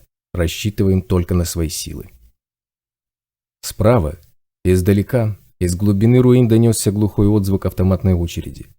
Идущий первым раз остановился и прислушался, вглядываясь вдаль, за торчащие из гор обломков огрызки многоэтажек. Покрытый толстым слоем желтой пыли, усыпанный разбитыми стенами и смятыми в комок автомобилями, проспект Ленина был обманчиво безжизнен. Густые цепочки множества трехпалых отпечатков и засохшие лужи крови красноречиво свидетельствовали о том, насколько призрачно спокойствие, царящее в мертвом городе. «На проспекте Космонавтов стреляют», – уверенно заявил молодой сталкер. «Там сейчас граница между желтой и зеленой. После того рейда зомбаков через Ухту городские выставляют посты в желтой зоне у самой кромки, чтобы в шаг выброса не попасть». Он мстительно фыркнул. «Еще 5 выбросов, и желтая поглотит Ухту полностью. Эти уроды уже готовят для себя развалины у РМЗ и Озерного. Там рабы день и ночь роют. Интересно, а куда потом?» «Чем дальше они уползут, тем чище будет воздух», — хмыкнул медведь. «Нам, кстати, надо бы телегу сделать для бочек с водой. Поляна водяного с каждым выбросом от базы все дальше. Таскать их на носилках за несколько километров. Скоро приготовление к торговому дню надо будет за сутки начинать. Мы из-за этого объемы продаж воды увеличить не можем». «Я же говорил, что нужно шланг пробросить», – заявил подошедший Шорох. «Почему стоим?» «Наслаждаемся романтикой постапокалипсиса», – глубокомысленно изрек здоровяк. «Шорох, шланг мы пробросим, какой разговор? Но воду, что из него через 2 километра желтой зоны вытекать будет, дегустируешь ты. Будешь у нас отделом контроля качества». «А почему сразу я?» – обиделся Шорох. «Что, так сложно найти способ проверить? Вон пусть Фантик ее попьет. Привязать его у выходного обреза шланга и миску поставить». «Фантику ничего не будет, потому что он мутант», – хмуро произнес Раз. Шуток с водой он не любил, и подобные темы при нем старались не поднимать. «Можете хоть поливать его из шланга? Где он, по-вашему, пил раньше, когда к нам еще не прибился? Лично я к воде, что через желтую зону прошла, ближе чем на 25 метров не подойду». «Сделаем телегу, и пока что будем возить бочки на ней». Медведь незаметно кивнул Шороху, мол, не надо. «По 2 штуки. За 3 ходки справимся и немного объемы продаж поднимем». «А потом», – посмотрел на него Раз, – «когда от базы до места торговли станет километров 10. Потом я отловлю кого-нибудь из бандюков и привяжу к шлангу. Вместо Фантика», – пообещал майор. «Окатим его водичкой и посмотрим, совершит он паломничество к святыням эпицентра или просто помоется первый раз в жизни. Меня порадует любой из этих вариантов». «Меня тоже». Раз на мгновение повеселел, но тут же нахмурился вновь. Только вряд ли вода останется прежней, ведь Икс специально через зеленую по трубам прогоняли, чтобы он обогащался. А у нас тут желтая. Вот и вода обогатится. Так обогатится, что мало не покажется. «Посмотрим», – пожал плечами медведь. «У научной группы головы светлые, придумают что-нибудь. Пошли дальше. Городок будем обходить справа или слева?» «Предлагаю справа», – немного подумав, ответил Раз. «С тех пор, как северная часть Ухты стала желтой зоной, бандюки по развалинам редко слоняются. Конечно, если Рашпиль опять отправит свежее мясцо в ГНИЦ, то выходить к городку они будут именно там. Навряд ли ему сейчас есть до этого дела. Кстати, надо после выброса выяснить, чем там все в Тыбуке закончилось. Зато если станем обходить слева, то обязательно на зомбаков наткнемся. Они по западной мимо ГНИЦ постоянно патрулируют. Придется ждать, пока пройдут мимо. Время потеряем». Медведь коротким жестом отдал команду, и спецотряд двинулся дальше. Вдоль кромки городских развалин шли осторожно. Филины постоянно выхватывали красные пятна тепловых сигнатур, затаившегося в руинах зверья. Мутанты на глаза не показывались, но за людьми следили внимательно, и вскоре параллельно человеческому отряду за нагромождениями обломков зданий двигалось не менее 3 десятков тепловых отпечатков. Что-то много их сегодня. Раз сверился с УИПом и принял немного правее, обходя ничем не примечательный участок поросшей травой дороги. «Слева плешь сидит, осторожнее!» Он указал рукой вперед, где улица делала поворот. «Сразу за поворотом начинается сильный радиоактивный очаг. Обойдем слева, чтобы зверье отстало. Но там тоже развалины, в них семья осьминогов живет.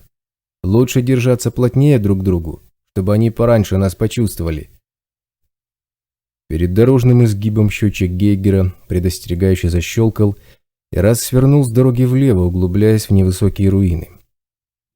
Идти стало сложнее. Вокруг оказалось довольно много торчащих обломков, между которыми густо висела паутина. Дважды заходили в тупик, забитый студнем, и приходилось возвращаться назад по своим следам и искать другой маршрут. Крайний из них вывел отряд лоб в лоб на замерших внутри синего с желтыми потеками кожистого куста осьминогов. Едва Филин дал отметки цели, как из пузыряющейся синими бородавками растительности в людей ударили сразу 2 струи мутно-желтой жижи. Токсичная гадость не долетела до раса пары шагов и плюхнулась на бетонную штукатурку, курясь ядовитым дымком. Молодой сталкер замер и медленно опустился на корточки, не сводя глаз с осьминогов. Позади него спецотряд синхронным движением принял изготовку для стрельбы с колена. «Блин, я их не увидел! Их рухнувшая стена закрывала, Филин через нее не берет!» Тихо зашипел в эфире голос молодого поисковика. «Надо подождать, они сейчас уйдут!» Мы вышли на них слишком близко. Медведь взял на прицел ближайшего осьминога, судя по крупным имлам, самца. Они заранее чувствовали, что мы идем, но уходить не стали. Могут броситься. Раз, медленно отходи за меня. Не бросятся, не согласился тот. У них недавно детеныш родился, так что рисковать они не станут, знают, что мы сильнее. Не понимаю, почему они не уходят. Он внимательно осмотрелся. Не к добру это. Им некуда отходить, внезапно догадался он. Их зажало между нами и аномалией. Они бы не стали логово в тупике делать, значит, там, впереди, движется что-то. Прячущиеся внутри куста осьминоги один за другим выскочили из укрытия, метнулись под плиту потолочного перекрытия, выпирающей из груды обломков неподалеку, и скрылись в черном провале узкого лаза. Пока кишащие щупальцами твари с разбегу вливались в тесную щель, медведь успел заметить детеныша. Маленькая копия уродливых родителей сидела на корпусе самки, обвив ее пока еще тонкими, но уже обильно усыпанными крючковатыми присосками конечностями. В следующую секунду внутри эмки начало быстро теплеть, и майор выдохнул в эфир. «Жаровня, ложись!» Он сорвал с себя пулемет и упал лицом вниз, поджимая руки под тело. Обработанная научная группа эмка держала жаровню хорошо. Внутри аномалии было горячо, но до ожогов на коже дело не дошло, и оставалось только надеяться, что все жаровни имеют одинаковые свойства и температуру, потому что дышать раскаленным воздухом большого удовольствия не доставляло. Хорошо еще, что жаровня ползает быстро, и уже через 1,5 минуты жар стал спадать. Аномалия ушла дальше, и медведь перевернулся на спину, распахивая лицевой щиток шлемсферы. Он сделал выдох, удивляясь, почему изо рта не ударила струя пламени, хотя по всем ощущениям она должна быть 3-метровой, и вдохнул свежего воздуха. После жаровни 27 градусов тепла оказались райской прохладой, и обожженные легкие защекотало, заставляя человека хрипло закашляться. «Самым центром по нам прошла», – тихо произнес майор, обращаясь к замерзшей на ближайшей стене синьке, и устало добавил. «Только попробуй». Но насекомое не вняло предостережению и резким броском выпрыгнуло человеку в лицо. Медведь мгновенно выбросил руку ей навстречу, и глухой шлепок по резинополимеру возвестил о том, что синьку постигла неудача. Майор пришел к выводу, что чем меньше организм, тем он наглее. Поднялся на ноги и подобрал печенек. Убедившись, что личный состав в норме, здоровяк поискал глазами логово осьминогов. «Обратно можно идти этим же путем», — сказал он расу. «Они знают, что нам известно, где их нора. Теперь она для них ненадежна. Как только уйдем, они вылезут и уйдут искать другое место». К улице Западной постарались выйти как можно дальше от гниц. По мере приближения к белоснежной высотке радиоактивный фон возрастал, и приходилось делать солидный крюк.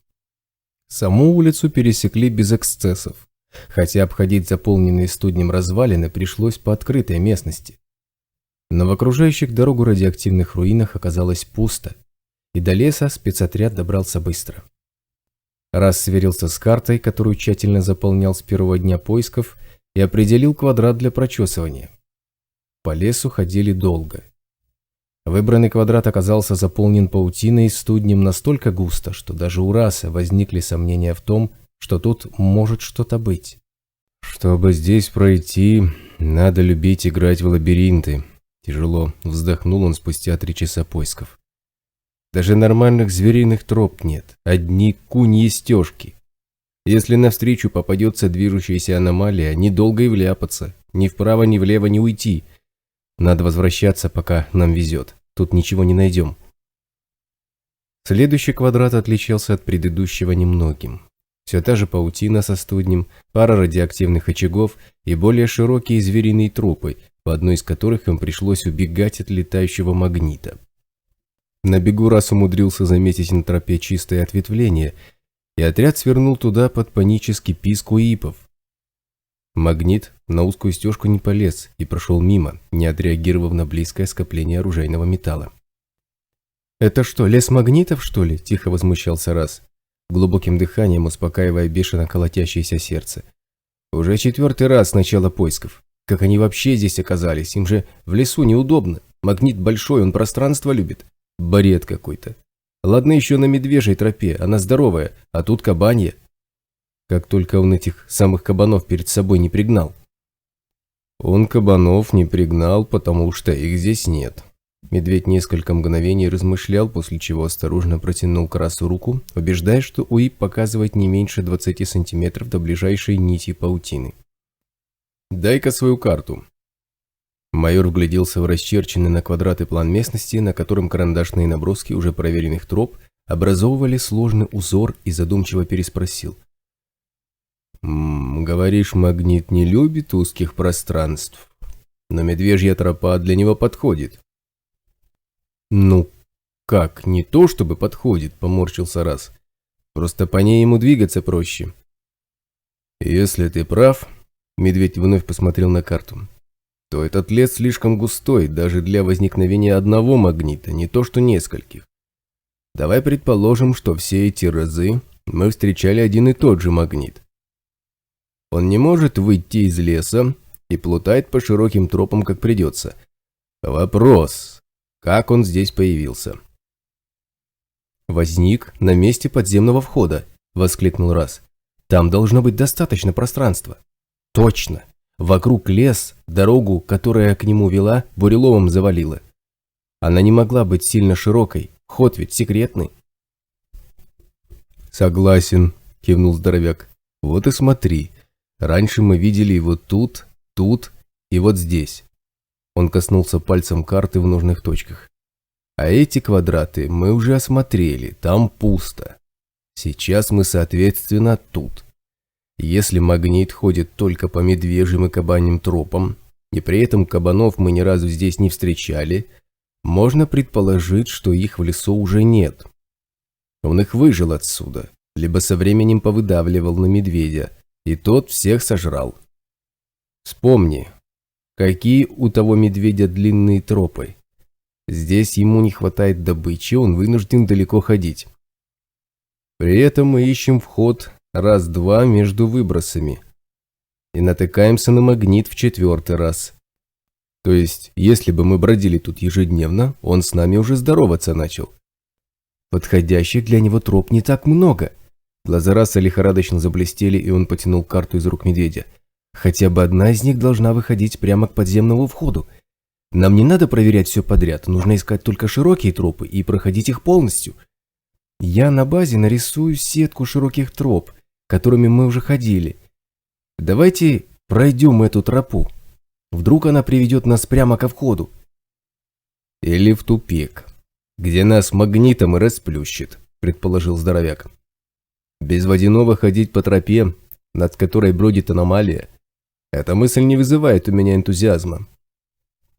Если кругом будет студень с паутиной, куда мы с тропы денемся? Если магнит ходит, значит другие аномалии на тропу не заползают, упрямился Раз. То есть до выброса по ней точно бегать можно. Главное заранее узкие боковые стежки проверять, чтобы знать, где спрятаться можно. Это же не медвежья тропа, а кабанов тут нет. Давайте сходим, а? Коротко посовещавшись, тропу решили пройти. Двигались по ней почти час, постоянно опасаясь обнаружить приближающийся сзади магнит, и неожиданно вышли на целую просеку из перепаханной когтями красной почвы и вывороченных с корнем деревьев.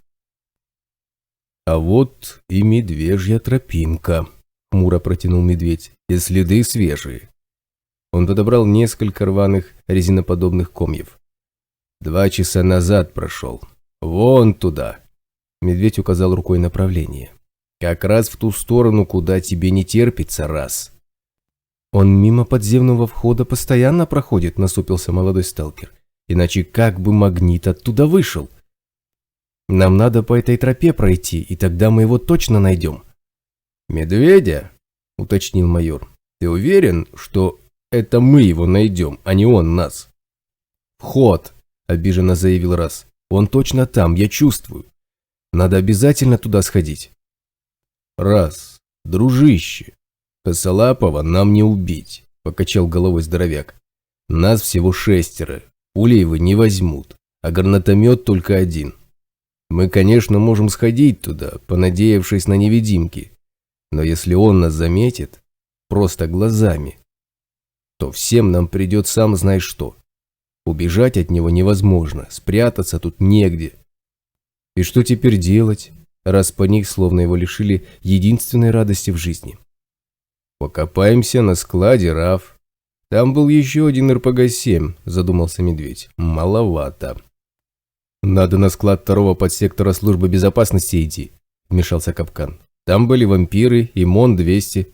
И пластид нужен, чтобы фугас собрать. Если все это сюда дотащим, можно попытаться медведя завалить. Ну или хотя бы напугать, чтобы убежал. Он покосился на майора и на всякий случай уточнил. Коля, это я не тебя имею в виду. В прошлый раз во 2-м подсекторе СБ нас сперва чуть не съели, потом мы едва не вляпались, а напоследок рухнуло перекрытие, и нас не засыпало насмерть несколькими тоннами обломков исключительно случайно, вспомнил медведь. Капкан, я правильно понял, о каком складе идет речь? «Я найду, как туда попасть», — решительно заявил Раз. «Должен быть...» «Магнит!» — гаркнул Шорох, стоящий крайним в колонии, исполняя функцию тыльного дозора. «На нас идет!» Он бросился к остальным, и отряд, не сговариваясь, рванул по медвежьей тропе. Шорох, оглядываясь на бегу с силой, швырял гильзы назад, целя в воздух над краями тропы, пытаясь определить, насколько широким был магнит. Пустота жрала гильзы с тихим чавканьем, и сразу стало ясно, что не обойти с краю, не пропустить над собой аномалию не удастся. Магнит, попав на более широкую тропу, разрастался до ее габаритов. «Он разгоняется!» – выдохнул Шорох, ускоряя бег. «Почуял нас! Быстрее! Ищите, куда свернуть!» Но медвежья тропа не имела отворотов. Сбившаяся в плотную группу 6 людей бежала по красным клочьям перепаханной когтями красной почвы, и уипы беглецов тревожно пищали, сообщая о смертельно опасной зоне, непрерывно тянущейся по обеим сторонам от тропы. Метров через 30 тропа сделала поворот, затем изогнулась в другую сторону и запетляла среди нагромождений бурелома и разбитых катаклизмом деревьев. На частых поворотах магнит отстал. Но едва спецотряд перешел на шаг, как аномалия появилась вновь, ласково, но настойчиво теня на себя оружие.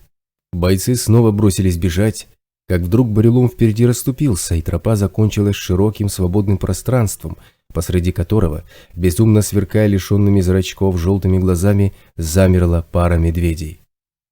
Увидев выскочивших на открытую местность людей, оба зверя яростно взревели и поднялись на задние лапы, принимая атакующие позы, и мощные трезубцы лап блеснули выступившим на хитиновой чешуе свежим ядовитым токсином.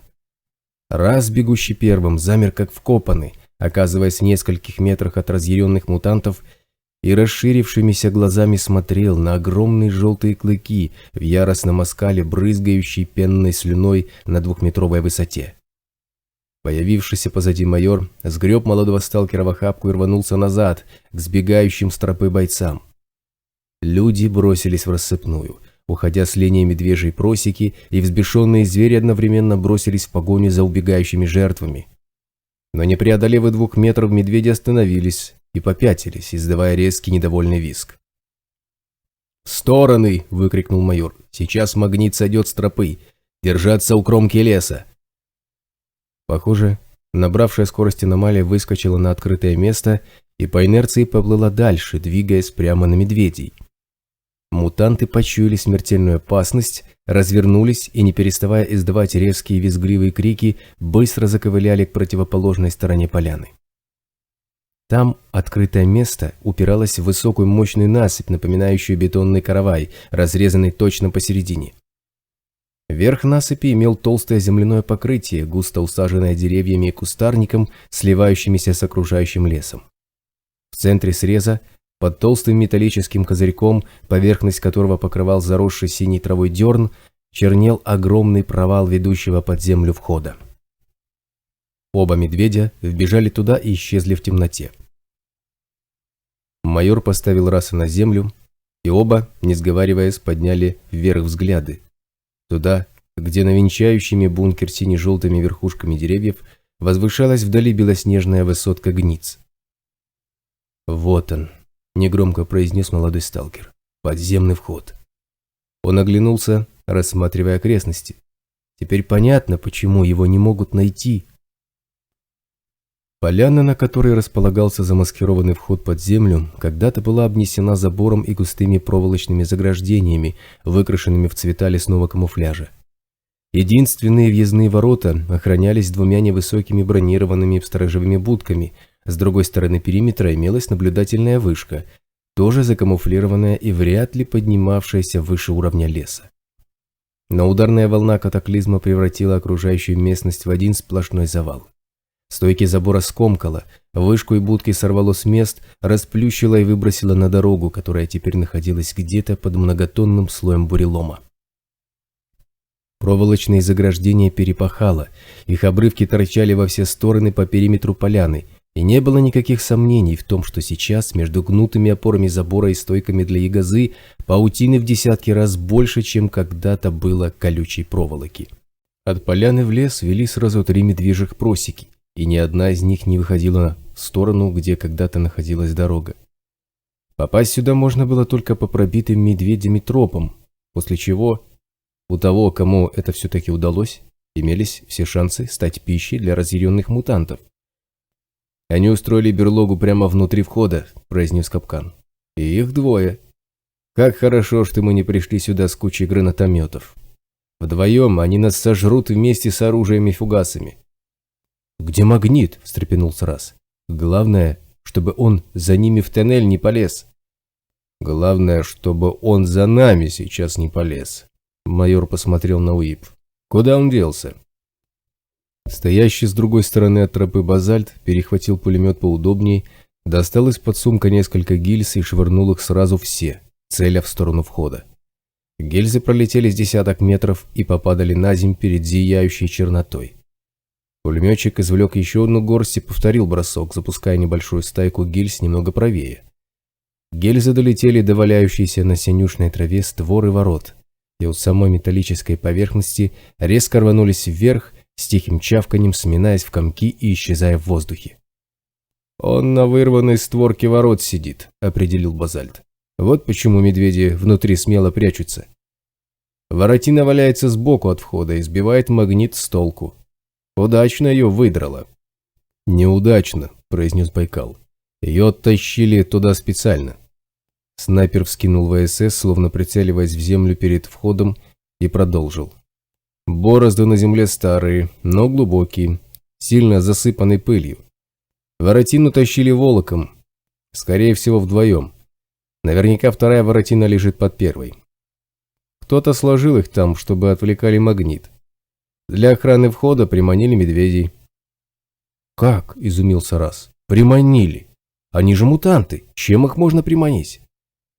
Судя по ржавым, раздавленным банкам, сгущенкой.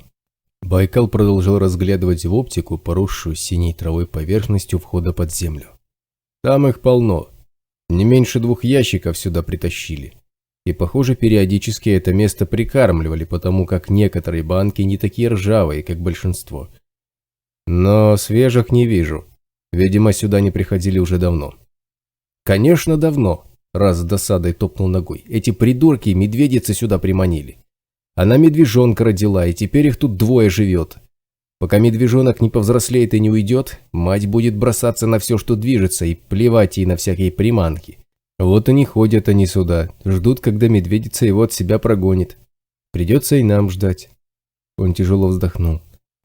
«Эх, хорошо еще, что он уже вымахал, может, скоро уйдет». «Пока он еще не ушел, предлагаю уйти нам», – произнес медведь. «Раз магнит остановился, значит, час у нас точно есть. Хоть раз из леса выберемся спокойно, без мутантов и аномалий». Бойцы вышли на медвежью тропу, направляясь в обратный путь, и Раз, бросив на черный зев подземного входа тоскливо взгляд, с исполненными печали глазами побрел следом. Глава 26. Потом отовсюду начали стрелять. Проводника убило сразу, у него голова кровью брызнула в разные стороны, и я почувствовала, что падаю. Было очень страшно и больно. Я хотела бежать, но нога не слушалась. Потом руки повредила, в глазах поплыло. Я помню плохо, что было дальше. Кажется, Аня меня тащила куда-то, потом мне на голову что-то надели. И все. Когда я очнулась, то была уже здесь. Вы не знаете, Аня жива? Кварц щелкнул кнопкой диктофона, выключая воспроизведение, и звучание слабого женского голоса прекратилось. «Это все, что она рассказала», — объявил контрразведчик, окидывая взглядом собравшихся в столовой людей. «В любом случае, необходимо проверить ее слова. Настолько тщательно, насколько это возможно в нашей ситуации. После выброса мне и Расу предстоит серьезно побегать, собирая информацию. Но я посчитал нужным довести ее слова до всех вас, так как ситуация довольно нестандартная и неоднозначная». «Прокопенко – подлец и негодяй, каких земля носит по причинам мне совершенно непонятным», – возмущенно заявила профессор Николаева. «Я давно уже не питаю на его счет никаких иллюзий, но торговля людьми – этого я не ожидала даже от него. Член совета директоров РАУ напрямую связан с работорговлей. Это не идет ни в какое сравнение. Да это ни с чем не идет ни в какое сравнение. Общественность должна узнать о его преступлениях». «Общественность много о чьих преступлениях должна узнать», – бесстрастно парировал Кварц. «Но без неопровержимых доказательств совету директоров РАУ все сойдет с рук, как сходило прежде. Пока же все, что у нас есть, это ее слова, которые еще предстоит проверить. Если окажется, что она не врет, ее появление здесь не есть тщательно проведенная операция противника, то у нас появляется шанс выйти на этого Абрамова и его фонд. Интересно, насколько он авторитетен?» «Фонд неравнодушный появился уже после того, как все зависимые вернулись в ареал», – объяснила Кнопка. «Но он быстро набрал популярность и собрал серьезные средства. Известен за пределами России благодаря тому, что занимается не только поиском излечения от зависимости, но и проблемами онкологии, кардиологии, диабета. Там целый перечень. Денег у них много. Недавно они даже закупили у клиники Кугельштайна оборудование для изготовления его сыворотки. Вроде как качество их препаратов вдвое хуже, но цена на $1 миллион ниже. Кстати, они ведут переписку с Blue Rose. Правда, мне неизвестно, о чем именно». «Ну, об этом нам расскажет представитель пресс-службы неравнодушных», – ухмыльнулся Медведь. «Если она действительно та, за кого себя выдает. Кварц, Каковы шансы, что все это организовано Меркуловым? Сложно сказать. Контрразведчик поморщился. Пока я исхожу из того, что 100%.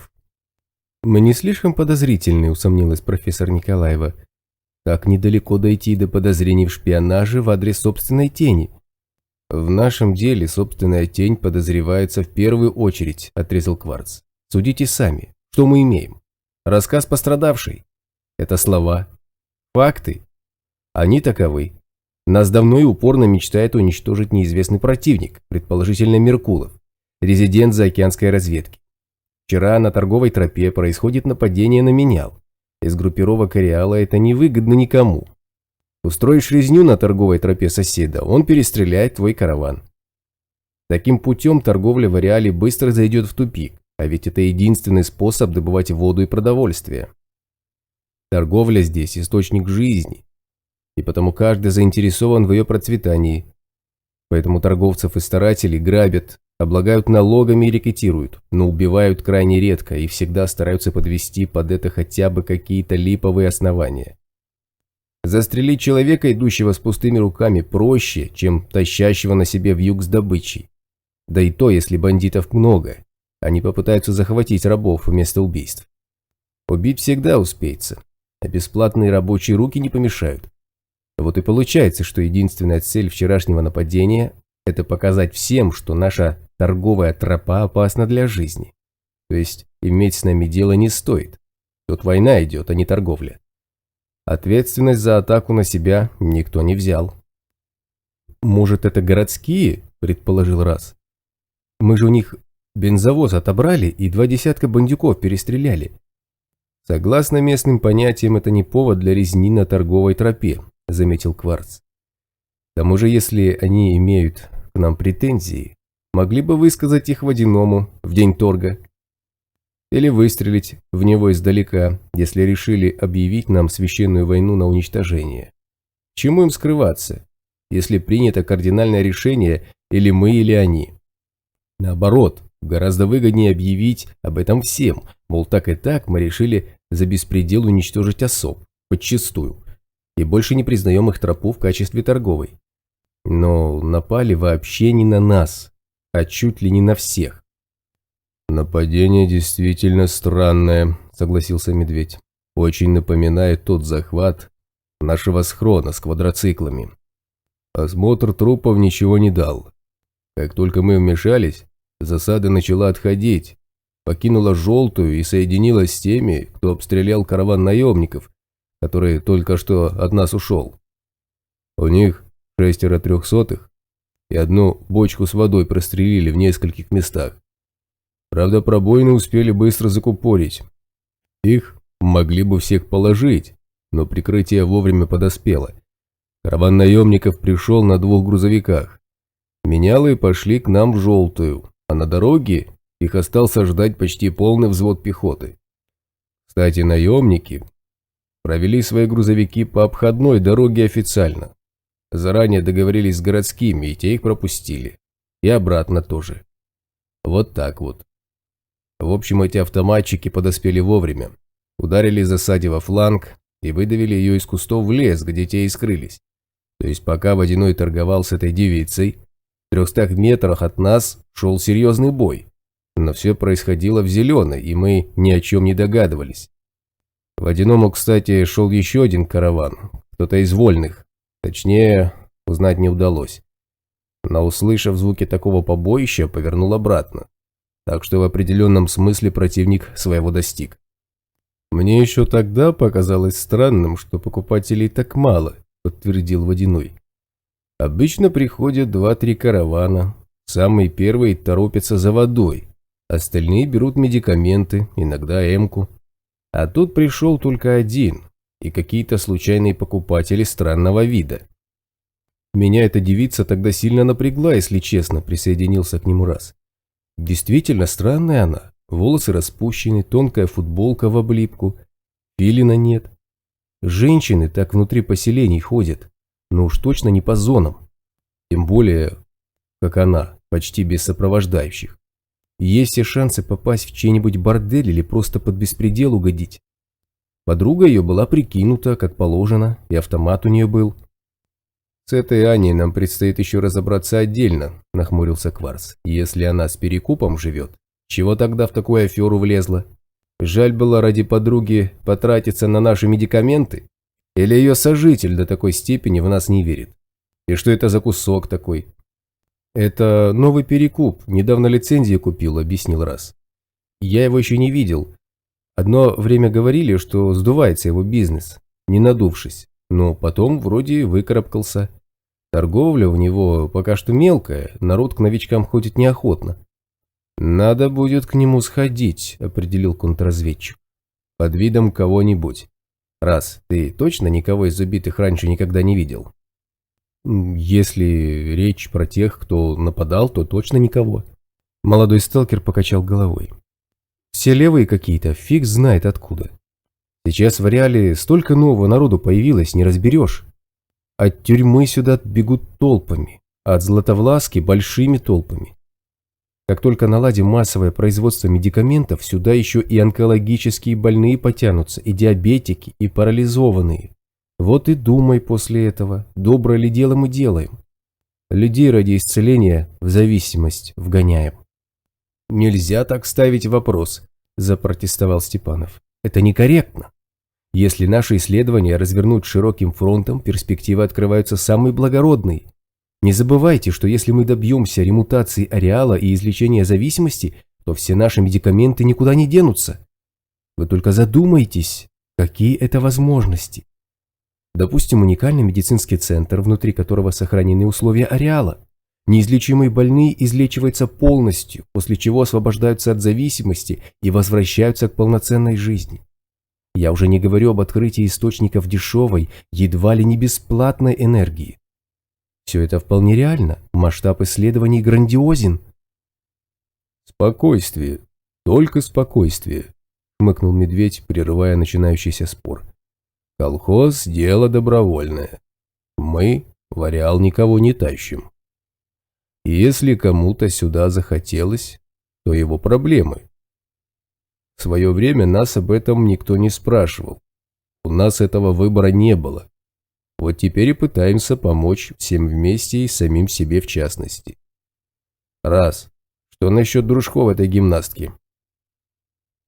«Проводника я знал», – ответил Раз. «Нормально был сталкер. Лет 5 по зонам ходил. Желтую умел чувствовать.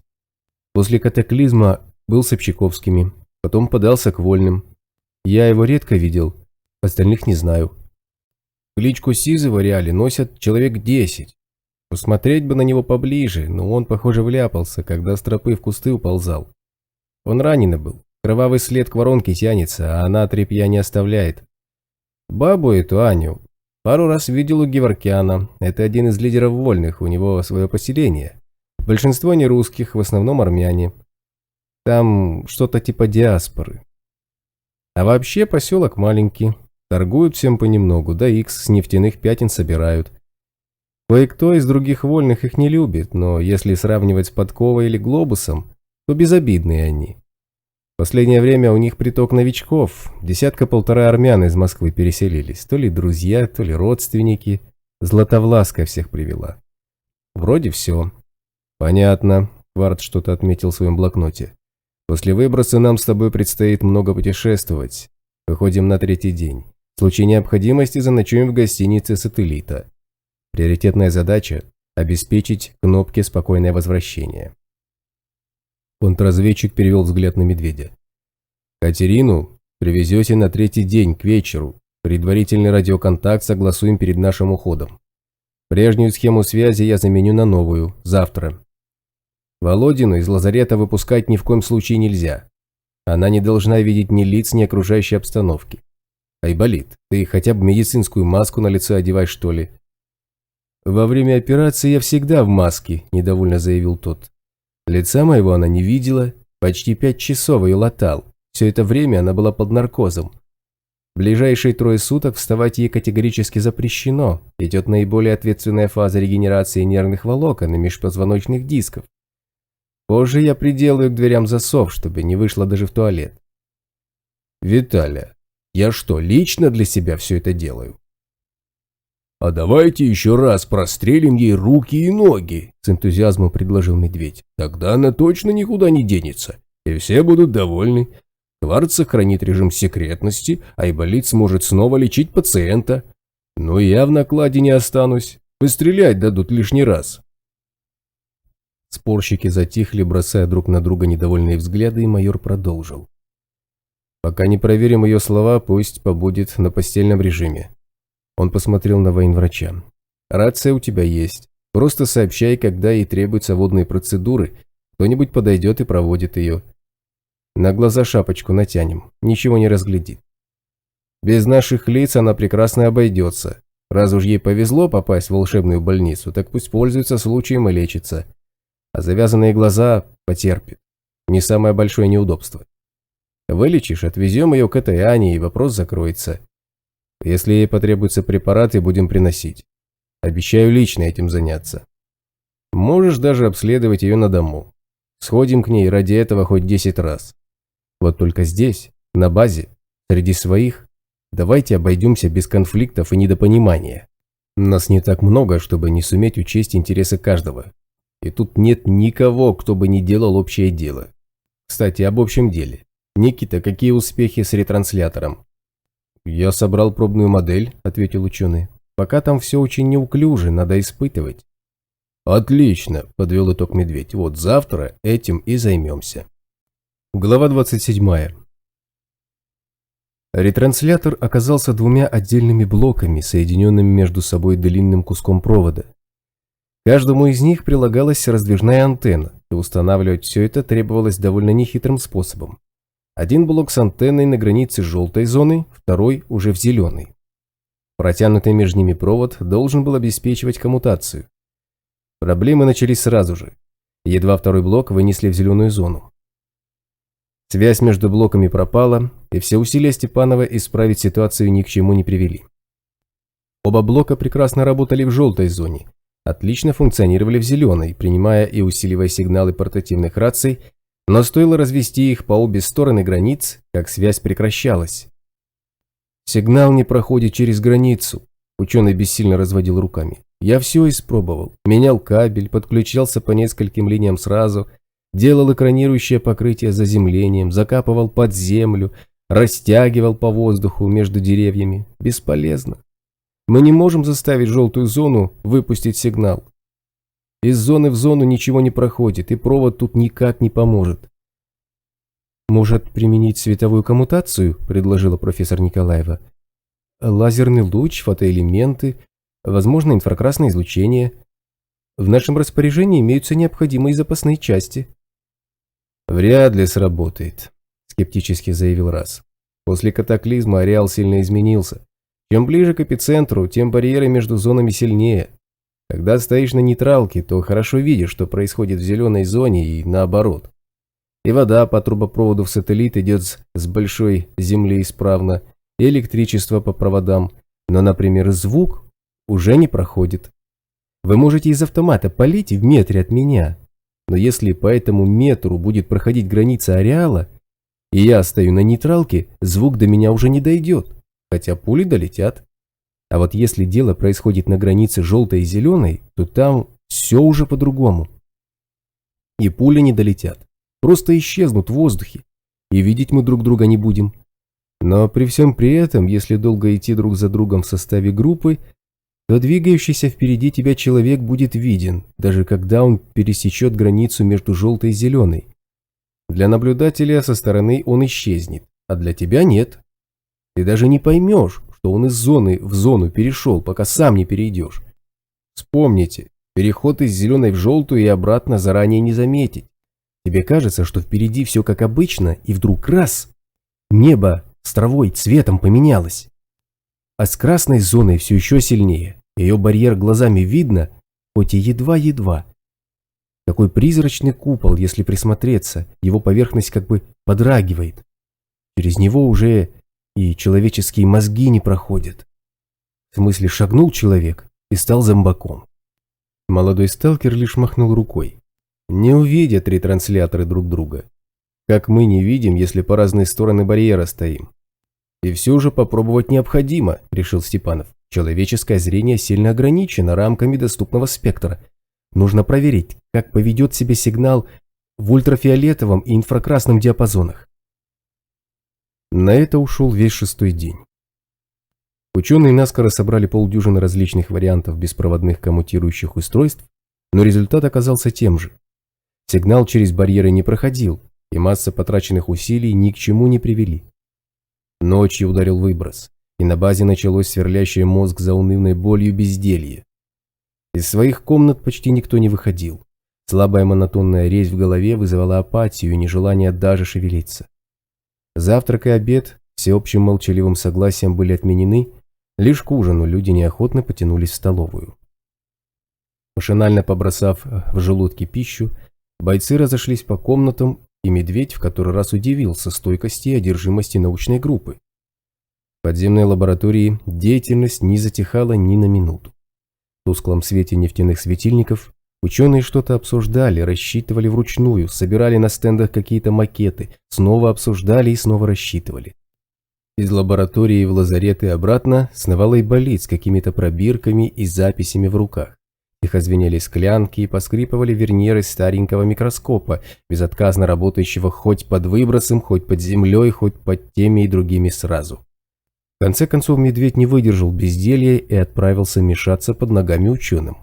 Зайдя в лабораторию, он обнаружил там Раса, увлеченно обсуждающего что-то с Николаевой и Степановым. Все оказались увлечены дискуссией настолько, что на его появление никто не обратил внимания.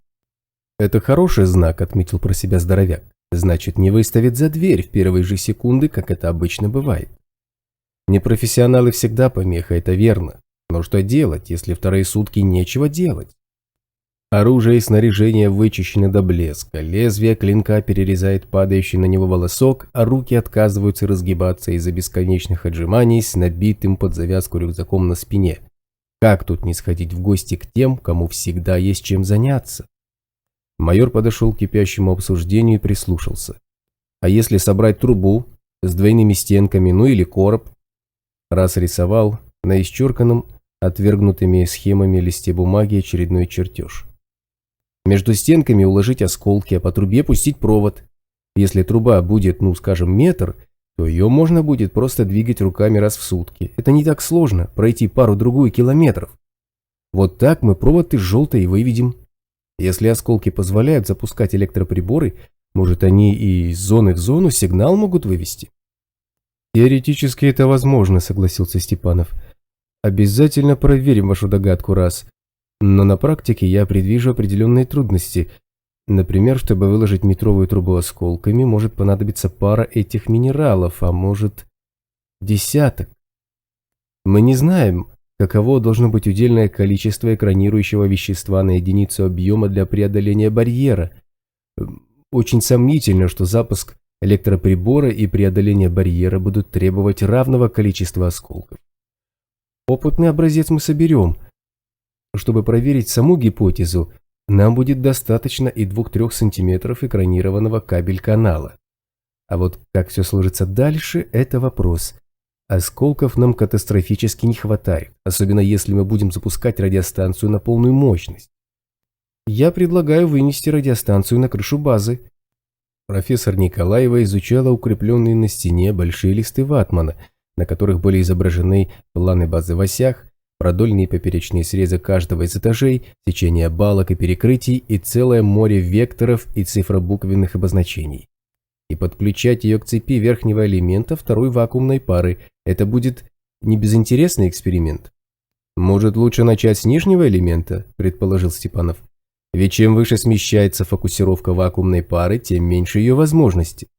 На крыше мощность минимальна. Мы с большим риском установили пару под появившейся над лабораторией воронкой, но ничего не произошло. Вакуумник не может прыгнуть выше головы, к сожалению.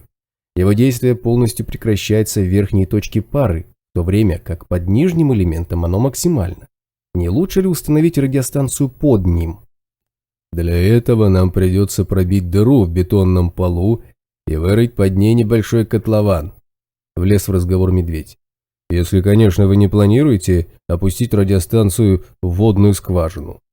Предложение Людмилы Петровны мне как-то ближе к сердцу. Да и зачем вам полная мощность радиостанции? До границы желтой зоны 2 километра. Их легко достают даже наши портативные рации. Имелась в виду мощность самой вакуумной пары, объяснил Степанов. Нам интересно понять результат ее соединения с радиостанцией, и чем мощнее будет воздействие пары, тем этот результат будет ярче выражен. Но вы правы, нарушать целостность базы не стоит. На начальном этапе можно поместить радиостанцию непосредственно над нижним элементом. Там мощность выше, затем переместить ее на крышу под верхний элемент. Так, если нам не нужна такая мощная радиостанция в желтой зоне, давайте вытащим ее в зеленую, заявил Раз. А эксперименты можно проводить на портативной рации. Она маленькая. Ее вверх-вниз таскать всяко полегче будет. Мощную рацию можно поставить где-нибудь в зеленой зоне и использовать для связи с кнопкой, когда она в сателлите. Или с кварцем, когда мы с ним за информацией ходим. А еще можно прослушивать бандюков и вообще всех. Наемники ИРАО в своих секторах так и делают, у них станции мощные, постоянно за эфиром следят. Портативная рация сильно ограничена по своим возможностям. Степанов покачал головой. Если мы хотим провести полноценный эксперимент, я бы вообще попросил вас принести сюда все то, что вы оставили на нефтенакопителе. Блоки, КВ-частот и так далее. Поэтому придется ограничиться тем, что есть в наличии. Если же нам все же удастся вывести сигнал в зеленую зону, то мощная радиостанция рано или поздно потребуется нам в 2 экземплярах как минимум. Это сейчас до границы желтой зоны 2 километра. Через год это расстояние серьезно увеличится, и маломощная портативная рация окажется не самым надежным передатчиком. И придется кому-то топать туда-обратно каждый день, чтобы подвинуть твою трубу. Медведь постучал пальцем по чертежу расы. Это сейчас идти недолго. Кстати, наши рации оборудованы скрэмблерами. Служба безопасности в свое время специально для себя заказывала. Нам отдали самые современные образцы. Так что нас не так-то просто прослушать, даже если отсканировать частоту. А вот по поводу возможности самим эфир слушать, это надо с кварцем обсудить. А если механизм соорудить, который трубу сам двигать будет, не сдавался молодой сталкер, на сантиметр в сутки, как ареал движется, тогда никуда бегать не придется. Что делать с выбросом, уточнила профессор Николаева. Он будет уничтожать этот механизм каждый раз. Если только разработать систему дистанционного обесточивания, но запускать его придется вручную в любом случае. Я обдумаю эту идею. Эх, Раз с досадой вздохнул. Может не сработать. Аномалии в желтой зоне всякие механизмы любят. Если наш получится сложным, то на него обязательно какая-нибудь гадость сядет. Если делать, то так, чтобы попроще. В лабораторию вошел Айболит, и Медведь отвлекся от продолжающегося обсуждения. Он подошел к санинструктору, укрепляющему под микроскопом стеклянные пластинки с какими-то капельками, и тут же был встречен суровым взглядом. «Близко не подходи», – предостерег его Айболит. «Тут и без тебя стерильность понятие сугубо теоретическое. Стой там и не дыши на мои образцы. Чего приперся? Опять бездельем маешься?» «Опять?» Не стал отпираться здоровяк. «Выброс что-то затягивается. Как твоя пациентка?» «Спит». Айболит закрепил образец и подвинул к себе высокий стул, усаживаясь перед микроскопом. «Странное дело, но просыпаться даже не собирается. Я сначала обеспокоился, думал, не осложнения ли какие начались. Вдруг у препаратов побочный эффект проявился. Побежал брать анализ крови, всерьез обдумывал вариант сделать люмбальную пункцию. Тут и выяснился крайне любопытный факт. Икс-эссенция во время выброса увеличивает свою активность многократно. Понимаешь, Коля, скорость регенерации серьезно возросла. Если комбинировать введение препаратов с воздействием медицинских метаморфитов, результаты обещают быть фантастическими, иначе не скажешь. Но с этим предстоит работать и работать. Механизм влияния выброса на активность эссенции полностью еще не ясен. Мне бы оставить ее здесь еще на один выброс. Он с надеждой посмотрел на Медведя. Коля, помоги, очень прошу. Одного меня Кварц сожрет за такое пренебрежение всеобщей безопасностью. И я ведь понимаю, что он прав, что если она потом все расскажет, сколько нас, что тут у нас, как устроено и так далее, наша хорошая жизнь закончится быстро. Но случай-то уникальный. Когда еще удастся шлифовать препараты в деле, не на бандюков же недобитых ради такого эссенцию тратить. Скажи ему, я согласен на любые требования, хоть действительно ее наручниками к кровати пристегнуть. Хорошо, сдался майор. Я договорюсь. На второй выброс она останется. Только, Виталя, услуга за услугу. Ты с Кварцем больше не кусаешься и впредь не встречаешь в штыки его рекомендаций. Идет? Идет, согласился Айболит. Спасибо, Коля. Он склонился над микроскопом и задумчиво пробурчал себе под нос. Надеюсь, сегодняшний выброс продлится подольше. Медведь выпучил глаза в знак молчаливого ужаса и покинул лабораторию. Мысль о том, что сейчас снова придется ложиться спать, привела его в уныние, и майор решил обсудить с Кварцем просьбу Айболита прямо сейчас. Он отправился к кабинету контрразведчика и постучал в дверь. Кварц тоже не спал и был увлечен своим делом не меньше ученых. Контрразведчик колдовал над схемой из карикатурных портретов подозреваемых, соединенных между собой множеством стрелочек, нитей и пунктиров. Увидев это, медведь лишь вздохнул. Умным людям выброс не помеха. Походишь вот так из лаборатории в кабинет, и от самооценки ничего не остается. Он бросил взгляд на схему, очень напоминающую паутину. В центре паутины сидел немолодой рыхловатый человечек с гипертрофированной улыбкой. Подпись под ним гласила «Меркулов». «Кварц. Надо поговорить». Майор уселся на стул и изложил просьбу Айболита. Контрразведчик слушал молча, не перебивая, после чего неторопливо указал карандашом на карикатуру человечка, сидящего в центре паутины. «На данный момент я уверен, что эта девица его человек», – спокойным тоном сообщил он. «Слишком красиво все выходит. Смазливая блондиночка с голубыми глазками и распущенными волосами является в желтую зону чуть ли не в одиночку. Сразу же попадает в кровавую передрягу и оказывается израненной с ног до головы, при этом не получив ни одного действительно серьезного попадания. Мы, естественно, не бросили в беде человека с такой фигурой. Придя в себя, нам поведали душераздирающую историю, от которой желание помочь несчастной взметнулось до небес, если не у всех, то почти у всех. Выяснилось, что она сущий ангел, Бэмби, да и только. Короче, очень похоже на грамотно проведенную операцию по внедрению агента. «Так ее приятелей перебили вполне по-настоящему», – нахмурился медведь. «Это не в счет?» «Абсолютно», – подтвердил Кварц. «Один из них, это Сизы, пропал. Скорее всего, он вляпался, я понимаю.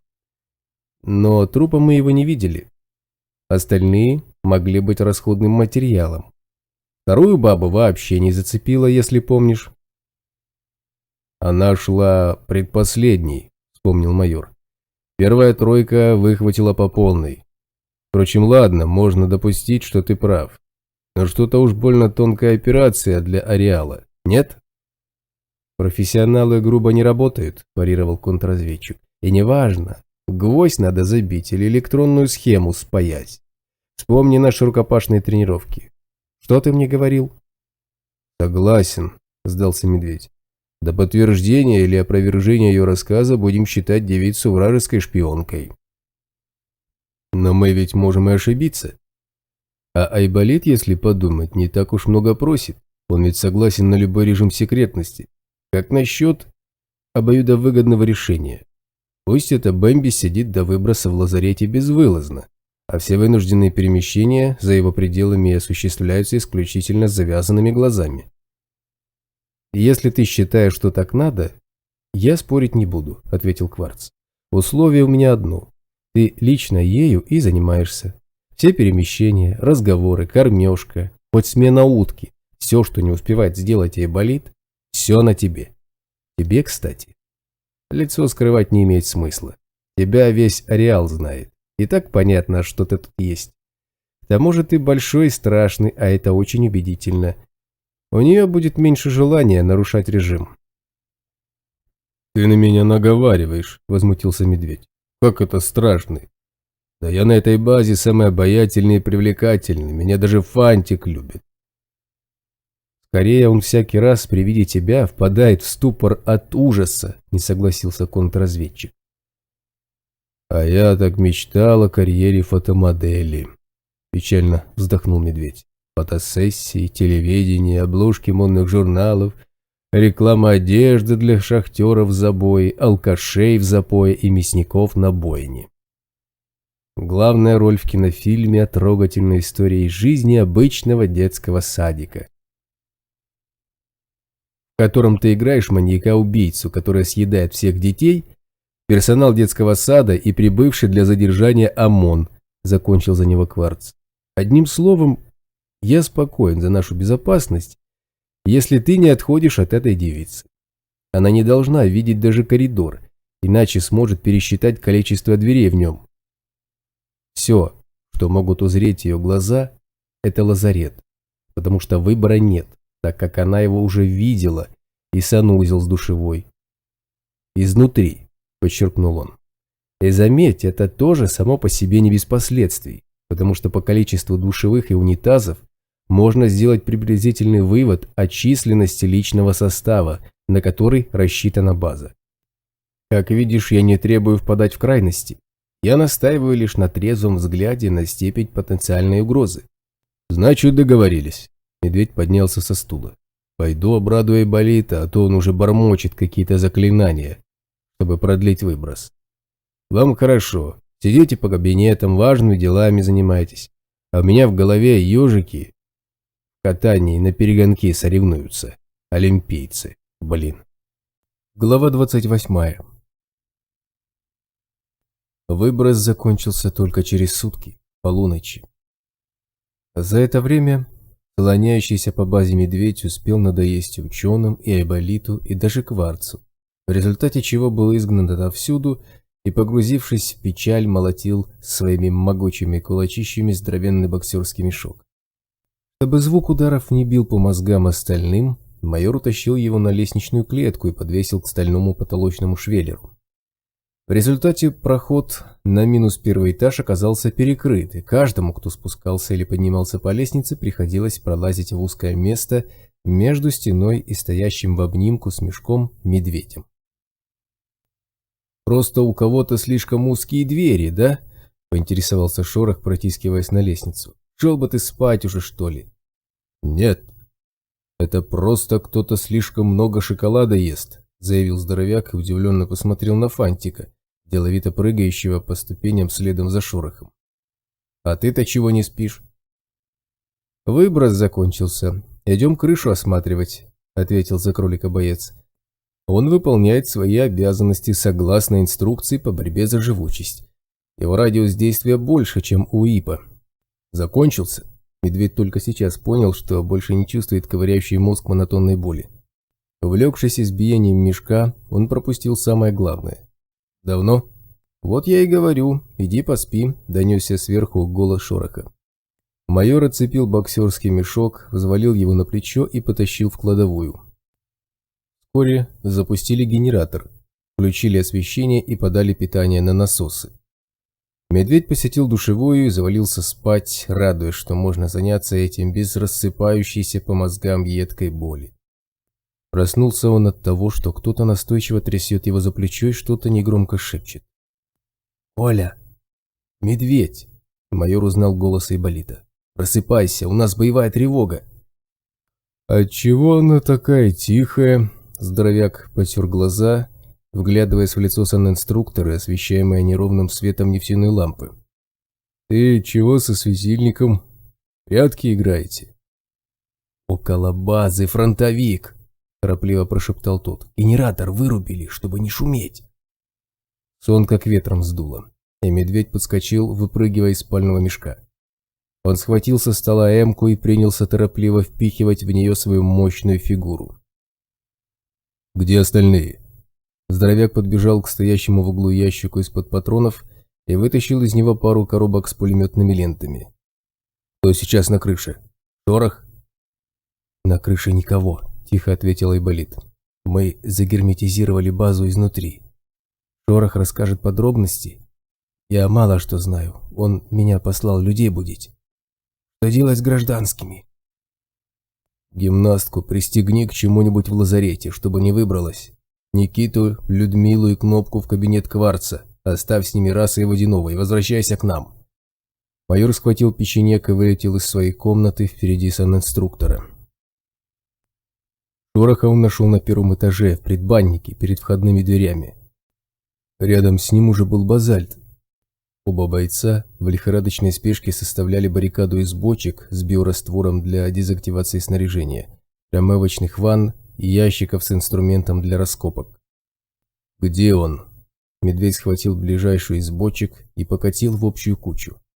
3 минуты назад ходил вокруг базы с восточной стороны», – зашептал Шорох, громоздя одну бочку на другую. «Он неожиданно появился. Вышел из-за ближайших развалин и к базе пошел. Я сначала подумал, что бродяга. Филин-то молчит. Подошел к перископу, навожу, а он мне прямо в глаза смотрит.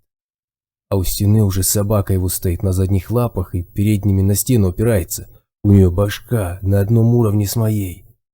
Она черная, ее вообще не видно. Я забыл, что у нее глаза синие. Хрен его знает, как я внутри базы оказался. Помню только, как кремольеру на люке задраивал». В предбанник вбежал Байкал. За ним заскочили Капкан с Айболитом. Капкан окинул взглядом баррикаду, быстро положил на пол гранатомет и принялся сдирать с себя сумку с выстрелами. «Если он войдет, не отобьемся!» – воскликнул он. «Надо фугас на входе установить! Я за пластидом!» Боец избавился от сумки и бросился обратно к коридору. «Нас всех этим фугасом накроет!» – зашипел Базальт, и в ту же секунду все замерли. Из-за входных дверей раздался пыхтящий звук, словно кто-то пытался продуть порог мощным компрессором. Дверные створки дрогнули, и послышался скрежет когтей по бетону. В следующий миг снаружи оглушительно громыхнул короткий собачий лай, и скрежет повторился вновь. «Собака подкоп роет под двери!» Медведь почувствовал, как холодеет внутри. «Капкан, тащи сюда все, что есть! Айболит, помоги ему! Фугас в предбанник! Здесь не удержимся! Попытаемся закрепиться в коридорах! Они для собаки узкие! Тащим бочки внутрь, надо завалить проходы!» Бойцы бросились разбирать баррикаду и перетаскивать ее части в коридор. Как вдруг хруст бетона под когтями сменился радостным повизгиванием, и в наступившей тишине отчетливо раздался неторопливый стук. Кто-то спокойно и без суеты стучал в двери, снаружи автоматным прикладом. «Поздно! Внутрь!» – выдохнул Медведь, хватая ближайшую бочку. «Занять оборону в коридоре!» Бойцы вылетели из предбанника вглубь базы. Здоровяк бежал следом, захлопнул дверь и подпер ее бочкой. Забросив пулемет за спину, он метнулся дальше по коридору к ведущей в склад двери. «Капкан, ставь фугас на складе!» – крикнул он на бегу. «Я открою складские ворота, они открываются в предбанник. Собака не полезет в узкий коридор, если забежит на склад. Попытаемся закрыть ее здесь и подорвем фугас. Базальт, Байкал, оборона лестницы. Запечатайте вход вниз. Когда фронтовик войдет внутрь, отступаем на крышу и уходим по веревкам вниз. Попытаемся отвлечь его на себя, иначе наши из подземных этажей не выберутся». Пока майор с гранатометчиком спешно превращали склад в западню, остальные бойцы застыли за углами дверей и поворотов, не сводя глаз с направленных в сторону предбанника прицелов. Едва лихорадочная подготовка была закончена, Медведь засел за штабелями коробок с трансформаторными обмотками, застывая за пулеметом, и на базе повисла гробовая тишина. Секунды напряженного ожидания тянулись медленно и мучительно, словно часы, и через 20 минут звенящие от предельного напряжения нервы были готовы лопнуть, словно натянутая сверх всякой меры струна. Снаружи по-прежнему не доносилось ни звука, и Медведь решился выйти в предбанник для выяснения обстановки. Он взял пулемет на изготовку и осторожно прокрался через весь склад, ежесекундно ожидая грохота сминаемых входных дверей и появления смертельной аномалии. Добравшись до предбанника, майор замер, прислушиваясь. Не слышно ничего. И это еще сильнее внушало опасения. В какой-то миг здоровяк подумал о том, чтобы рискнуть выйти на крышу и посмотреть оттуда, но тут же отмел эту мысль. Если фронтовик уже на крыше, то прорыва аномалии внутрь базы не избежать. «Медведь базальту», – зашипела рация. «Я на позиции возле люка вниз. Оттуда скребется кто-то. Может открыть? Вдруг там с нашими что-то не так?» «Открывай», – едва слышно произнес медведь. «Объясни ситуацию и никого не выпускай». «Черт!» – раздалось через пару секунд. «Это Фантик. Он удрал в твою сторону, я не успел его поймать. Теперь на складе где-то прячется». «Принято», – ответил здоровяк, скосив глаза влево, где из распахнутых дверей склада к дверям на улицу семенил кролик-мутант, сверкая в темноте лишенными зрачков желтыми глазами. У самого выхода Фантик остановился, и хитиновая чешуя на его тельце встала дыбом. Секунду он стоял неподвижно, прислушиваясь к чему-то, после чего чешуя разгладилась, и мутант продолжил движение. Добравшись до дверей на улицу, он деловито обнюхал порог и, не обнаружив для себя ничего интересного, потопал к медведю. Фантик подошел к замершему за пулеметом здоровяку, запрыгнул на ближайший короб, чтобы быть ближе к лицу, уселся и уставился на майора немигающим взглядом. «Только не это!» – зашипел на него медведь. «Нашел время! Я занят, неужели не видно?» Кролик разочарованно заскрипел, спрыгнул на пол и убежал обратно на склад. Вскоре в эфир вновь вышел Базальт и сообщил, что Фантик вернулся. Но вместо того, чтобы лезть вниз, забрался на самую верхнюю ступеньку и скребется в люк, ведущий на крышу. Байкал вызвался сходить с кроликом наверх и провести разведку. Спустя 3 минуты он сообщил, что вокруг базы никого не видит, но вокруг непроглядная темень и потому никаких гарантий. В итоге нападения ждали еще час, после чего дали отбой тревоги. Но на всякий случай электричество и освещение решили до утра не включать. Утром с крыши тщательно осмотрели каждый квадратный метр окрестностей, но не смогли обнаружить ничего из ряда вон выходящего. Как и положено для первого дня после выброса, вокруг носилось раздраженное зверье, крупными стаями следуя к новым землям. В небе мчались уродливые птичьи облака, умудряясь на лету устраивать потасовки друг с другом. Пару раз вдали неуклюже ковыляли бродяги-одиночки. Никаких признаков присутствия самой страшной аномалии ареала. И Фантик, и прочая фауна вели себя абсолютно спокойно, как ни в чем не бывало. Но списать все произошедшее ночью на массовую галлюцинацию, вызванную последствиями выброса, мешали 10-сантиметровой глубины борозды от мощных когтей, оставшиеся перед входной дверью в бетонном фундаменте. Глава 29. «Это ты меня страшным называл?» Медведь, наморщив лоб с выражением дремучего крестьянина, подозревающего в собеседнике огородного вора, уставился на Кварца. Стоящего на пороге базы контрразведчика узнать было решительно невозможно. Нос и скулы стали значительно шире, подбородок удлинился, мочки ушей срослись с кожей, глаза изменили цвет. Грубо выбритая щетина и выцветшая татуировка на шее добавляли образу неряшливости. Старый затертый камуфляж за километр сообщал о дремучем образе жизни своего владельца. «Раз!» – здоровяк обернулся к молодому сталкеру.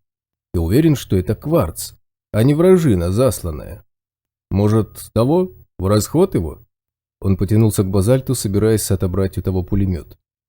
«Я только в образе страшный, в отличие от некоторых», – заявил Кварц. «Бронепластину взяли?» «Взяли», – подтвердил Раз, хлопая себя по лямкам небольшого рюкзака. «Кошель должен будет». «Тогда можно выдвигаться», – определил контрразведчик. «Мы ему как раз дадим шанс рассчитаться. Побегает по ареалу в поисках информации, заодно проверим его на искренность». Половина бойцов спецотряда покинула базу, и Медведь запер входные двери. Раз с Кварцем ушли на охоту за информацией и вернутся в лучшем случае завтра к вечеру, а то и на сутки позже. Группа Базальта проследует с ними до границы желтой зоны и останется там проводить опыты с ретранслятором. Научная группа собрала небольшой отрезок экранированного кабель-канала и объявила о необходимости полевого эксперимента. Бойцы донесут и установят узлы ретранслятора и обеспечат прикрытие, пока Николаева со Степановым будут заниматься опытами. А до вечера планируется закончить, потому что настанет время отвозить в сателлит кнопку, а закат первого дня нелетной погоды в зеленой зоне не самая безопасная пора. Бандиты всех мастей выходят на поиски сталкеров и старателей, желая поживиться их добычей. Для поездки в сектора РАО безопаснее было бы выбирать 5-й день, но это будет противоречить легенде. Ведь кнопка встречается с неким старателем из неприсоединившихся, а значит добираться ей издалека и довольно долго. И лучше времени для этого, кроме первого дня нелетной, нет. Вот и выходит, что пока ее дружок окольными путями повезет кнопку до сателлита, будет уже вечер. Медведь поднялся на крышу и пошел к сидящему на посту Айболиту, невольно косясь вверх, туда, где над поверхностью натянутой маскировочной сетки висела невидимая воронка. После выброса она увеличилась в размерах, но выросла вверх и базе не угрожала, по крайней мере пока. Стоящий прямо под ней большой вакуумник, без вечно копошащегося вокруг него Степанова, выглядел непривычно сиротливо, и здоровяк скользнул взглядом на небольшую вертикаль отвоеванного у ареала пространства. Снегопада не было, и сугроб идеальной цилиндрической формой изрядно пострадал от желающих слепить снежок. Майор отправил Айболита заниматься экспериментом и занял место перед перископом, с любопытством ожидая радиообмена, сопровождающего проведение тестовых запусков системы ретрансляторов. Дела у научной группы не пошли с самого начала. Конкретное местоположение границы между желтой и зеленой зонами удалось установить довольно быстро, с точностью до сантиметра. Планировалось, что этого будет достаточно даже с учетом непрерывного расширения ареала. При скорости увеличения 1 метр в сутки на 1 сантиметр граница уползала за почти 14,5 минут, и данная погрешность не должна оказаться помехой эксперименту, учитывая длину кабель-канала в 3 сантиметра. Но все оказалось не так просто. Толщина самой границы была меньше миллиметра, но предмет, проникающий из зеленой в желтую, попадал туда не сразу, и ученым пришлось возвращаться, чтобы удлинять кабель-канал. Это невероятно, но факт. Степанов озадаченно тер подбородок. Объект, покидающий желтую зону, проходит некое расстояние и только потом появляется в зеленой зоне, и наоборот. Это выглядит так, словно толщина самого барьера порядка 3 сантиметров. Но если пытаться увидеть процесс собственного перемещения глазами, никакой толщины нет. Я даже пробовал стоять точно между двух зон таким образом, чтобы один глаз находился в зеленой, а другой в желтой. Но ничего не вышло, хмыкнул Айболит, на время эксперимента взявший на себя обязанности оператора радиостанции. Нельзя находиться в 2 зонах сразу. Тебя мягко, но непреодолимо затянет в ту, куда направлен вектор твоей инерции, даже если ты ползешь. Неуловимый миг, и ты в другой зоне. Этот феномен ареала известен с самого появления зон. Вот на границе ареала и большой Земли стоять можно. Только теперь в этом нет ничего интересного. Вы совершенно правы, Виталий Семенович. Именно так и произошло, подтвердил ученый. Мы вынуждены признать, что не были осведомлены об этом. Впрочем, дело уже не в этом. Полагаю, барьер есть некое пространство, не относящееся к нашей системе мерности. Эти 3 сантиметра находятся где-то в ином измерении. Как бы то ни было, теперь кабель-канал необходимо удлинять настолько, чтобы он все же смог оказаться в 2 зонах сразу. Возможно, что для неживого объекта это осуществимо. Ведь провод мы растягивали успешно и самым что ни на есть обычным образом. Несколько часов ушло на удлинение кабель-канала, после чего экспериментаторская группа вновь ушла к границе зон, и опыты возобновились. В одной из коротких пауз Айболит попросил Медведя спуститься к нему. «Коля, помоги мне».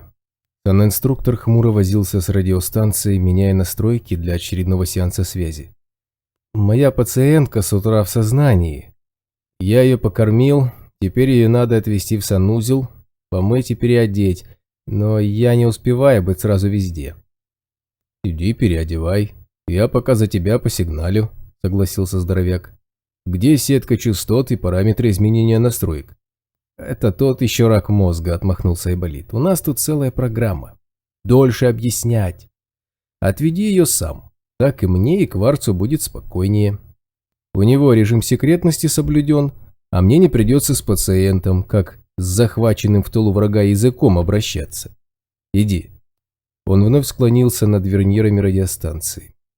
«Чистый халат лежит на второй кровати, там увидишь». Медведь пожал плечами, мол, могу копать, а могу не копать, и направился к лазарету. Дверь туда, как и было обещано Кварцу, оказалась запертой на недавно приделанный засов. Майор отодвинул засов, старательно громыхая им как можно сильнее, сделал грозное лицо и вошел внутрь. Чтобы не задеть головой о дверной проем, пришлось серьезно пригнуться, отчего устрашающий вид оказался несколько смазан. И чтобы наверстать упущенный эффект, здоровяк громко захлопнул дверь и уставился на кровать вражеского шпиона злобным взглядом. Кровать оказалась пуста. Сам вражеский шпион обнаружился прямо за ней, стоящим босиком на выстланном линолеумом полу, и был застигнут врасплох при попытке заплести косу. Чистый халат, судя по пустоте на второй кровати, был похищен. Дедукция, криминалистика и зрение неопровержимо доказывали, что кражу совершил все тот же шпион, ибо в данный момент халат оказался надет непосредственно на нем. Медицинский халат вражескому наймиту был великоват, и ушлый шпион уже успел подкатать рукава. Увидев медведя, вражина немедленно приступил к исполненным коварства манипуляциям, а именно, испуганно застыл и уставился на огромного здоровяка глазами несчастного олененка. «Кто совершил кражу казенного обмундирования?» – грозно зарычал медведь, демонстративно не найдя халата на обещанном Айболитом месте, и яростно посмотрел на медицинское одеяние, мешком висящее на тонкой хрупкой фигурке. И матерый вражина умело поперхнулся от испуга и грамотно изобразил растерянность. «Я...» «Что?» – майор негодуя выхватил боевой нож. «Придется отрезать тебе ногу!» «Я не знала, что его нельзя трогать!» – испуганно затараторила девица, в ужасе отступая назад и упираясь в ширму, отгораживающую палату с кроватями от операционной. «Я проснулась, а тут никого не было, а я лежать больше не могла, все уже болит от этого. Я только хотела немного постоять, а у меня нет никакой одежды, а тут этот халат. Я правда не знала, что его нельзя брать». «Хорошо», – медведь прервал бесконечную тираду. «Ногу отрежем позже». Он убрал нож в укрепленный на груди ножны. «А пока пойдешь вымоешься. Это, кстати, была твоя чистая одежда». «А где же тогда грязная?» – девица растерянно скосила глаза по сторонам. «Тут ничего нет». «Я ее уничтожил», – здоровяк вновь скорчил злобную рожу. «Чтобы ты меньше пыталась сбежать. Голой далеко не уйдешь, а белый халат в синих кустах видно издалека. А ну иди сюда. Только сначала тапки возьми. Вон». Майор указал на небольшой стеллаж с выдвижными ящиками. «В нижнем отделении должны быть чистые». Девица, прихрамывая, прошлепала к стеллажу и потянула за ручку нижнего ящика. Тот не поддался. Она потянула сильнее, но тут же болезненно поморщилась и прижала к груди перевязанную руку. «Он не открывается», – пожаловалась она. «Тянуть не получается, руки еще болят».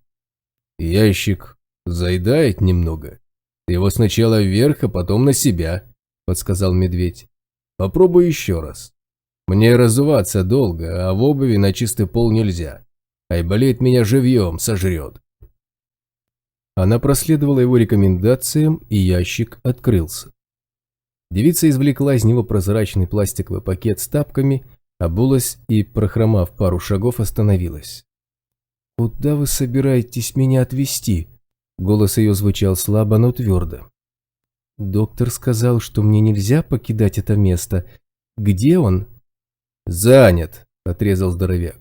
«Теперь я тобой займусь», – зловеще пообещал он.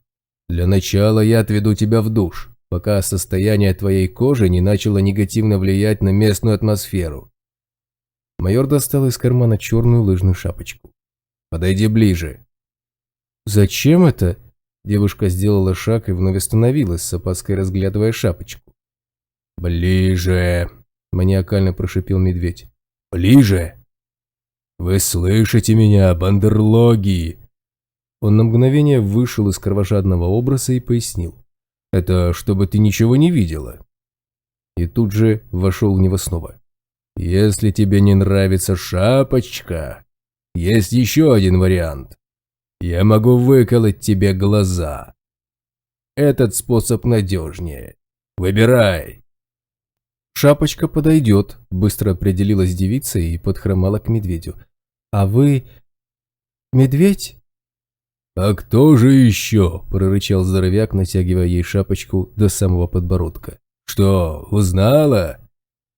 «Мне про вас подруга рассказывала», – ответила та. «Описывала вас здоровенным жутким маньяком, который любит убивать и калечить людей, пожирать трупы убитых зомби и не только. Правда, насчет зомби она не была совсем уверена». «А зря!» – тоном оголодавшего людоеда подтвердил майор. «Зачем, по-твоему, ты идешь мыться?» Когда я была маленькой, Пробубнила из-под шапочки девушка. то иногда сильно шкодила. И отец меня за это ругал. Он делал вид, что находится в неописуемой ярости, но правдоподобно изображать священный гнев у него никогда не получалось, и он выглядел очень забавным. «Что ты сказала?» Медведь схватил ее за нос и не сильно потянул на себя. «Так лучше?» «Я сказала, что мне очень страшно. Прогундосила девица. Извините. А куда надо идти? Я почти ничего не вижу. Только, пожалуйста, не ведите меня туда за нос, а то уже больно». «Может, оторвать его тебе?» Задумался здоровяк. «Нечего будет совать не в свое дело». «Я не буду его никуда совать. Гундоса пообещала она. Честное слово. Могу закрыть глаза, если вы мне не верите. Или наденьте на меня еще одну шапку, чтобы вообще ничего не видеть». «Ладно», — майор отпустил девичий нос. «Посмотрим на твое поведение. Закрывай глаза и пошли. Держись за руку и не делай лишних движений. Здесь повсюду аномалии». Он сгреб в широченную ладонь маленькую ладошку девчонки и пошел к выходу. По коридору шли медленно, девица сильно хромала, но не жаловалась и даже не подавала вида, что испытывает боль.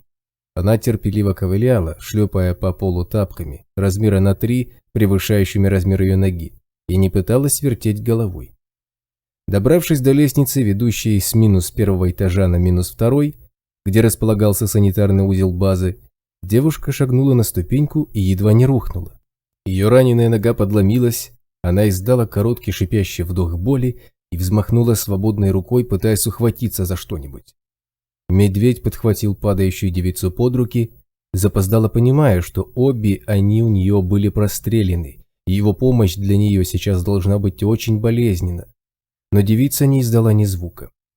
«Больно!» – он осторожно придержал ее за плечи. «Перила справа от тебя». «Терпимо», – ответила девушка сдавленным тоном. «Можно мне немного отдохнуть? Я с другой ноги по ступеням пойду». Она постояла немного и сделала второй шаг. Вырвалось у нее. «Понятно», – вздохнул медведь и взял ее на руки. «Сиди спокойно», – злобно предупредил он. «Не то поменяемся местами». Майор легко взбежал вниз по лестнице и направился по коридору в сторону санузла. Зайдя внутрь, он аккуратно поставил ее на ноги и стянул с головы шапочку. «Туалеты налево, душевые направо». Медведь коротко указал направление. «У тебя полчаса». «Душевые?» – сильно удивилась девушка, забывая о боли в раненых конечностях. «Настоящие?» «Игрушечные», – хмыкнул здоровяк. «Водонагреватель включен, шампунь и так далее найдешь в кабинках. Через полчаса я захожу сюда и вижу тебя стоящий вот тут в халате и с шапкой на голове. Из санузла самовольно не выходить. Второй раз предупреждать не буду. Сразу выколю глаза и вырежу сердце. Вопросы есть? Можно мне, она замялась, можно мне час времени? Девица вновь уставилась на него глазами бездомного олененка. Я душ последний раз видела очень давно. Если можно... А я этот час тут, под дверями простоять должен. Грозно надвинулся на нее медведь. Девушка невольно отшагнула назад. А вообще ладно, махнул рукой здоровяк. Все равно сюда еще долго никто не придет. Давай через час. Он вышел из санузла, плотно затворил за собой дверь и в нерешительности остановился, раздумывая, чем занять себя в ближайшие 60 минут. Дверь в санузел снаружи не запиралась, по идее, надо было стоять прямо здесь. «Медведь!» – раздался из-за двери голос девочки. «Вы там? Можно вас на минуту?» «За минуту не успеем», – ответил здоровяк. «И не люблю я немытых женщин, поэтому нельзя». «Я не знаю, где взять полотенце», – донеслось из-за двери. «А тут его нет». Медведь приоткрыл дверь и с подозрением посмотрел на девицу, неуверенно сжимающую в руках лыжную шапочку. Насчет полотенца Айболит никаких инструкций не давал, и потому наиболее логичным решением было пойти на склад и принести полотенце оттуда. Но это означало, что потенциально опасный вражеский шпион останется здесь без контроля. Ее даже запереть негде. На базе все внутренние двери имели защелки только изнутри. Снаружи никто не запирается. Попросту не от кого. «Я принесу», – нахмурился медведь. «Пока меня не будет, к двери не подходить. Даже не пытайся выглядывать оттуда». Он маниакально прищурился. «Тут везде камеры. Увижу, что ты приоткрыла дверь хоть на миллиметр. Понимаешь, что я с тобой сделаю?» «Выколите мне глаза и вырежете сердце», – уточнила девица. «Оторву голову и сыграю ей в футбол», – злобно опроверг ее догадку здоровяк. «Марш в дальний угол и стоять там до моего возвращения». Он проследил за хромающей девчонкой, нарочито громко захлопнул дверь и быстрым шагом направился в сторону лестницы. Она, конечно, никуда выходить не станет, это ясно. Если девчонка ни в чем не виновата, вылезать ей незачем. А если она действительно шпион, то тем более. Ведь сперва стоит втереться в доверие. Но если о таком несерьезном отношении к безопасности узнает Кварц, скандал разразится до небес. Медведь добрался до склада, подошел к нужному шкафу и достал из него большое полотенце. Секунду подумав, он достал еще одно и заторопился назад.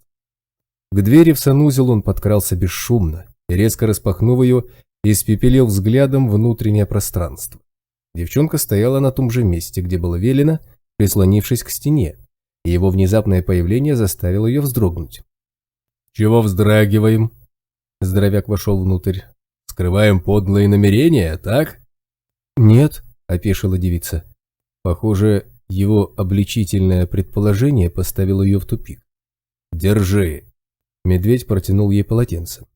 «И чтобы через час была готова». «Тут два полотенца?» Она с опаской посмотрела на него. «А ты что?» Здоровяк кивком указал на ее голову. «Волосы отстирывать не будешь? Планируешь и дальше играть в вонючку? Мне тебя еще обратно нести, а противогаз я с собой не взял». «Буду». Девчонка с неподдельной радостью схватила полотенце. «Спасибо. Я успею». Медведь покинул санузел, затворил дверь и оперся на нее спиной. Чтобы скоротать время, он включил временно отключенную рацию и принялся слушать эфир. Вставленная в ухо гарнитура зазвучала знакомыми голосами, и майор быстро вник в курс дела. За прошедшее время ученые удлинили экранированный кабель-канал до 5 сантиметров и в настоящий момент двигались обратно к границе желтой и зеленой зон. Очень быстро выяснилось, что проблем меньше не стало. Удлиненный кабель-канал хоть и пролег между зонами, но сигнал практически не пропускал. Выведенная на полную мощность радиостанция выдавала превосходное качество связи внутри желтой зоны, но провод, выходивший в зеленую зону, приносил не то едва слышное шипение, не то тихий треск электростатических помех. «Может, экранирующий эффект недостаточен?» Голос Айболита звучал громко и чисто, словно сан-инструктор сидел не внутри базы, а на одной скамейке с медведем. Или мощность радиостанции слишком мала? Что-то же все-таки пробивается, значит сигнал проходит. Экранирующие осколки уложены в обшивку кабель-канала вплотную друг к другу. Рация профессора Николаевой слабо потрескивала. Единственный вариант усилить экран – это уложить поверх них второй слой. У нас нет такого количества осколков, если только задействовать на время эксперимента все, что установлено в оборудовании базы, включая личные УИПы. Это означает, что нам придется отключить все, кроме генератора и стационарной радиостанции. Это приемлемо? Надо задать вопрос начальству, откликнулся Айболит. Медведь Айболиту. Отключайте. Для хорошего дела не жаль, негромко ответил майор. Водяной поможет с перемещениями. Но нам скоро кнопку провожать. Успеете? Крайне маловероятно, заговорил Степанов. Нам потребуется много времени. Предлагаю пока поработать над повышением мощности основной радиостанции. Подключим ее к большой вакуумной паре. Возможно, это что-то даст. Мы возвращаемся. Группа «Базальта» с учеными вновь прибыла на базу. И радиостанцию утащили с первого на минус второй этаж. Ее пересобрали на новом месте и подключили к нижнему элементу вакуумной пары, после чего научная группа снова выдвинулась к границе зон.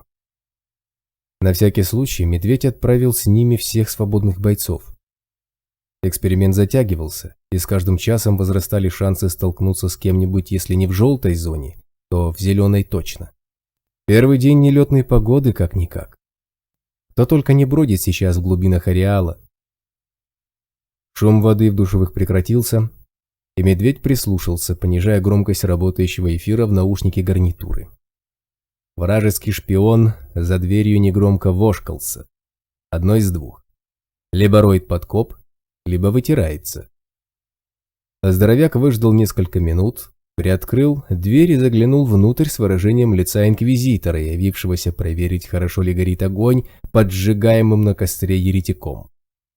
Замотанная в полотенце девица пыталась сушить волосы вторым полотенцем, неловко перебирая руками, покрытыми крупными свежими шрамами от пулевых ранений.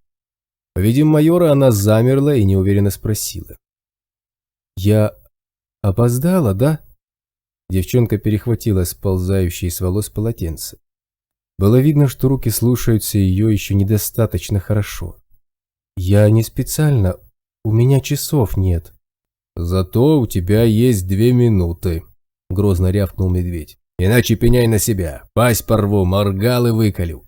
«Сосиска, сарделька, редиска и новохудоносор», — предположила девчонка, на всякий случай пятясь назад вглубь душевых. «Сейчас ты договоришься, курица гамбургская». Двухметровый здоровяк ворвался в санузел, дико сверкая белками выпученных от гнева глаз. «Я готова уходить, я уже все!» Девчонка слегка струхнула. «Можно халат с вешалки забрать?» «Можно даже его надеть», – издевательски передразнил ее Медведь. «Чтобы я не пугался твоей бледной тушки, покрытой красными пятнами». «Это от горячего душа так получилось», – оправдывалась она. «Вообще у меня хорошая кожа». Ее взгляд скользнул по обезображенным шрамами рукам. «Была хорошая. До ранений». Коварный шпион вновь сделал печальные глаза. «Вообще у тебя осталось 1,5 минуты», – зловеще прошипел Медведь, прерывая девочку. «Голову вытирай давай, всю базу мне закапаешь. Заставлю полы мыть». Он вышел за дверь и засек 1,5 минуты. Ушлая хитрая вражина управилась за минуту.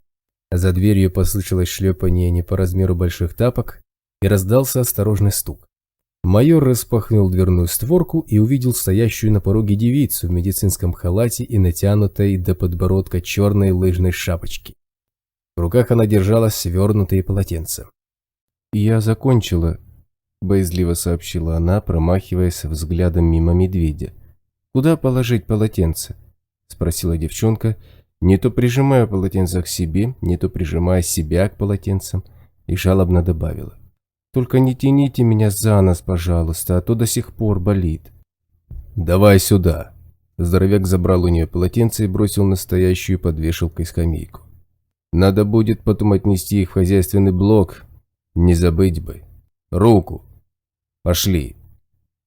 Девица похромала за ним, и медведь, глядя на ковыляющего вражеского шпиона, лишь покачал головой. Айболит однозначно творит какие-то совершенно немыслимые чудеса со своими метами и X-эссенцией. Намного ходить ей пока еще рановато. Здоровяк подхватил девчонку на руки и понес к лестнице. Добравшись до лазарета, он обнаружил, что коварная вражина пригрелась на его груди и подло спит, не обращая внимания на тряску. Пришлось осторожно сгрузить ее на кровати и изъять тапочки. Медведь убедился, что не наследил, и поток возмущений со стороны Айболита ему не грозит. Вышел из лазарета и задвинул за собой засов. Он добрался до помещения лабораторного полигона, где был установлен нижний компонент вакуумной пары, и кивнул санинструктору. «Порядок, она спит. Дверь на засове». «Как успехи? Подключили радиостанцию к вакуумнику?» «Подключили», – поморщился Айболит. «Только это ничего не дало. Теперь планируем установить ее прямо над ним». Он указал подбородком на нижний элемент вакуумной пары. «Сейчас наши вернутся и приступим». Там решили никого не оставлять. В зеленой зоне несколько раз слышали выстрелы. Правда, далеко от нас, но мало ли. Возня с радиостанцией заняла несколько часов. Сначала наспех собирали платформу, что разместится над нижним элементом, и на которую встанет станция. Потом долго отцентровывали общую ось, сопрягая множество узлов и блоков на одной вертикали. Затем ученые выверяли предпусковые настройки. Когда экспериментаторы вновь засобирались с границы зон, чтобы произвести очередной сеанс связи, уже вечерело, и медведь увел половину отряда на сопровождение кнопки.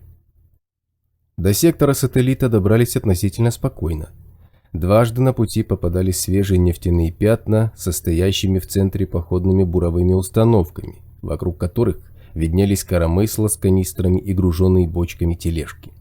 Хозяева всего этого, услышав звук приближающихся квадроциклов, занимали оборону в кустах и за окружающими нефтяное пятно деревьями, но, заметив осоповские эмки, спешно убегали в лес. Небольшая колонна медведя проходила мимо, не останавливаясь, пока не достигла открытой местности. Дальше начинались территории, контролируемые воздушными и наземными патрулями РАО, и квадроцикл Водяного и Кнопки продолжил движение в одиночестве. Водяной вернулся без задержек и сообщил, что едва корпоративный мобильник Кнопки вошел в зону покрытия сателлитовской сотовой связи, ей перезвонил доктор Волконский. Он был очень обеспокоен тем, насколько безопасным оказался ее путь. «Оказывается, Нижний Одис третьи сутки наводнен бродягами», – рассказывал Водяной. «После выброса поднялись не только мертвяки, бог пойми с каких кладбищ, но и все те, кого убили до прошлого выброса, когда за Тебук схватились общаковские, нефтяники, наемники и зомби. Толком никто не знает, что же там произошло точно. Кто-то говорит, что городские спровоцировали разборки, завалив какой-то отряд общаковских. Кто-то говорит, что это были не городские, а наемники. Кто-то вообще утверждает, что городских там не было, они появились уже после ухода зомби и просто прибрали к рукам пустующий нефтепромысел. В общем, Тебук сейчас принадлежит им. Но вместо добычи Икса они играют там в обитель зла, разгоняя бродяг. По слухам, по поселку бродит едва ли не 500 мертвяков, некоторые с оружием. Вроде бы даже стреляют они, если палец случайно на спусковой крючок попадает. К счастью, сателлит из-за этого закрывать не стали. Катя договорилась о встрече с Волконским. Водяной взглянул на хронометр УИПа. Думаю, она уже передала ему препарат. Что именно решили отдать? Медведь развернул квадроцикл в обратный путь. Кварц настоятельно рекомендовал отдать антидот. Водяной потянулся за флягой. Антидот очень показателен в плане эффективности, если сравнивать со стандартными препаратами ЦИАП, и в то же время не является чем-то уж совсем волшебным. Не стоит искушать Волконского сразу. «Это верно», — согласился майор. «Мне вообще вся эта идея привлечь к исследованиям ЦИАП не нравится. Недобрые какие-то предчувствия возникают, но раз по-другому ареал не победить, то делать нечего. Не прятаться же в желтой зоне до старости. Возвращаемся на базу». На обратном пути несколько раз слышали звуки далеких перестрелок, На подъезде к Ухте столкнулись с довольно крупной толпой бродяг, которых пришлось объезжать по лесной дороге. Но в целом все прошло нормально, и к схрону квадроциклов группа прибыла без происшествий. У дверей базы бойцы оказались уже в ночной темноте. За ужином научная команда устало сообщила, что эксперимент с радиостанцией и вакуумной парой вновь ничего не дал, и спецотряд принялся готовиться ко сну. Завтра день торговли водяного, который должен состояться, несмотря на прошлый инцидент, и потому работы предстоит больше обычного. Глава 30. 4 осколочных слева от тропы, 4 справа, как раз между аномалий на растяжках. Капкан быстрыми движениями карандаша ставил крестики на карте медведя. Вот тут небольшой фугас, прямо в начале тропы. На всякий случай поставил, если что, можно отрезать тех, кто придет официальным путем с неофициальными целями. Карандаш сместился вглубь обрамляющей торговую тропу растительности. 12 поимонок выставил в наиболее удобных для огневых позиций местах. Сейчас отмечу. Боец отмечал мины, установленные там, где они станут неприятным сюрпризом для желающих организовать еще одну засаду на торговые караваны, если таковые найдутся. На этот раз Осоп решил принять максимальные меры предосторожности. Теперь нельзя быть уверенным ни в чем. Ни в том, что неизвестный противник не рискнет нападать 2 раза подряд, ни в том, что какая-нибудь из группировок, пострадавших в результате прошлой засады, не захочет выместить злобу на водяном, либо потребовать компенсации самым старым в мире способом. «Вот тут и тут пусто», — уточнил медведь. «Аномалий там вроде нет. Это для Байкала, Лёшки?» «Да». Он просил присмотреть пару запасных позиций, вдобавок к тем, что сам готовит, подтвердил Капкан. «Теперь зеленая зона. Там проще. Радиодетонаторы работают, поэтому я выставил 2 цепи. Первая вот здесь. Смотри». Он подчеркнул пунктиром полукруг. Это стандартные 200-граммовые тротиловые шашки. Но я зарывал их поближе к студню, так что одновременный подрыв забрызгает этой дрянью весь правый фланг потенциальной засады. Там зеленка редкая, мест для надежного укрытия немного, несложно понять, где они займут позиции. С левым флангом все плохо. Там растительность густая. Паутины мало, студня еще меньше. Располагайся где хочешь. Поэтому вторую цепь я так поставил. Боец сделал несколько отметок. Не ахти, конечно, но с толку их собьет. Это поможет нам выйти из желтой и сориентироваться в ситуации. Сам я буду вот тут, в желтой зоне, и вот здесь в зеленой. В желтой только 2 гранатометные позиции. Больше ставить нет смысла. И эти-то может аномалиями накрыть. На организацию обороны и системы огня медведь потратил почти 5 часов, начав с 8 утра. Они с Капканом буквально обнюхали каждый метр прилегающего к торговой тропе пространства, удобного с точки зрения противника для засады. За это время остальные успели доставить на поляну традиционную тонну воды и замаскировать бочки под окружающую растительность. Помимо основной обороны, майор с гранатометчиком учли возможности фланговых обходов и даже выхода противника в тыл. Но медведь все равно был недоволен. Что-то тревожило его. Что-то было не так. И дело даже не в сегодняшней обороне. Такое чувство, что упущено нечто важное. Но что? А может, дело как раз в обороне? Они выставляют все силы на защиту торговой поляны, а на базе в этот момент остаются только 2 ученых. Это тоже напрягает, и еще как. Спецотряд занял позиции за 2 часа до начала торгов, и медведь молча разглядывал пустую торговую тропу через пулеметный прицел. Капкан и Шорох засели в зеленой зоне у самой границы, и об активности на тропе и вокруг нее станет известно задолго до появления посетителей в желтой. Чего же он не учел? Или это всего лишь нервы? 3 часа прошли впустую. И это уже само по себе не являлось ничем хорошим. И если покупателей нет, значит, слухи о прошлом нападении распространились среди всех постоянных клиентов, и люди выжидают, пытаясь оценить безопасность торговой тропы. «Медведь Капкану», – тихо заговорил эфир в головных телефонах шлемсферы. «По тропе в сторону желтой движется до полуроты боевиков. Идут не скрываясь, емкости для воды у них нет. Похоже, городские. Мне возвращаться в зеленую?» «Возвращайся. – откликнулся майор. «Если они зайдут к нам все вместе, то заходите следом и занимайте основные позиции». Но боевики воевать не собирались. Дойдя до границы с желтой зоной, они остановились, организовывая что-то вроде круговой обороны, и через барьер прошло только 5 человек. Эта пятерка вышла на торговую поляну и осмотрелась с нескрываемым интересом. Не увидев других покупателей, 4 остались стоять с краю. Их лидер отдал одному из спутников свой автомат и направился прямиком к Водяному. «Здравствуйте, Костыль!» Водяной был неизменно приветлив и официален. «Чем могу быть полезен?» «Здоров, Водяной!» Уголовник явно старался быть вежливым и при этом не хотел показаться дружелюбным. «Затариваться не буду, побазарить надо, затем и пришли». «Я внимательно вас слушаю», — согласился торговец. «Хозяин меня прислал», — начал бандит. «В прошлый раз у тебя на тропе замес был. Все в курсе. Так вот, я тебе официально заявляю, мы не в теме. Не наша мокруха это, мы беспределом не пачкаемся, мы понятия уважаем, и за них любого порвем. Мы не знаем, чья это замута. Да нам и похрен, это ваша вата, сами ее и катайте. Перед нами у вас косяков много, и мы с вас за это спросим, когда придет время.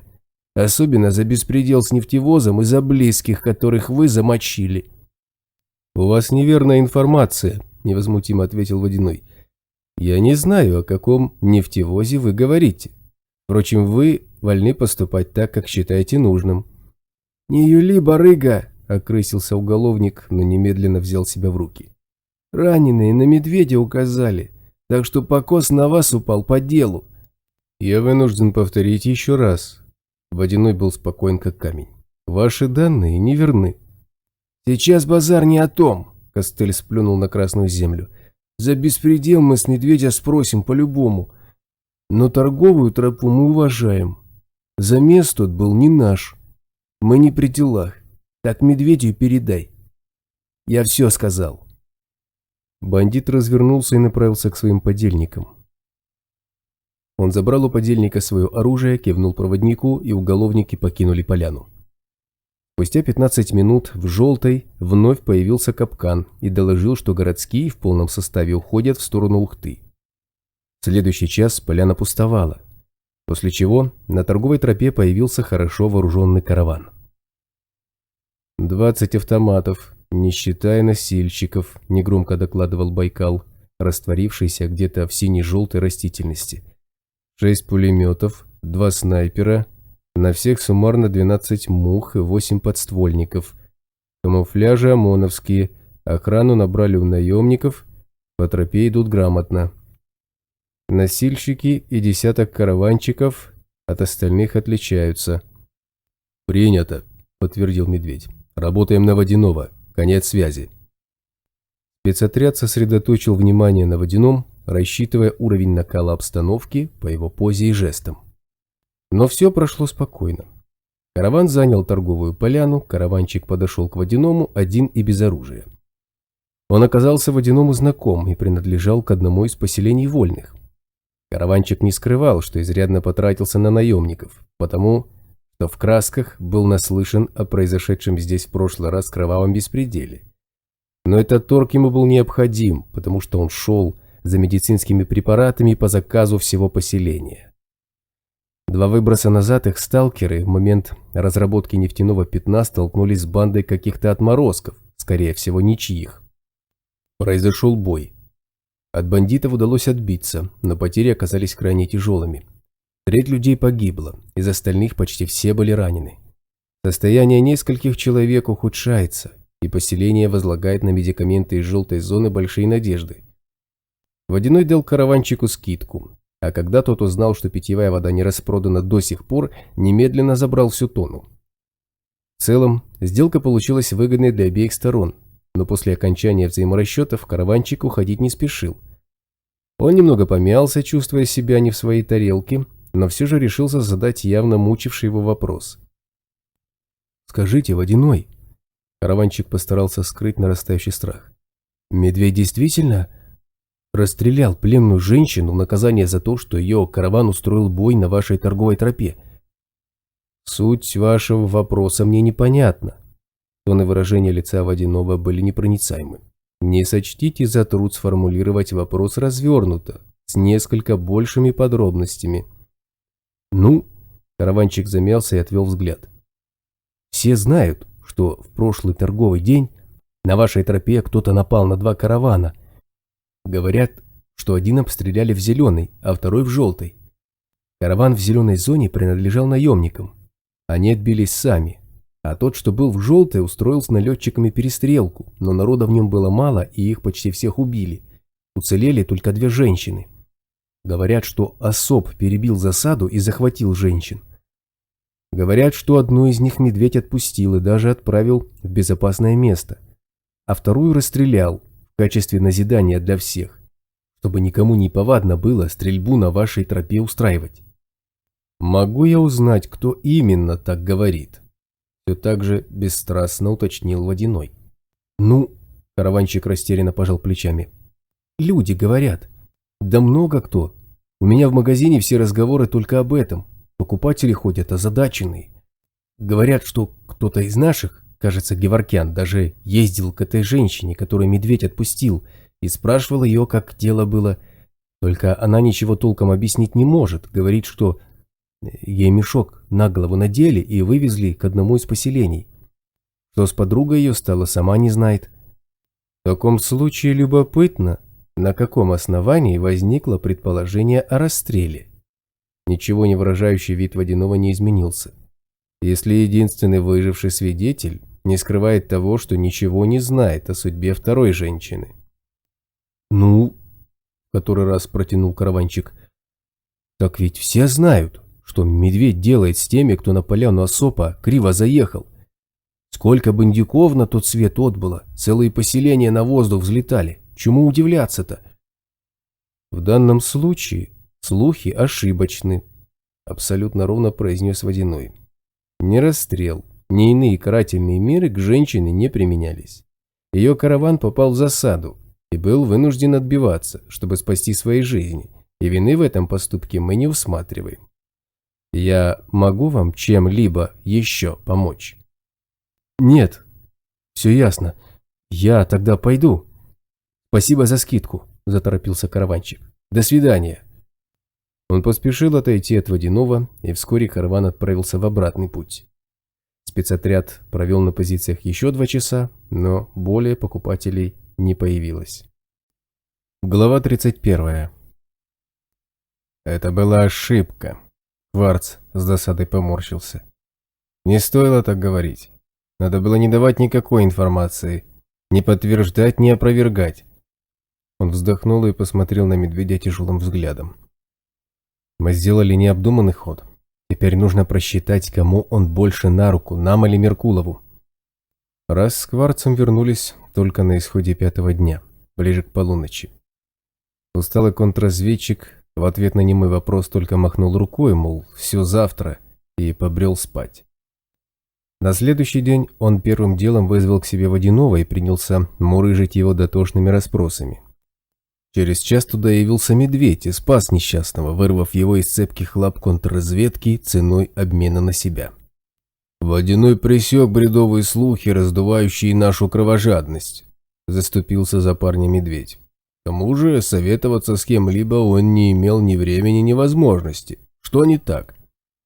Потеря маневра в игре, вот что не так. Кварц невесело хмыкнул. Это была вилка событий, Коля, и мы ее проиграли. Я объясню, если хочешь. Разумеется, я не верю, что слухи возникли сами собой.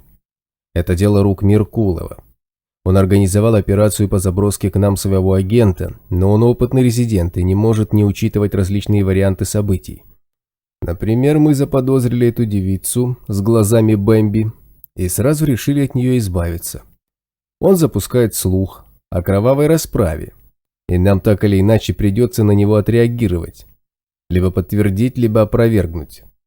Его устраивают оба варианта, ведь он на текущий момент ничего не знает о судьбе агента. А так все понятно. Расстреляли, можно на нее не рассчитывать и готовить следующую операцию. Оставили целой и невредимой? Превосходно. Нужно ждать выхода агента на связь. Как только она выздоровеет и мы доставим ее во свояси, он и получит нужную информацию. А это означает, что ей выгоднее как можно больше времени провести у нас, чтобы иметь возможность тереться в доверие и выяснить побольше. Самый простой способ – это организовать, устроить ей парочку ранений в руки-ноги. Опасности для жизни нет. А если работал хороший снайпер, то не будет и опасности причинить увечья. Зато хрупкая красивая девушка, истерзанная бандитскими пулями, гарантированно не окажется брошенной истекать кровью. И времени на лечение уйдет немало. Вот тебе и возможность войти в доверие. А если учесть ее внешность, то подозрения только усиливаются. Необходимо ненавязчиво приглядеть за Айболитом. Если она начнет строить ему глазки или чего поинтереснее, мол, впечатлительная пациентка влюблена в своего лечащего врача-спасителя, то сценарий вырисовывается абсолютно стандартный. Поэтому я и просил, чтобы всеми ее передвижениями по базе занимался ты. За ее действиями необходимо следить, и это не просто моя банальная прихоть. Тем более, что Водяной фактически сообщил всем, что она жива.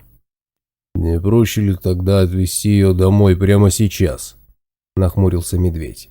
«С Айболитом я договорюсь. Он военврач, а не барышня-косметолог из модной клиники. Все поймет. В крайнем случае несколько раз привезем ей медпрепараты, чтобы душа его была спокойна.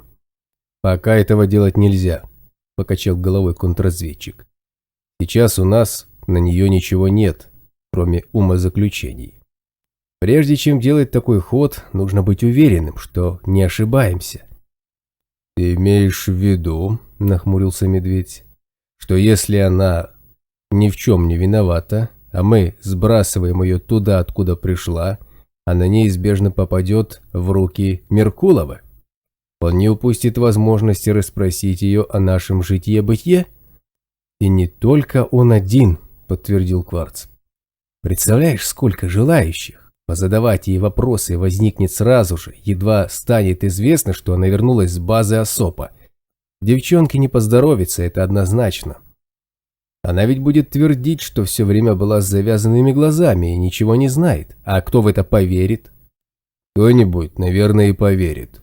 А кто-то пожелает провести более пристрастный допрос. Майор зло скривился. Уж Меркулов точно так просто ее не отпустит. Выходит, подставляем мы ее, если она ни при чем. Вы как сходили? Удалось что-нибудь о ней раскопать? Очень немного. Контрразведчик потянулся за своим блокнотом. В целом, ее слова подтверждаются. Она действительно Татьяна Володина, заместитель руководителя пресс-службы фонда «Неравнодушный». Пропала без вести в Москве 28 или 27 ноября прошлого года. С тех пор никакой информации о ее судьбе не имеется. Это открытые данные, выложены в интернете. Их можно получить в любом интернет-кафе сателлита. Конечно же, только для чтения. Приблизительно в этих же числах имелись слухи, что Общаковские им привезли из Большой Земли очередную партию женщин, среди которых был спецзаказ для неизвестного лица из числа воротил сателлита. Очень приблизительный словесный портрет спецзаказа подходит к нашей Бэмби, хотя это ничего не значит. Описание ограничивается парой фраз. Кстати, спецзаказ был с гонором. Чего про Бэмби, если я хорошо тебя слушал, не скажешь. Впрочем, это тоже ничего не значит. Выживание в ареале быстро заставляет человека пересмотреть взгляды на жизнь. Далее. Означенный спецзаказ действительно совершил побег. Сроки и обстоятельства совпадают. В поселении Геворкяна мы были. Заходили в местный магазин. В общих чертах там тоже все подтвердилось. И Бэмби, и Анна с пропавшим ребенком, и мягкий ультиматум о выборе сожителя. Об истории с прыжком на нефтяной танк, разумеется, никто ничего не знает. Но некий Сиза действительно уходил с ними обеими на какие-то сталкерские разработки. Оттуда никто не вернулся. Самого Сизова, кстати, после этого некоторое время настойчиво искали наемники. На этом ее след теряется, и почти сразу же появляется у нового перекупщика по кличке Кусок. И там ее действительно многие считали мальчиком-подростком. Охрану Кусок берет у наемников, Обычно с ним ведут дела 2-3, одни и те же подразделения. А наемники, как известно, детали своих контрактов раскрывают неохотно. В магазине куска мы тоже побывали. С этой Аней я аккуратно побеседовал. Она безумно рада, что уцелела, и рассказывает в красках и подробностях обо всем всем подряд. Хотя ничего плохого о нас не говорит. Впрочем, хорошего тоже.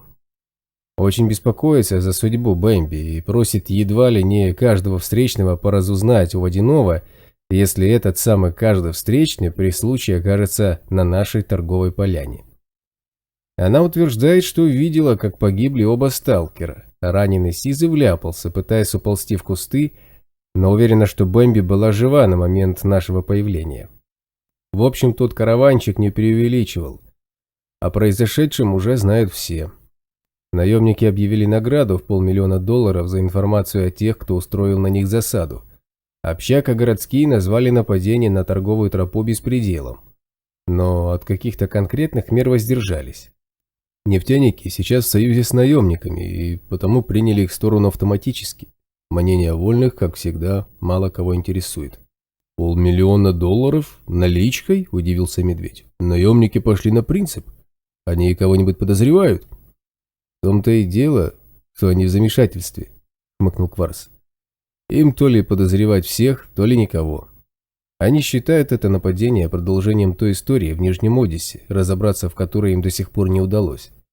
Там, в Тыбуке, умудрились схлестнуться все, кроме нас. Сейчас выясняется, что была там где-то в развалинах на окраине и старательская команда вольных, которым вроде пообещал выгодную цену на X кто-то не то из сателлита, не то из офицеров службы безопасности РАО. Общаковские приняли их за городских и всех перебили.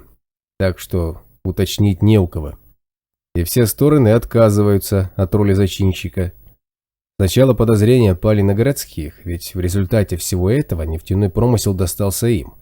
Но тут тоже не все сходится. Они понесли серьезные потери, когда через Ухту прошли зомби. Плюс сейчас в Тыбуке фестиваль бродячих мертвецов, и никакой добычи не ведется. «И что из всего этого следует?» – нахмурился Медведь. «Нам-то что делать?» «Подождем», – контрразведчик задумчиво крутил в руках карандаш. «И продумаем следующий ход. За Бэмби этой приглядывать надо тщательно. Если наши подозрения начнут оправдываться, отправим домой. Если нет, посмотрим, что предпринять. Пока же пусть лечится. Заодно принесет пользу общему делу. Препараты на ней отшлифуют. А если повезет, то и на Абрамова через нее выйдем. Нам бы такой канал очень пригодился, когда начнутся проблемы с ЦАП. А они начнутся». «Ты уверен?» Здоровяк внимательно посмотрел на контрразведчика. «Исследования Никиты и Людмилы могут произвести революцию в науке, разве нет?» «Они и раньше имели такие перспективы», – спокойно ответил Кварц. «Но нефтяная кормушка там, наверху, всем дороже. Под следствие наши ученые попали из-за того, что их разработки угрожали нефтяным магнатам всех мастей. С тех пор ничего не изменилось. Скорее, их работа стала еще опасней. Теперь она угрожает не только толстосумам от нефтяной иглы, но и торгашам от фармакологии, да и вообще всем бизнесменам от медицины. Если препараты из X-эссенции начать производить массово, мировая индустрия по выкачиванию денег из населения планеты под предлогом здравоохранения разорится. Пару уколов, и человек не просто здоров, но еще и немного помолодел. Как в таких тяжелых условиях лечить людей годами за немалые деньги? «Логично», — согласился майор. «Со стороны Никиты и Людмилы крайне несознательно в одно мгновение обесценить сразу и миллионы тонн нефти, и миллионы тонн химико-фармакологической дряни. Но нам нечего противопоставить РАО в прямом противостоянии. Выход видишь?» «Я бы дождался рентгена», — вздохнул контрразведчик. «Я не могу понять, почему он так задерживается. Совет директоров уже уверовал в собственную победу и безопасность. Они уже вовсю выстраивают в ареале собственное государство. Самое время нанести удар, тем более, что у него есть чем. С такой информацией можно отыграть по-крупному. С кем бы ни были завязаны наверху директора РАО, желающих занять их кормушку найдется достаточно, даже среди своих». Впрочем, там, наверху, понятие «свой» имеет очень много оттенков. Он с досадой махнул рукой. Без рентгена и его данных для нас любая возможность на вес золота. Тот же Абрамов. Хорошо, допустим, наша Бэмби нормальная, предположил Медведь, предпочитая не обсуждать с Кварцем его больную тему – шансы на выживание рентгена в эпицентре ядерного взрыва. И даже захотела нам помочь. Как мы организуем контакт? Она, если не врет, неоднократно и безуспешно пыталась с ним связаться. Глупо думать, что Белов не продумал досконально вопрос предотвращения утечки информации из ареала. Вариант этого Сизова, передачи письма через наркокурьеров, доверия мне не внушает. Раз Бэмби для Прокопенко привезли сюда общаковские, не исключено, что их канал связи с Большой Землей идет через РАО. «Над этим необходимо поработать», – задумчиво произнес контрразведчик. «Разумеется, РАО, а опосредственно и правительство, заинтересовано в постоянном притоке людей в ареал. Кто-то должен добывать нефть. Так что можно быть абсолютно уверенным, что ни поставки Златовласки на Большую Землю, ни поставки рабов оттуда никогда не прекратятся. Все слишком хорошо знают, какими рождаются дети у зависимых. Надеяться на естественный прирост местного населения не приходится. Так что каналы доступа, якобы нелегальные, из ареала на Большую Землю будут всегда. Другой вопрос, получится у нас воспользоваться ими в своих целях. Тут нам бы очень пригодилась собственная радиостанция в желтой зоне, способная передавать сигналы за пределы ареала. В зеленые нас быстро запеленгуют и уничтожат. А тут мы в относительной безопасности. Начать с оповещения о выбросах. Со временем люди начнут нам доверять, и радиостанция станет мощным козырем. Дверь в кабинет Кварца приоткрылась, и в образовавшуюся щель проникла голова Раса. Молодой сталкер сделал важное лицо и размеренным глубоким голосом торжественно возвестил. «И снова здравствуй, моя милая Америка. Это я, твой президент». Он тихо прыснул и попросил. «Когда запустите вещание, можно я буду диджеем? Я не умею, но у меня получится». Медведь молниеносно выбросил к двери могучую ручищу и поймал Раса за ухо. «Подслушиваешь секретное совещание?» Он вытянул из-за двери молодого сталкера. «Знаешь, что бывает за такое в условиях военного времени? Внеочередная влажная уборка базы». «Ай, я не специально!» Раз привстал на цыпочки, чтобы не повиснуть на собственном ухе, неожиданно попавшем под столь жесткую экзекуцию. «Я просто мимо проходил, точнее, пробегал очень быстро, и вдруг слышу что-то про радиостанцию. Вот и подумал, что если она заработала, то можно по ней всякие музыкальные темы крутить. Прогноз погоды, автомобильные пробки, курс икса к доллару, интервью с маньяками вроде вас. Ай, оторвете!» «А не заняться ли тебе чем-нибудь полезным, Раз?» Медведь отпустил парнишку. «Предложи какую-нибудь новую идею научной группе по поводу организации вещания, а то пока что тебе негде диджействовать.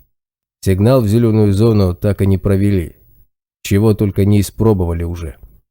Людмила Петровна считает, что если сделать двойной экранирующий слой, то кабель сможет пропустить слабый сигнал.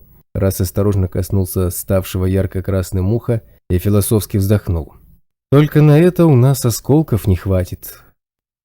Как только подземный вход в гниц освободится, туда нужно обязательно сходить. А пока мы идем разбирать радиостанцию. Никита Владимирович собирается установить ее на крыше, прямо под верхним узлом большой вакуумной пары, чтобы антенна оказалась в области свободного от ареала пространства. Ты же сказал, что подумал, будто радиостанция заработала, потому и зашел». Медведь, грозно сверкнув глазами, обернулся к Расу, но молодой сталкер оказался настороже. Он стремительно ретировался на безопасное расстояние, для надежности закрыв уши руками, и двухметровый богатырь не смог достать цель. «Вот же скользкий тип», — ухмыльнулся здоровяк. «Проследи, чтобы там воронка никого не затянула. Они меня точно до инфаркта доведут такими экспериментами». Раз заявил, что у него все под контролем, и умчался на превращенную в лабораторный полигон крышу. Медведь прибавил громкость личной рации и вернулся к разговору с контрразведчиком. «Никогда не унывает». Он, улыбнувшись, кивнул в сторону закрывшейся двери. «И не распускает сопли. И в беде не бросит. Даром, что размерами невелик. Уважаю». «Раз очень смышленый парень», — согласился Кварц. «Знает ареал. И для многих местных он в той или иной мере свой. А это серьезно облегчает процесс сбора информации. Но теперь в сателлите и на нейтралке ему надо бывать как можно реже. Его известность может выйти боком. Наши медпрепараты переданы Волконскому. С этого момента нужно быть готовым к любому развитию событий. Если Волконский продемонстрирует желание спасти мир в целом и ареал в частности, будем постепенно подключать его к исследованиям. А вот если он первым делом доложит о чудо-открытии совету директоров, то я не жду для нас ничего хорошего». Контрразведчик на мгновение закрыл глаза, потом тяжело вздохнул и устремил на медведя мрачный взгляд. «Коля, не сочти за паранойю, но надо подготовить базу к штурму, чтобы нас нельзя было взять голыми руками. Если все пойдет не так, то готовиться потом будет уже поздно». Россия, Республика Коми, нейтральная территория, запрещенная к посещению в связи с режимом чрезвычайного положения. Рокадная патрульная трасса, юго-западный сектор. 300 метров до текущей границы зеленой зоны, 18 марта 2012 года, 22 часа 15 минут. Ползущая в ночной темноте тройка БТР обшаривала лучами мощных прожекторов зловещую границу между снежным покровом и буйством сочно-зеленой травы, идеально очерченную на поверхности земли, словно гигантским циркулем. В световых пятнах электрического света контраст между снежной целиной и зеленой равниной, обильно покрытой очагами кустарниковой растительности, вызывал жутковатые ощущения, и молодой механик-водитель головной машины постоянно косился на дисплей навигационной системы, убеждаясь, что не сбился с патрульной дороги. Там, у самого ареала, есть еще одна дорога. Она проходит вплотную к зеленой зоне. Ее пробили зависимые, и оказаться на ней никому не хотелось. И дело не только в том, что через 105 минут начинаются шестые сутки, в течение которых выброс может начаться в любую минуту. БТР успеет уйти за шаг выброса за 26 секунд. Начало этого кошмара не пропустишь даже ночью. Прилегающий к ареалу воздух стремительно становится свинцово-серым даже в свете прожекторов. Гораздо страшнее случайно зацепить невидимую границу даже краем. А ведь зависимость поражает человека мгновенно. Сейчас время снежное, и жуткую грань видно хорошо. А вот летом... Страшные байки о том, как задремавшие в ночном патруле механики-водители незаметно для себя сбивались с курса и заезжали в ареал, чтобы остаться там навсегда, сотнями бродили по частям внутренних войск, несущим охрану нейтральных территорий. Страшилки были разными, леденящими душу мистическим ужасом и примитивными настолько, что в их подлинности усомнился бы каждый, вроде той идиотской истории о том, как один прапор-ВВшник решил из личного любопытства коснуться ареала пальцем вытянутой руки, и его тутчас же поразило зависимостью. Но все они сходились в одном. Если ареал выбрал жертву, то ее не спасет уже ничто. Ни ГЛОНАСС, ни навигаторы, ни спутниковая система автоматического оповещения о пересечении 200-метрового рубежа. Никакие приборы не сработают, и ареал получит своего раба, а вместе с ним и тех бедолаг, кому не посчастливилось оказаться с ним в одной машине. «Прибавь газу, боец!» – в наушниках зазвучал голос начальника патруля. «Ты что, уснул за рулем? В ареал захотелось?» Головной БТР немедленно увеличил ход, и механик-водитель испуганно сосредоточился на бегущей навстречу из темноты зимней дороге. Еще не хватало получить по шапке от начальства, и без того рядом с этим поганым ареалом нервы ни к черту.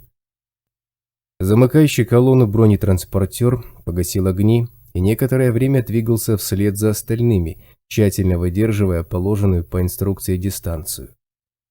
Потом скорость его движения начала падать, но командиры остальных машин словно не заметили этого отставания. Лишенный огней БТР прошел еще с полсотни метров и остановился, растворяясь в ночной темноте. Сидящий внутри командир машины перебрался на другое сиденье и развернул в сторону ареала башенно-пулеметную установку. Он приник к ночному прицелу и замер, вглядываясь вдаль. Около минуты он не видел ничего, как вдруг на удалении в 300 метров, словно из ниоткуда, посреди кромешного мрака начали вспыхивать зеленоватые отметки целей. Он мысленно усмехнулся. Ваши невидимки вне вашего ареала бесполезны. А заманчиво, однако, сейчас влупить из КПВТ несколько добрых очередей по этим скотам. Но ничего не поделаешь, проводится секретная операция, сути которой начальство ему не объясняло. Подписал приказ о неразглашении, получил задачу и вперед. Командир БТР ухмыльнулся. Вперед так вперед. Да хоть назад. Лишь бы не влево. Десяток вооруженных человеческих фигур достигли бронетранспортера. Один из них открыл бортовую дверь, откинул подножку и залез в десантное отделение. За ним влез второй. Остальные сгрудились возле открытой двери. Командир БТР не обращал внимания, как неизвестные извлекают из чрева его машины тяжелые тряпичные свертки, очень напоминающие спальные мешки. Он не знал, что в них, и даже не видел, как эти мешки попали в его бронетранспортер. Разрешение занять место в машине он получил уже позже, от руководящего операцией оперативника ФСБ. И сегодня, кроме командира, в БТР нет ни десанта, ни механика-водителя, ни наводчика-оператора. Он сам себе экипаж. Не впервой. За секретные операции выплачивают хорошие премиальные наличными, в валюте, по отдельной ведомости лично в руки. Грех жаловаться. Хотя лично он, будь его воля, все равно бы вдарил разок из КПВТ. Неизвестные закончили возиться в его бронетранспортере, их старший покинул десантное отделение последним, запер за собой бортовую дверь, и молчаливые фигуры заспешили в сторону ареала, унося на плечах 4 непустых спальных мешка. БТР тронулся и покатил дальше по патрульной дороге. Пройдя 150 метров, он включил освещение и увеличил скорость, стремясь нагнать свою колонну. В нескольких сотнях метров от удаляющегося бронетранспортера неизвестные носильщики пересекли границу зеленой зоны и направились к стоящей среди кустов «Газели», окруженной вооруженными людьми. Пока они грузили спальные мешки в крытый кузов, их старший влез в кабину и молча кивнул сидящему на пассажирском сиденье человеку. Тот бросил взгляд в окно, убеждая, что погрузка завершена, и посмотрел на хронометр УИПа. «Заводи», – негромко произнес он, отражая свечение дисплея стальными коронками зубов. Когда добрались до Малины, было уже 2 минуты после полуночи, и нервишки пошаливали. Наступили 6-е сутки, и выброс мог начаться через 20 часов, а мог и через 26 секунд. Здесь, рядом с надежными подземными укрытиями, нервозность отступила, и Фикса некоторое время руководил разгрузкой. Транспорт загнали в ангар, товар перетащили в отстойник, где из новоявленных шалав еще сутки будет выходить наркота. Закончив с делами, Фикса взглядом подозвал немого и направился к хозяину на доклад. «Джентльмены, я рад видеть вас в целости и сохранности». Несмотря на поздний час, хозяин был бодр и неизменно улыбчив. «Присаживайтесь, угощайтесь, рассказывайте, как прошло наше тайное мероприятие». «Мазёва», – коротко ответил Фикса, – «товар у нас». Он скривился. «Шалав прислали косоглазых, походу таджички или киргизки. За них бы ценник скостить, они такого бабла не стоят».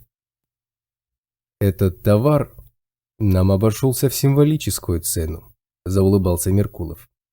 «Фактически мы заплатили за уникальную возможность воспользоваться чужим каналом.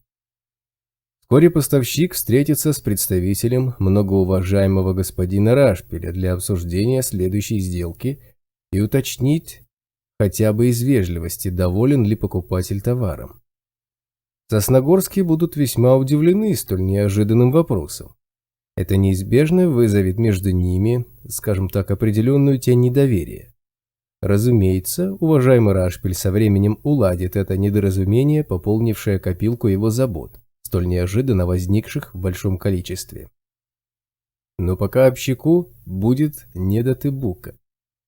Мы воспользуемся ситуацией в своих интересах. Помимо наших обычных источников доходов, нам пора открывать большой бизнес, господа. После того, как нефтяное месторождение станет нашим, Лозинскому и Белову придется воспринимать нас в качестве серьезных игроков. А в перспективе мы сыграем с ними на равных. «Мусорам веры нет», – негромко заявил Немой. «Они ради бабла и власти мать подставят». «Вы совершенно правы, уважаемый Немой», – всецело согласился с ним Меркулов. «И мы не питаем на этот счет никаких иллюзий.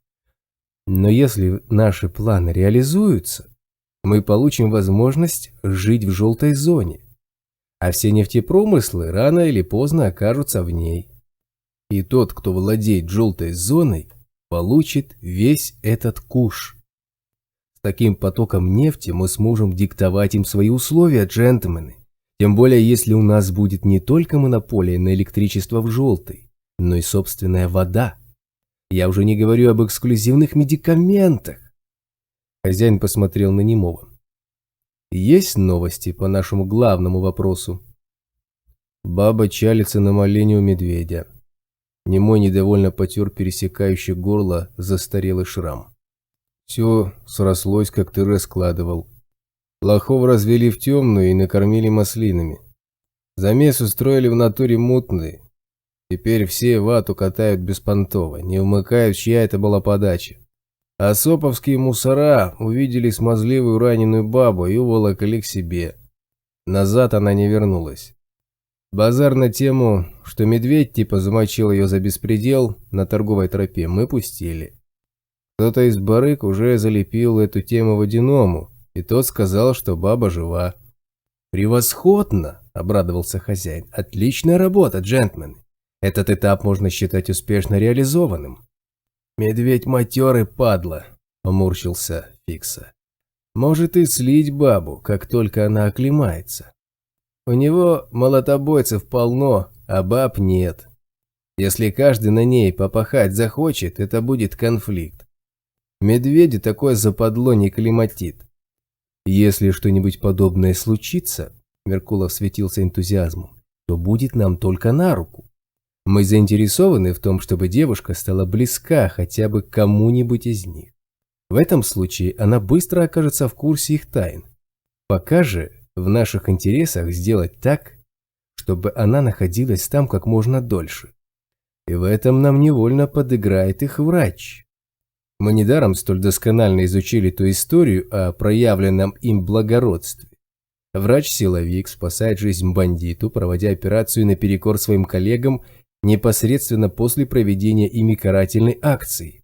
Очень благородно. Очень. Кстати, что у нас есть по этому кошелю? Кошель трет с медведем потихой. Фикса потянулся к хозяйской вазочке с черносливом. Но он там не в близких. Медведь сам его находит, когда тема есть. Кошеля наш человек пасет, но через него медведя не выхватить. «Не снимайте с кошеля наблюдение, это всегда успеется», – продолжил улыбаться Меркулов. «В нашем предприятии может пригодиться любая мелочь. Итак, джентльмены, все идет согласно плану, и мы можем приступать к следующей фазе». Глава 32. Айболит захлопнул крышку ноутбука и принялся отцеплять от вакуумного генератора провода с зажимами и игольчатыми щупами, тянущиеся к устройству от портативного компьютера. «Бесполезно», – он покачал головой, обращаясь к возящимся с радиостанцией ученым. «Так мы ничего не получим. Выход на антенну и основные колебательные контуры находятся в вертикали пространства, свободного от ареала. Тут ошибки быть не может. Я все перепроверил 4-жды. Тут дело в чем-то другом. Может, усилитель неисправен?» «Усилитель в порядке», – возразил Никита, выпрямляясь. «Сигнал генерируется и подается, это несомненно. Но вот почему он не выходит даже за пределы нашей чистой вертикалки?» Ученый задумчиво сложил руки на груди, не сводя взгляда с нагромождения приборов и подставок, образовавших сложную цепь: верхний вакуумный генератор, стационарная радиостанция, нижний вакуумный генератор. «Я считаю, что картина, которую мы видим глазами и ощущаем руками, на самом деле соответствует действительности лишь частично». Профессор Николаева с измерительным потенциометром в руках склонилась над энергоузлом вакуумника. «Я уверена, что в настоящий момент наша радиостанция частично находится в ином измерении, с большой вероятностью даже не в одном. И сигнал распространяется именно там. Именно по этой причине мы не видим его здесь». «Возможно, очень даже может быть», – негромко пробурчал себе под нос погруженный в раздумье Степанов. «В таком случае и эта наша попытка есть тупик. Необходим новый способ. Нечто совершенно отличное от прежних методик. Но как измерить то, что не является частью четырехмерного мира? Боюсь, я не представляю, какому гению такое под силу». Он встрепенулся и обернулся к Николаевой. «Людмила Петровна, предлагаю вернуться на шаг назад и рассмотреть вашу предыдущую гипотезу. Думаю, я смогу предложить какие-то варианты ее практического воплощения, но это потребует пересчета всех наших текущих выкладок». Оба ученых принялись тихо обсуждать сложившуюся ситуацию, и Айболит, сложив оборудование в походную сумку, отошел от них к стоящему у края крыши медведю.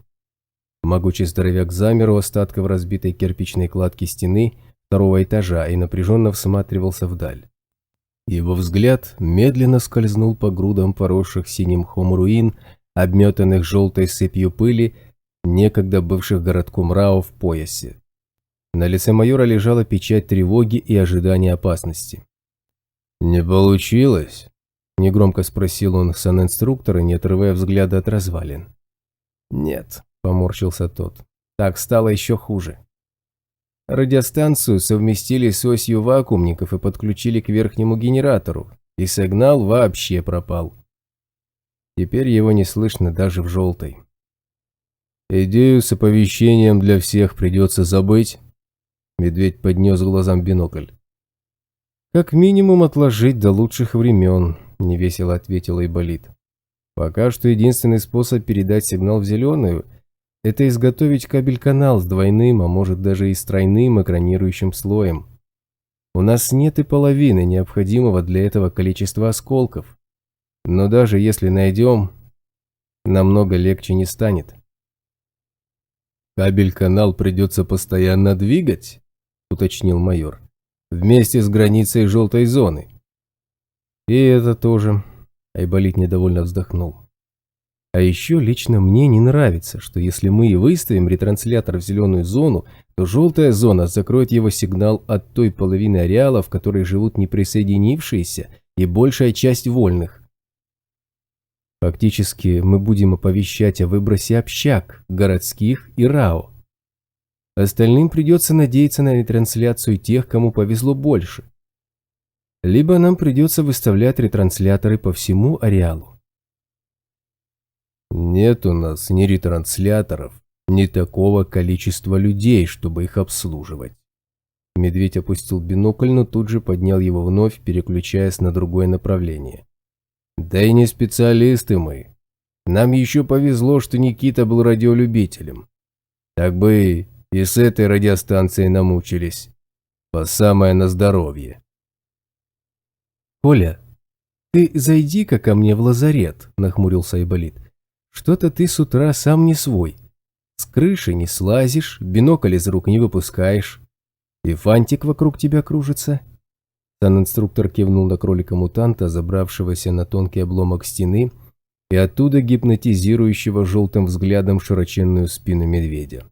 «Эдак у тебя фронтовик за каждым камнем будет маячить». «Я чувствую, как он на меня смотрит», – нехотя признался здоровяк. «Такое ощущение, что он видит меня за десятки километров. Он где-то там, Медведь неопределенно махнул рукой в сторону эпицентра. Бродит по своим маршрутам, и в это время все спокойно. Но иногда он словно останавливается и смотрит на меня в упор, и медленно манит к себе рукой. Майор убрал бинокль. И тогда мне кажется, что он в 2 шагах от меня. «Давно это у тебя?» – опешил Айболит. «Очень похоже на зов. Когда началось?» Он схватил медведя за плечо и требовательно развернул лицом к себе. «Точную дату помнишь?» Смотреть на меня он начал, когда впервые Байкал его у базы засек. Хмуро буркнул здоровяк. А рукой он меня поманил, когда мы на нефтевозе мимо Тыбука шли. Только не зов это. Идти к нему у меня нет никакого желания. Скорее наоборот. Я бы спрятался куда-нибудь понадежнее. Так, сворачивайся и быстро ко мне, тоном нетерпящим возражений заявил Айболит. Пусть тебя кто-нибудь сменит прямо сейчас. У тебя как минимум тяжелая форма переутомления, если ничто похуже. Все-таки зря ты тогда час не доспал, когда мы на метах экстремально пересидели все допустимые сроки. Теперь полежишь в лазарете. Заодно пообщаешься с Бэмби, раз вы так легко нашли общий язык. Да, медведь бросил на санинструктора веселый взгляд. Хочешь вызвать у нее нервный стресс, чтобы потом вылечить его новыми препаратами? Совмещаешь приятное с полезным. Это как раз в твоем репертуаре, отверг обвинение санинструктор. А вот она отзывается о тебе вполне доброжелательно. Говорит, ты добрый. Что ты ей такого сказал? Пообещал выколоть глаза, начал загибать пальцы медведь. Вырезать сердце, сыграть в футбол ее головой, заставить мыть полы на всей базе. Кажется, еще что-то было, не помню. Он жизнерадостно посмотрел на собеседника. «Виталя, ты уверен, что ей голову не зацепило шальной пулей?» «Уже нет», – Айболит недоверчиво покосился на здоровяка. «По крайней мере, теперь я вижу, что ты по-прежнему здоров. Но в лазарет все-таки загляни». Он подхватил сумку с инструментами и направился к ведущему внутрь базы люку. «Через 5 минут, чтоб был у меня». Медведь раздосадованно вздохнул. Сейчас ему только широкомасштабного обследования по принципу «ищу то, не знаю что» и не хватало. Надо как-нибудь подавить в зародыше эту идею Айболита, не то придется лежать пластом сначала в лазарете, а после под выбросом. Одна лишь мысль о предстоящем мозгосверлении навевала на майора тоску. Он вновь скользнул взглядом по руинам. Надо просто взять за правило не смотреть в сторону эпицентра без необходимости, и все пройдет. Здоровяк связался с Шорохом и путем шантажа с применением двойной порции пайкового шоколада договорился о том, чтобы тот подежурил за него пару часов. Дождавшись смены, майор ловко ускользнул от ведущейся за ним слежки, захлопывая люк перед носом у фантика, и с чувством одержанной победы спустился к себе. Оставив в комнате оружие и снаряжение, майор направился в лазарет. С Айболитом он столкнулся в коридоре. Санинструктор шел туда же и уже был облачен в чистое обмундирование и медицинский халат. Майор отодвинул засов, запирающий дверь в лазарет, пригнулся и первым вошел внутрь, осматриваясь. Предположительно вражеский, предположительно шпион, был замечен посреди помещения возле небольшой емкости с водой с тряпкой в руках. Вероятный противник сосредоточенно оттирал с пола какое-то застарелое пятно. Надетый на ней белый халат был велик, из-за чего старательно трущий пол шпион выглядел, мягко говоря, забавно. «Используешь труд гастарбайтеров?» Медведь с подозрением посмотрел на Айболита. «Потворствуешь незаконным мигрантам». «Я сама решила это отмыть», — заявила вражина. «У нас в раздевалке сборной чище, чем у вас в больнице. И тряпку нужно новую. Это маленькая слишком». «Татьяна, вам стоит избегать подобных поз», – недовольно нахмурился Айболит. «Проведенной на данный момент терапии недостаточно для полной стабилизации позвоночника». «Так», – немедленно заинтересовался медведь. «О позах можно поподробнее? Какие именно позы вы ей рекомендуете, доктор?» «Началось», – закатил глаза Айболит. «Снимай обувь, форма номер 2 и ложись на кушетку». Здоровяк разулся, влез в поданный санинструктором тапки и принялся стягивать с себя куртку. Оставшись по пояс обнаженным, он обнаружил, что вражеский наймит затаился возле своей кровати и нагло пялится на его тело, перевитое громадными мышцами, перечеркнутое несколькими глубокими шрамами. Вне всяких сомнений, она выискивает слабое место, чтобы потом поцарапать его отравленным шипом из шпионского перстня. «Брысь за ширму!» – злобно зарычал медведь, вонзая в нее маниакальный взгляд. «Придушу!» Вражина торопливо проковыляла в операционную, старательно пряча от него довольную физиономию, и здоровяк улегся на кушетку. Айболит ничего не сказал, лишь терпеливо вздохнул и покачал головой, мол, его окружают законченные психи, что лично для него давно уже не новость. Он сделал медведю какой-то укол и принялся колдовать над майором при помощи медицинских метаморфитов. «Как самочувствие?» – спросил санинструктор через несколько минут. «Ощущение тревоги прошло?» «Нет у меня никакой тревоги», – хмыкнул здоровяк, – «если в сторону эпицентра не смотреть». Он прислушался к себе. «А вообще, спокойней на душе стало. Как-то даже слишком. Словно валерьянки наглотался. Не уснуть бы». «Это совокупное действие метаморфитов и нового препарата», – подтвердил Айболит. «И сон тебе сейчас необходим. Основные лечебные процессы будут протекать именно во сне». «Внимание всем!» Рация, остававшаяся в кармане куртки, зашипела голосом шороха. «Приближается выброс». Фантик сильно забеспокоился. «Повторяю, Фантик предупреждает о выбросе. Как принято».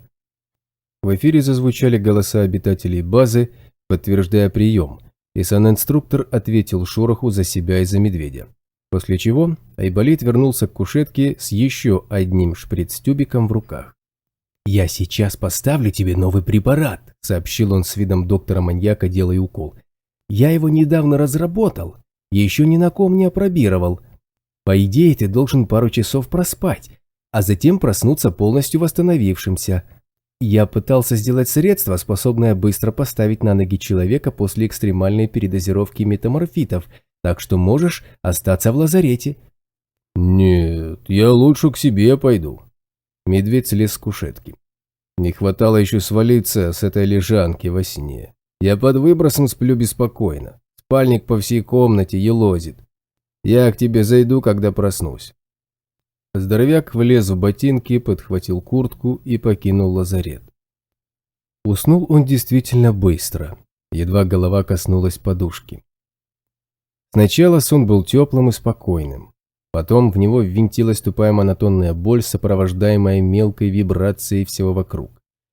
Посверливающая мозг болезненная дрожь длилась бесконечно долго, превращая сон в изнурительный марафон, и понять, как долго он спит, не получалось. Наконец боль исчезла, сменившись долгожданным облегчением, и утомленный мозг словно погрузился в прохладу чистого родника, ласково омывающее усталое сознание. Тихое течение медленно несло медведя куда-то, негромко убаюкивая шелестом воды о прибрежную гальку, и в этом состоянии умиротворения хотелось пребывать как можно дольше. «Медведь! Проснитесь, медведь!» Чья-то рука бесцеремонно выдернула майора из ласковой купели. «Тревога! У нас аномалия на крыше базы, просыпайтесь!» Майор открыл глаза и увидел перед собой Раса, пытающегося привести его в чувство. В комнате уже горело освещение, признаков выброса не наблюдалось. «Как это произошло?» Здоровяк выбрался из спального мешка и принялся снаряжаться. Судя по УИПу, вместо обещанных Айболитом 2 часов он проспал 22 часа. Ну, хоть выброс прошел не так муторно, как обычно. «Откуда она взялась?» «Я не виноват», – на всякий случай уточнил Рас. «Когда выброс закончился, я на крышу вышел, моя очередь проверять была, а она там, на радиостанции сидит. Во время выброса спустилась. Почувствовала сложный механизм, они это любят». Поднявшись на крышу, медведь окинул взглядом поверх голов столпившихся обитателей базы сложившуюся картину. Внешне здесь ничто не изменилось. Над головой все так же нависала растянутая над крышей маскировочная сеть, без каких-либо рваных дыр или прорех. Наблюдательные посты по-прежнему находились на своих местах в диаметрально противоположных углах крыши. Посреди возвышалась нелепая конструкция вакуумного генератора и собранной под ним стационарной радиостанции. Все как до выброса. С той лишь разницей, что теперь в 5 метрах от радиостанции стоял шорох и кидался в нее гильзами. Гильзы не долетали до установленных друг на друге блоков 1,5 метра. Нечто невидимое подхватывало их, словно воронка в сливающей воду ванне, и с тихим чавканьем бесследно пожирало. Влажных шлепков, поглощаемых аномалией гильз, почти не было слышно. Звуки тонули в визгливом многоголосье уродливых птичьих стай, возбужденно проносящихся над базой в сторону зеленой зоны. «Здоровая», – мрачно оценил шорох, забрасывая в воронку очередную гильзу. 4 метра в диаметре, никак не меньше. Но вроде не пульсирует и пока не двигается. «Значит, неподвижная она», – определил Раз. «Выброс только что закончился, сейчас самое активное время. Если бы умела двигаться, то уже ползла бы на нас. Разное оборудование село, теперь оттуда уже не слезет, до последнего сидеть будет, так что нам еще повезло». «Да уж, везение несказанное», – хмыкнул Медведь. 4-метровая аномалия на крыше базы. «Ее можно обойти», – заявил Водяной, отвинчивая крышку на бутылке с водой. Он сделал несколько глотков и, как ни в чем не бывало, отправился к дальнему углу крыши. С правой стороны 5 метров свободного пространства, не меньше. С левой, кстати, тоже пройти можно, но там безопасный коридор всего пару шагов шириной. Водяной сделал еще глоток и внезапно с подозрением уставился на верхний генератор малой вакуумной пары, отвечающий за добычу воды. А он не поломался от такого соседства? К нему подходить можно, я проверял. Нет, малая пара в порядке, успокоил Степанов. А вот эту, похоже, мы потеряли навсегда. Он с досадой поморщился. И 16 осколков вместе с ней. И как я не догадался извлечь их из оборудования перед выбросом. Могли бы спасти хотя бы 6 штук. Там что-то светится. Водяной указал на поглощенную воронкой радиостанцию. На приборах, с этой стороны. Какие-то индикаторы горят, вроде даже цифры видно. Это исключено, нахмурилась профессор Николаева. Я лично обесточивала станцию непосредственно перед выбросом. Это стеклянные поверхности бликуют на солнечном свете. Да тут света-то, фыркнул Водяной, от нашего зеленого неба. И индикаторы разноцветные, стрелки на приборах шевелятся. Вы посмотрите сами, Людмила Петровна. Давайте я вас проведу. Он вернулся за профессором, взял ее за руку и уверенно направился в обход. Все немедленно двинулись следом, под писк ИПов и косясь на шороха, бросками гильзы, пытающегося определить точные границы аномалии. Водяной подвел Николаева к лицевой стороне блока в радиостанции и протянул руку, указывая на перемигивающиеся индикаторы. «Вот, пожалуйста», – констатировал он. «Лампочки светятся, стрелки двигаются, бликов нет». «Это абсолютно невероятно», – твердо заявила профессор, вглядываясь в показания приборов. «И тем не менее, я на это смотрю. Никита Владимирович, вы это видите? Оборудование работает без какого бы то ни было источника питания. Оно однозначно получает энергию от аномалии, больше неоткуда. И верхний вакуумник тоже запитан.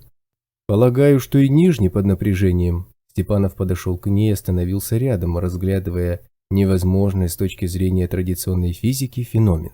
Крайне любопытно, какие процессы протекают сейчас там, внутри узлов, в электронных цепях. Я даже вижу частоту на дисплее передатчика. Это я выставил, Айболит пригляделся к цифрам. Когда мы проводили крайнюю попытку сеанса связи. Это старая аварийная частота службы безопасности РАУ. До катаклизма была официальной. Сейчас ее почти не используют. Вот она и осталась в памяти. Интересно. Он потянулся к своей портативной рации, выставил нужную частоту и нажал на тангенту, выходя в эфир. 2, 3, 4, проверка. 2, 3, 4, проверка. Она меня слышит.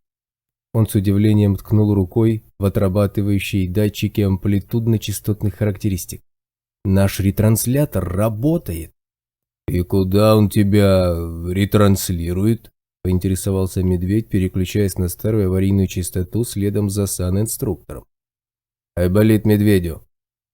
Ого, как орет! Айболит поморщился, спешно понижая громкость приема. «Выходит, что в желтую зону. Качество сигнала-то максимальное, это точно. Как будто она совсем новая». «Очень хочется верить, что нижний вакуумник не внутри такой же штуковины», – нахмурился Медведь.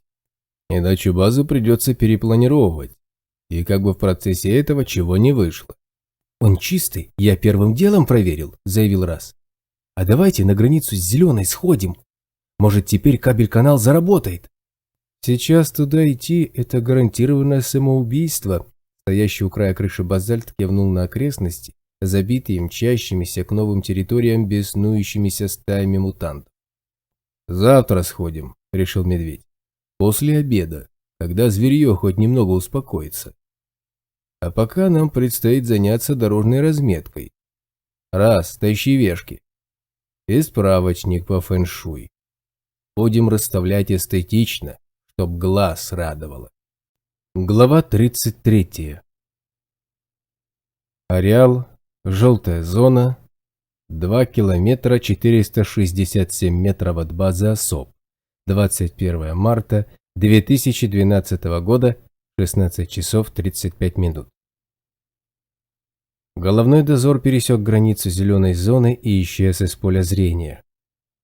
Медведь поднял согнутую в локте руку, подавая остальным сигнал «Стой», и спецотряд опустился на колено, принимая изготовку для ведения огня. Второй день после выброса заканчивался нервно. Возбужденное зверье практически никак не умерило своей активности. Наутро группу не рискнули подвергать опасности и оставили на базе, но все равно границы зон шли вдвое дольше обычного. Дважды на отряд нападали стаи чешуйчатых куниц, и оба раза отбивались от них в рукопашную, чтобы не спровоцировать массированную атаку всех и вся. Мутанты вокруг совершенно ополоумели и бросались не только на людей, но и на рыскающие рядом другие стаи, и даже друг на друга. Когда отбивали вторую атаку, медведь сорвал с себя визжащую тварь, иступленно царапающую шейные бронепластины эмки, и отшвырнул в ближайшее дерево. Зверюга ударилась о древесный ствол, отлетела, извиваясь в воздухе, словно кошка упала на лапы и снова бросилась в бой. Она рванулась к человеку в высоком прыжке, и в ту же секунду прямо из синюшной травы под ней в воздух выстрелила усыпанная крючковатыми присосками длинное щупальце, мгновенно опутала верещащую от ужаса куницу и втянула в ближайший куст. Спустя мгновение осьминог выскочил с другой его стороны и проворно скрылся в зарослях. Медведь ударом ножа отсек голову второй твари, намертво вцепившейся в ботинок эмки, и поднял с земли пулемет. Стая нападавших почувствовала понесенные ею потери и бросилась в кусты, подыскивая себе других жертв.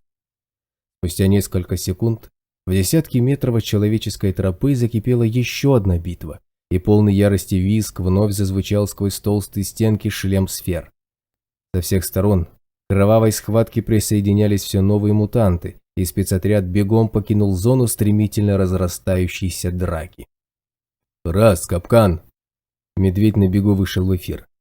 «От водяного не отходить. Где-то тут осьминог.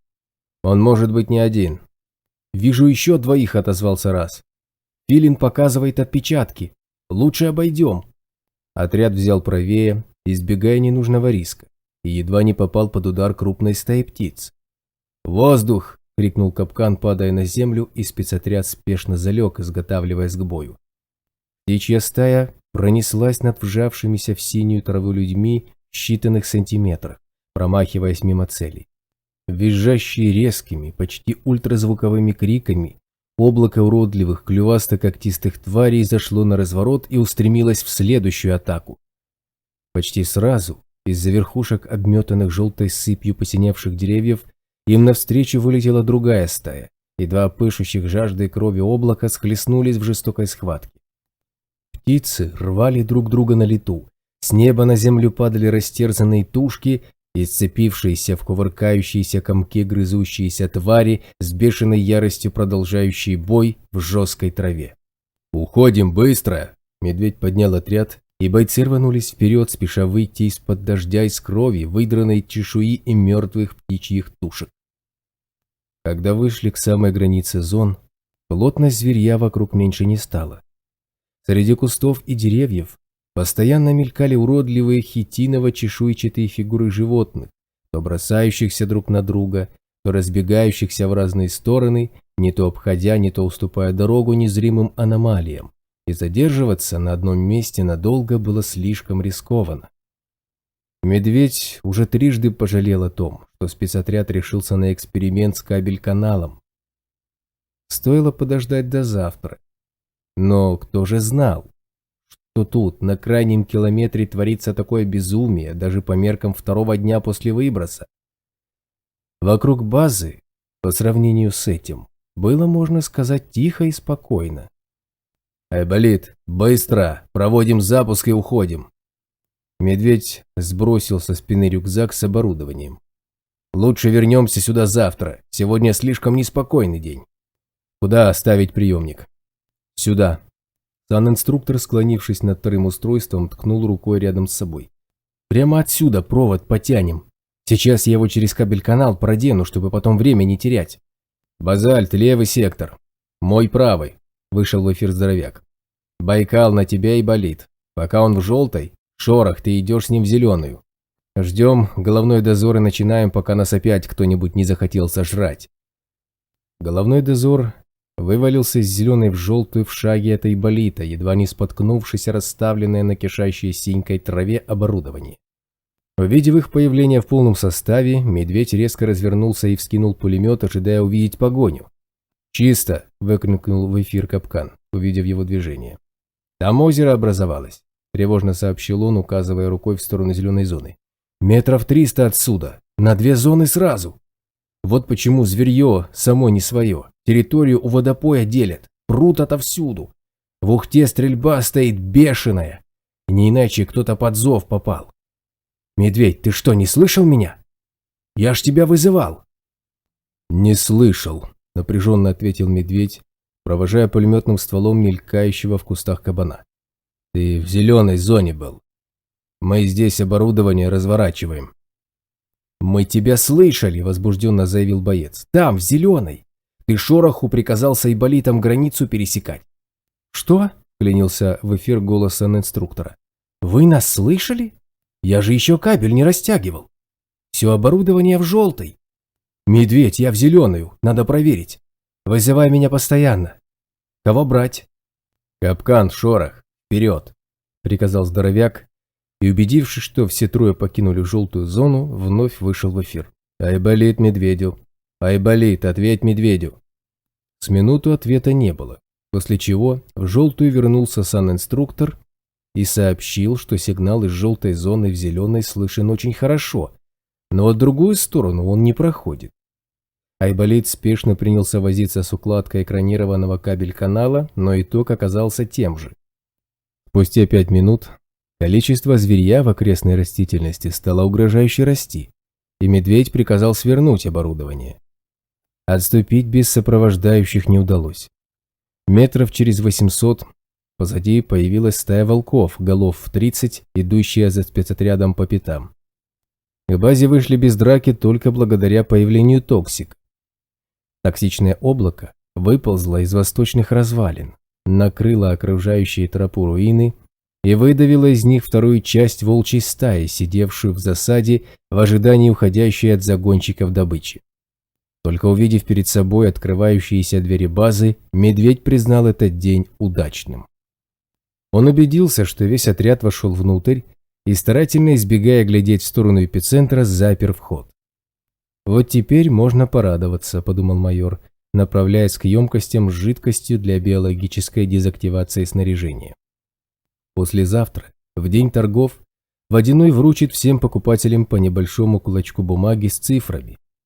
Можно быть уверенным, что это известие облетит ареал едва ли не мгновенно, и на 6-й день старую аварийную частоту будут слушать тысячи людей, ожидая предупреждения о выбросе, дающего им целых 25 минут времени. И они его получат. И если это спасет жизнь хотя бы одному хорошему человеку, то все, что мы делаем, уже не напрасно. Сергей Тармашев. Государство в государстве. Конец книги. Читал White Noise.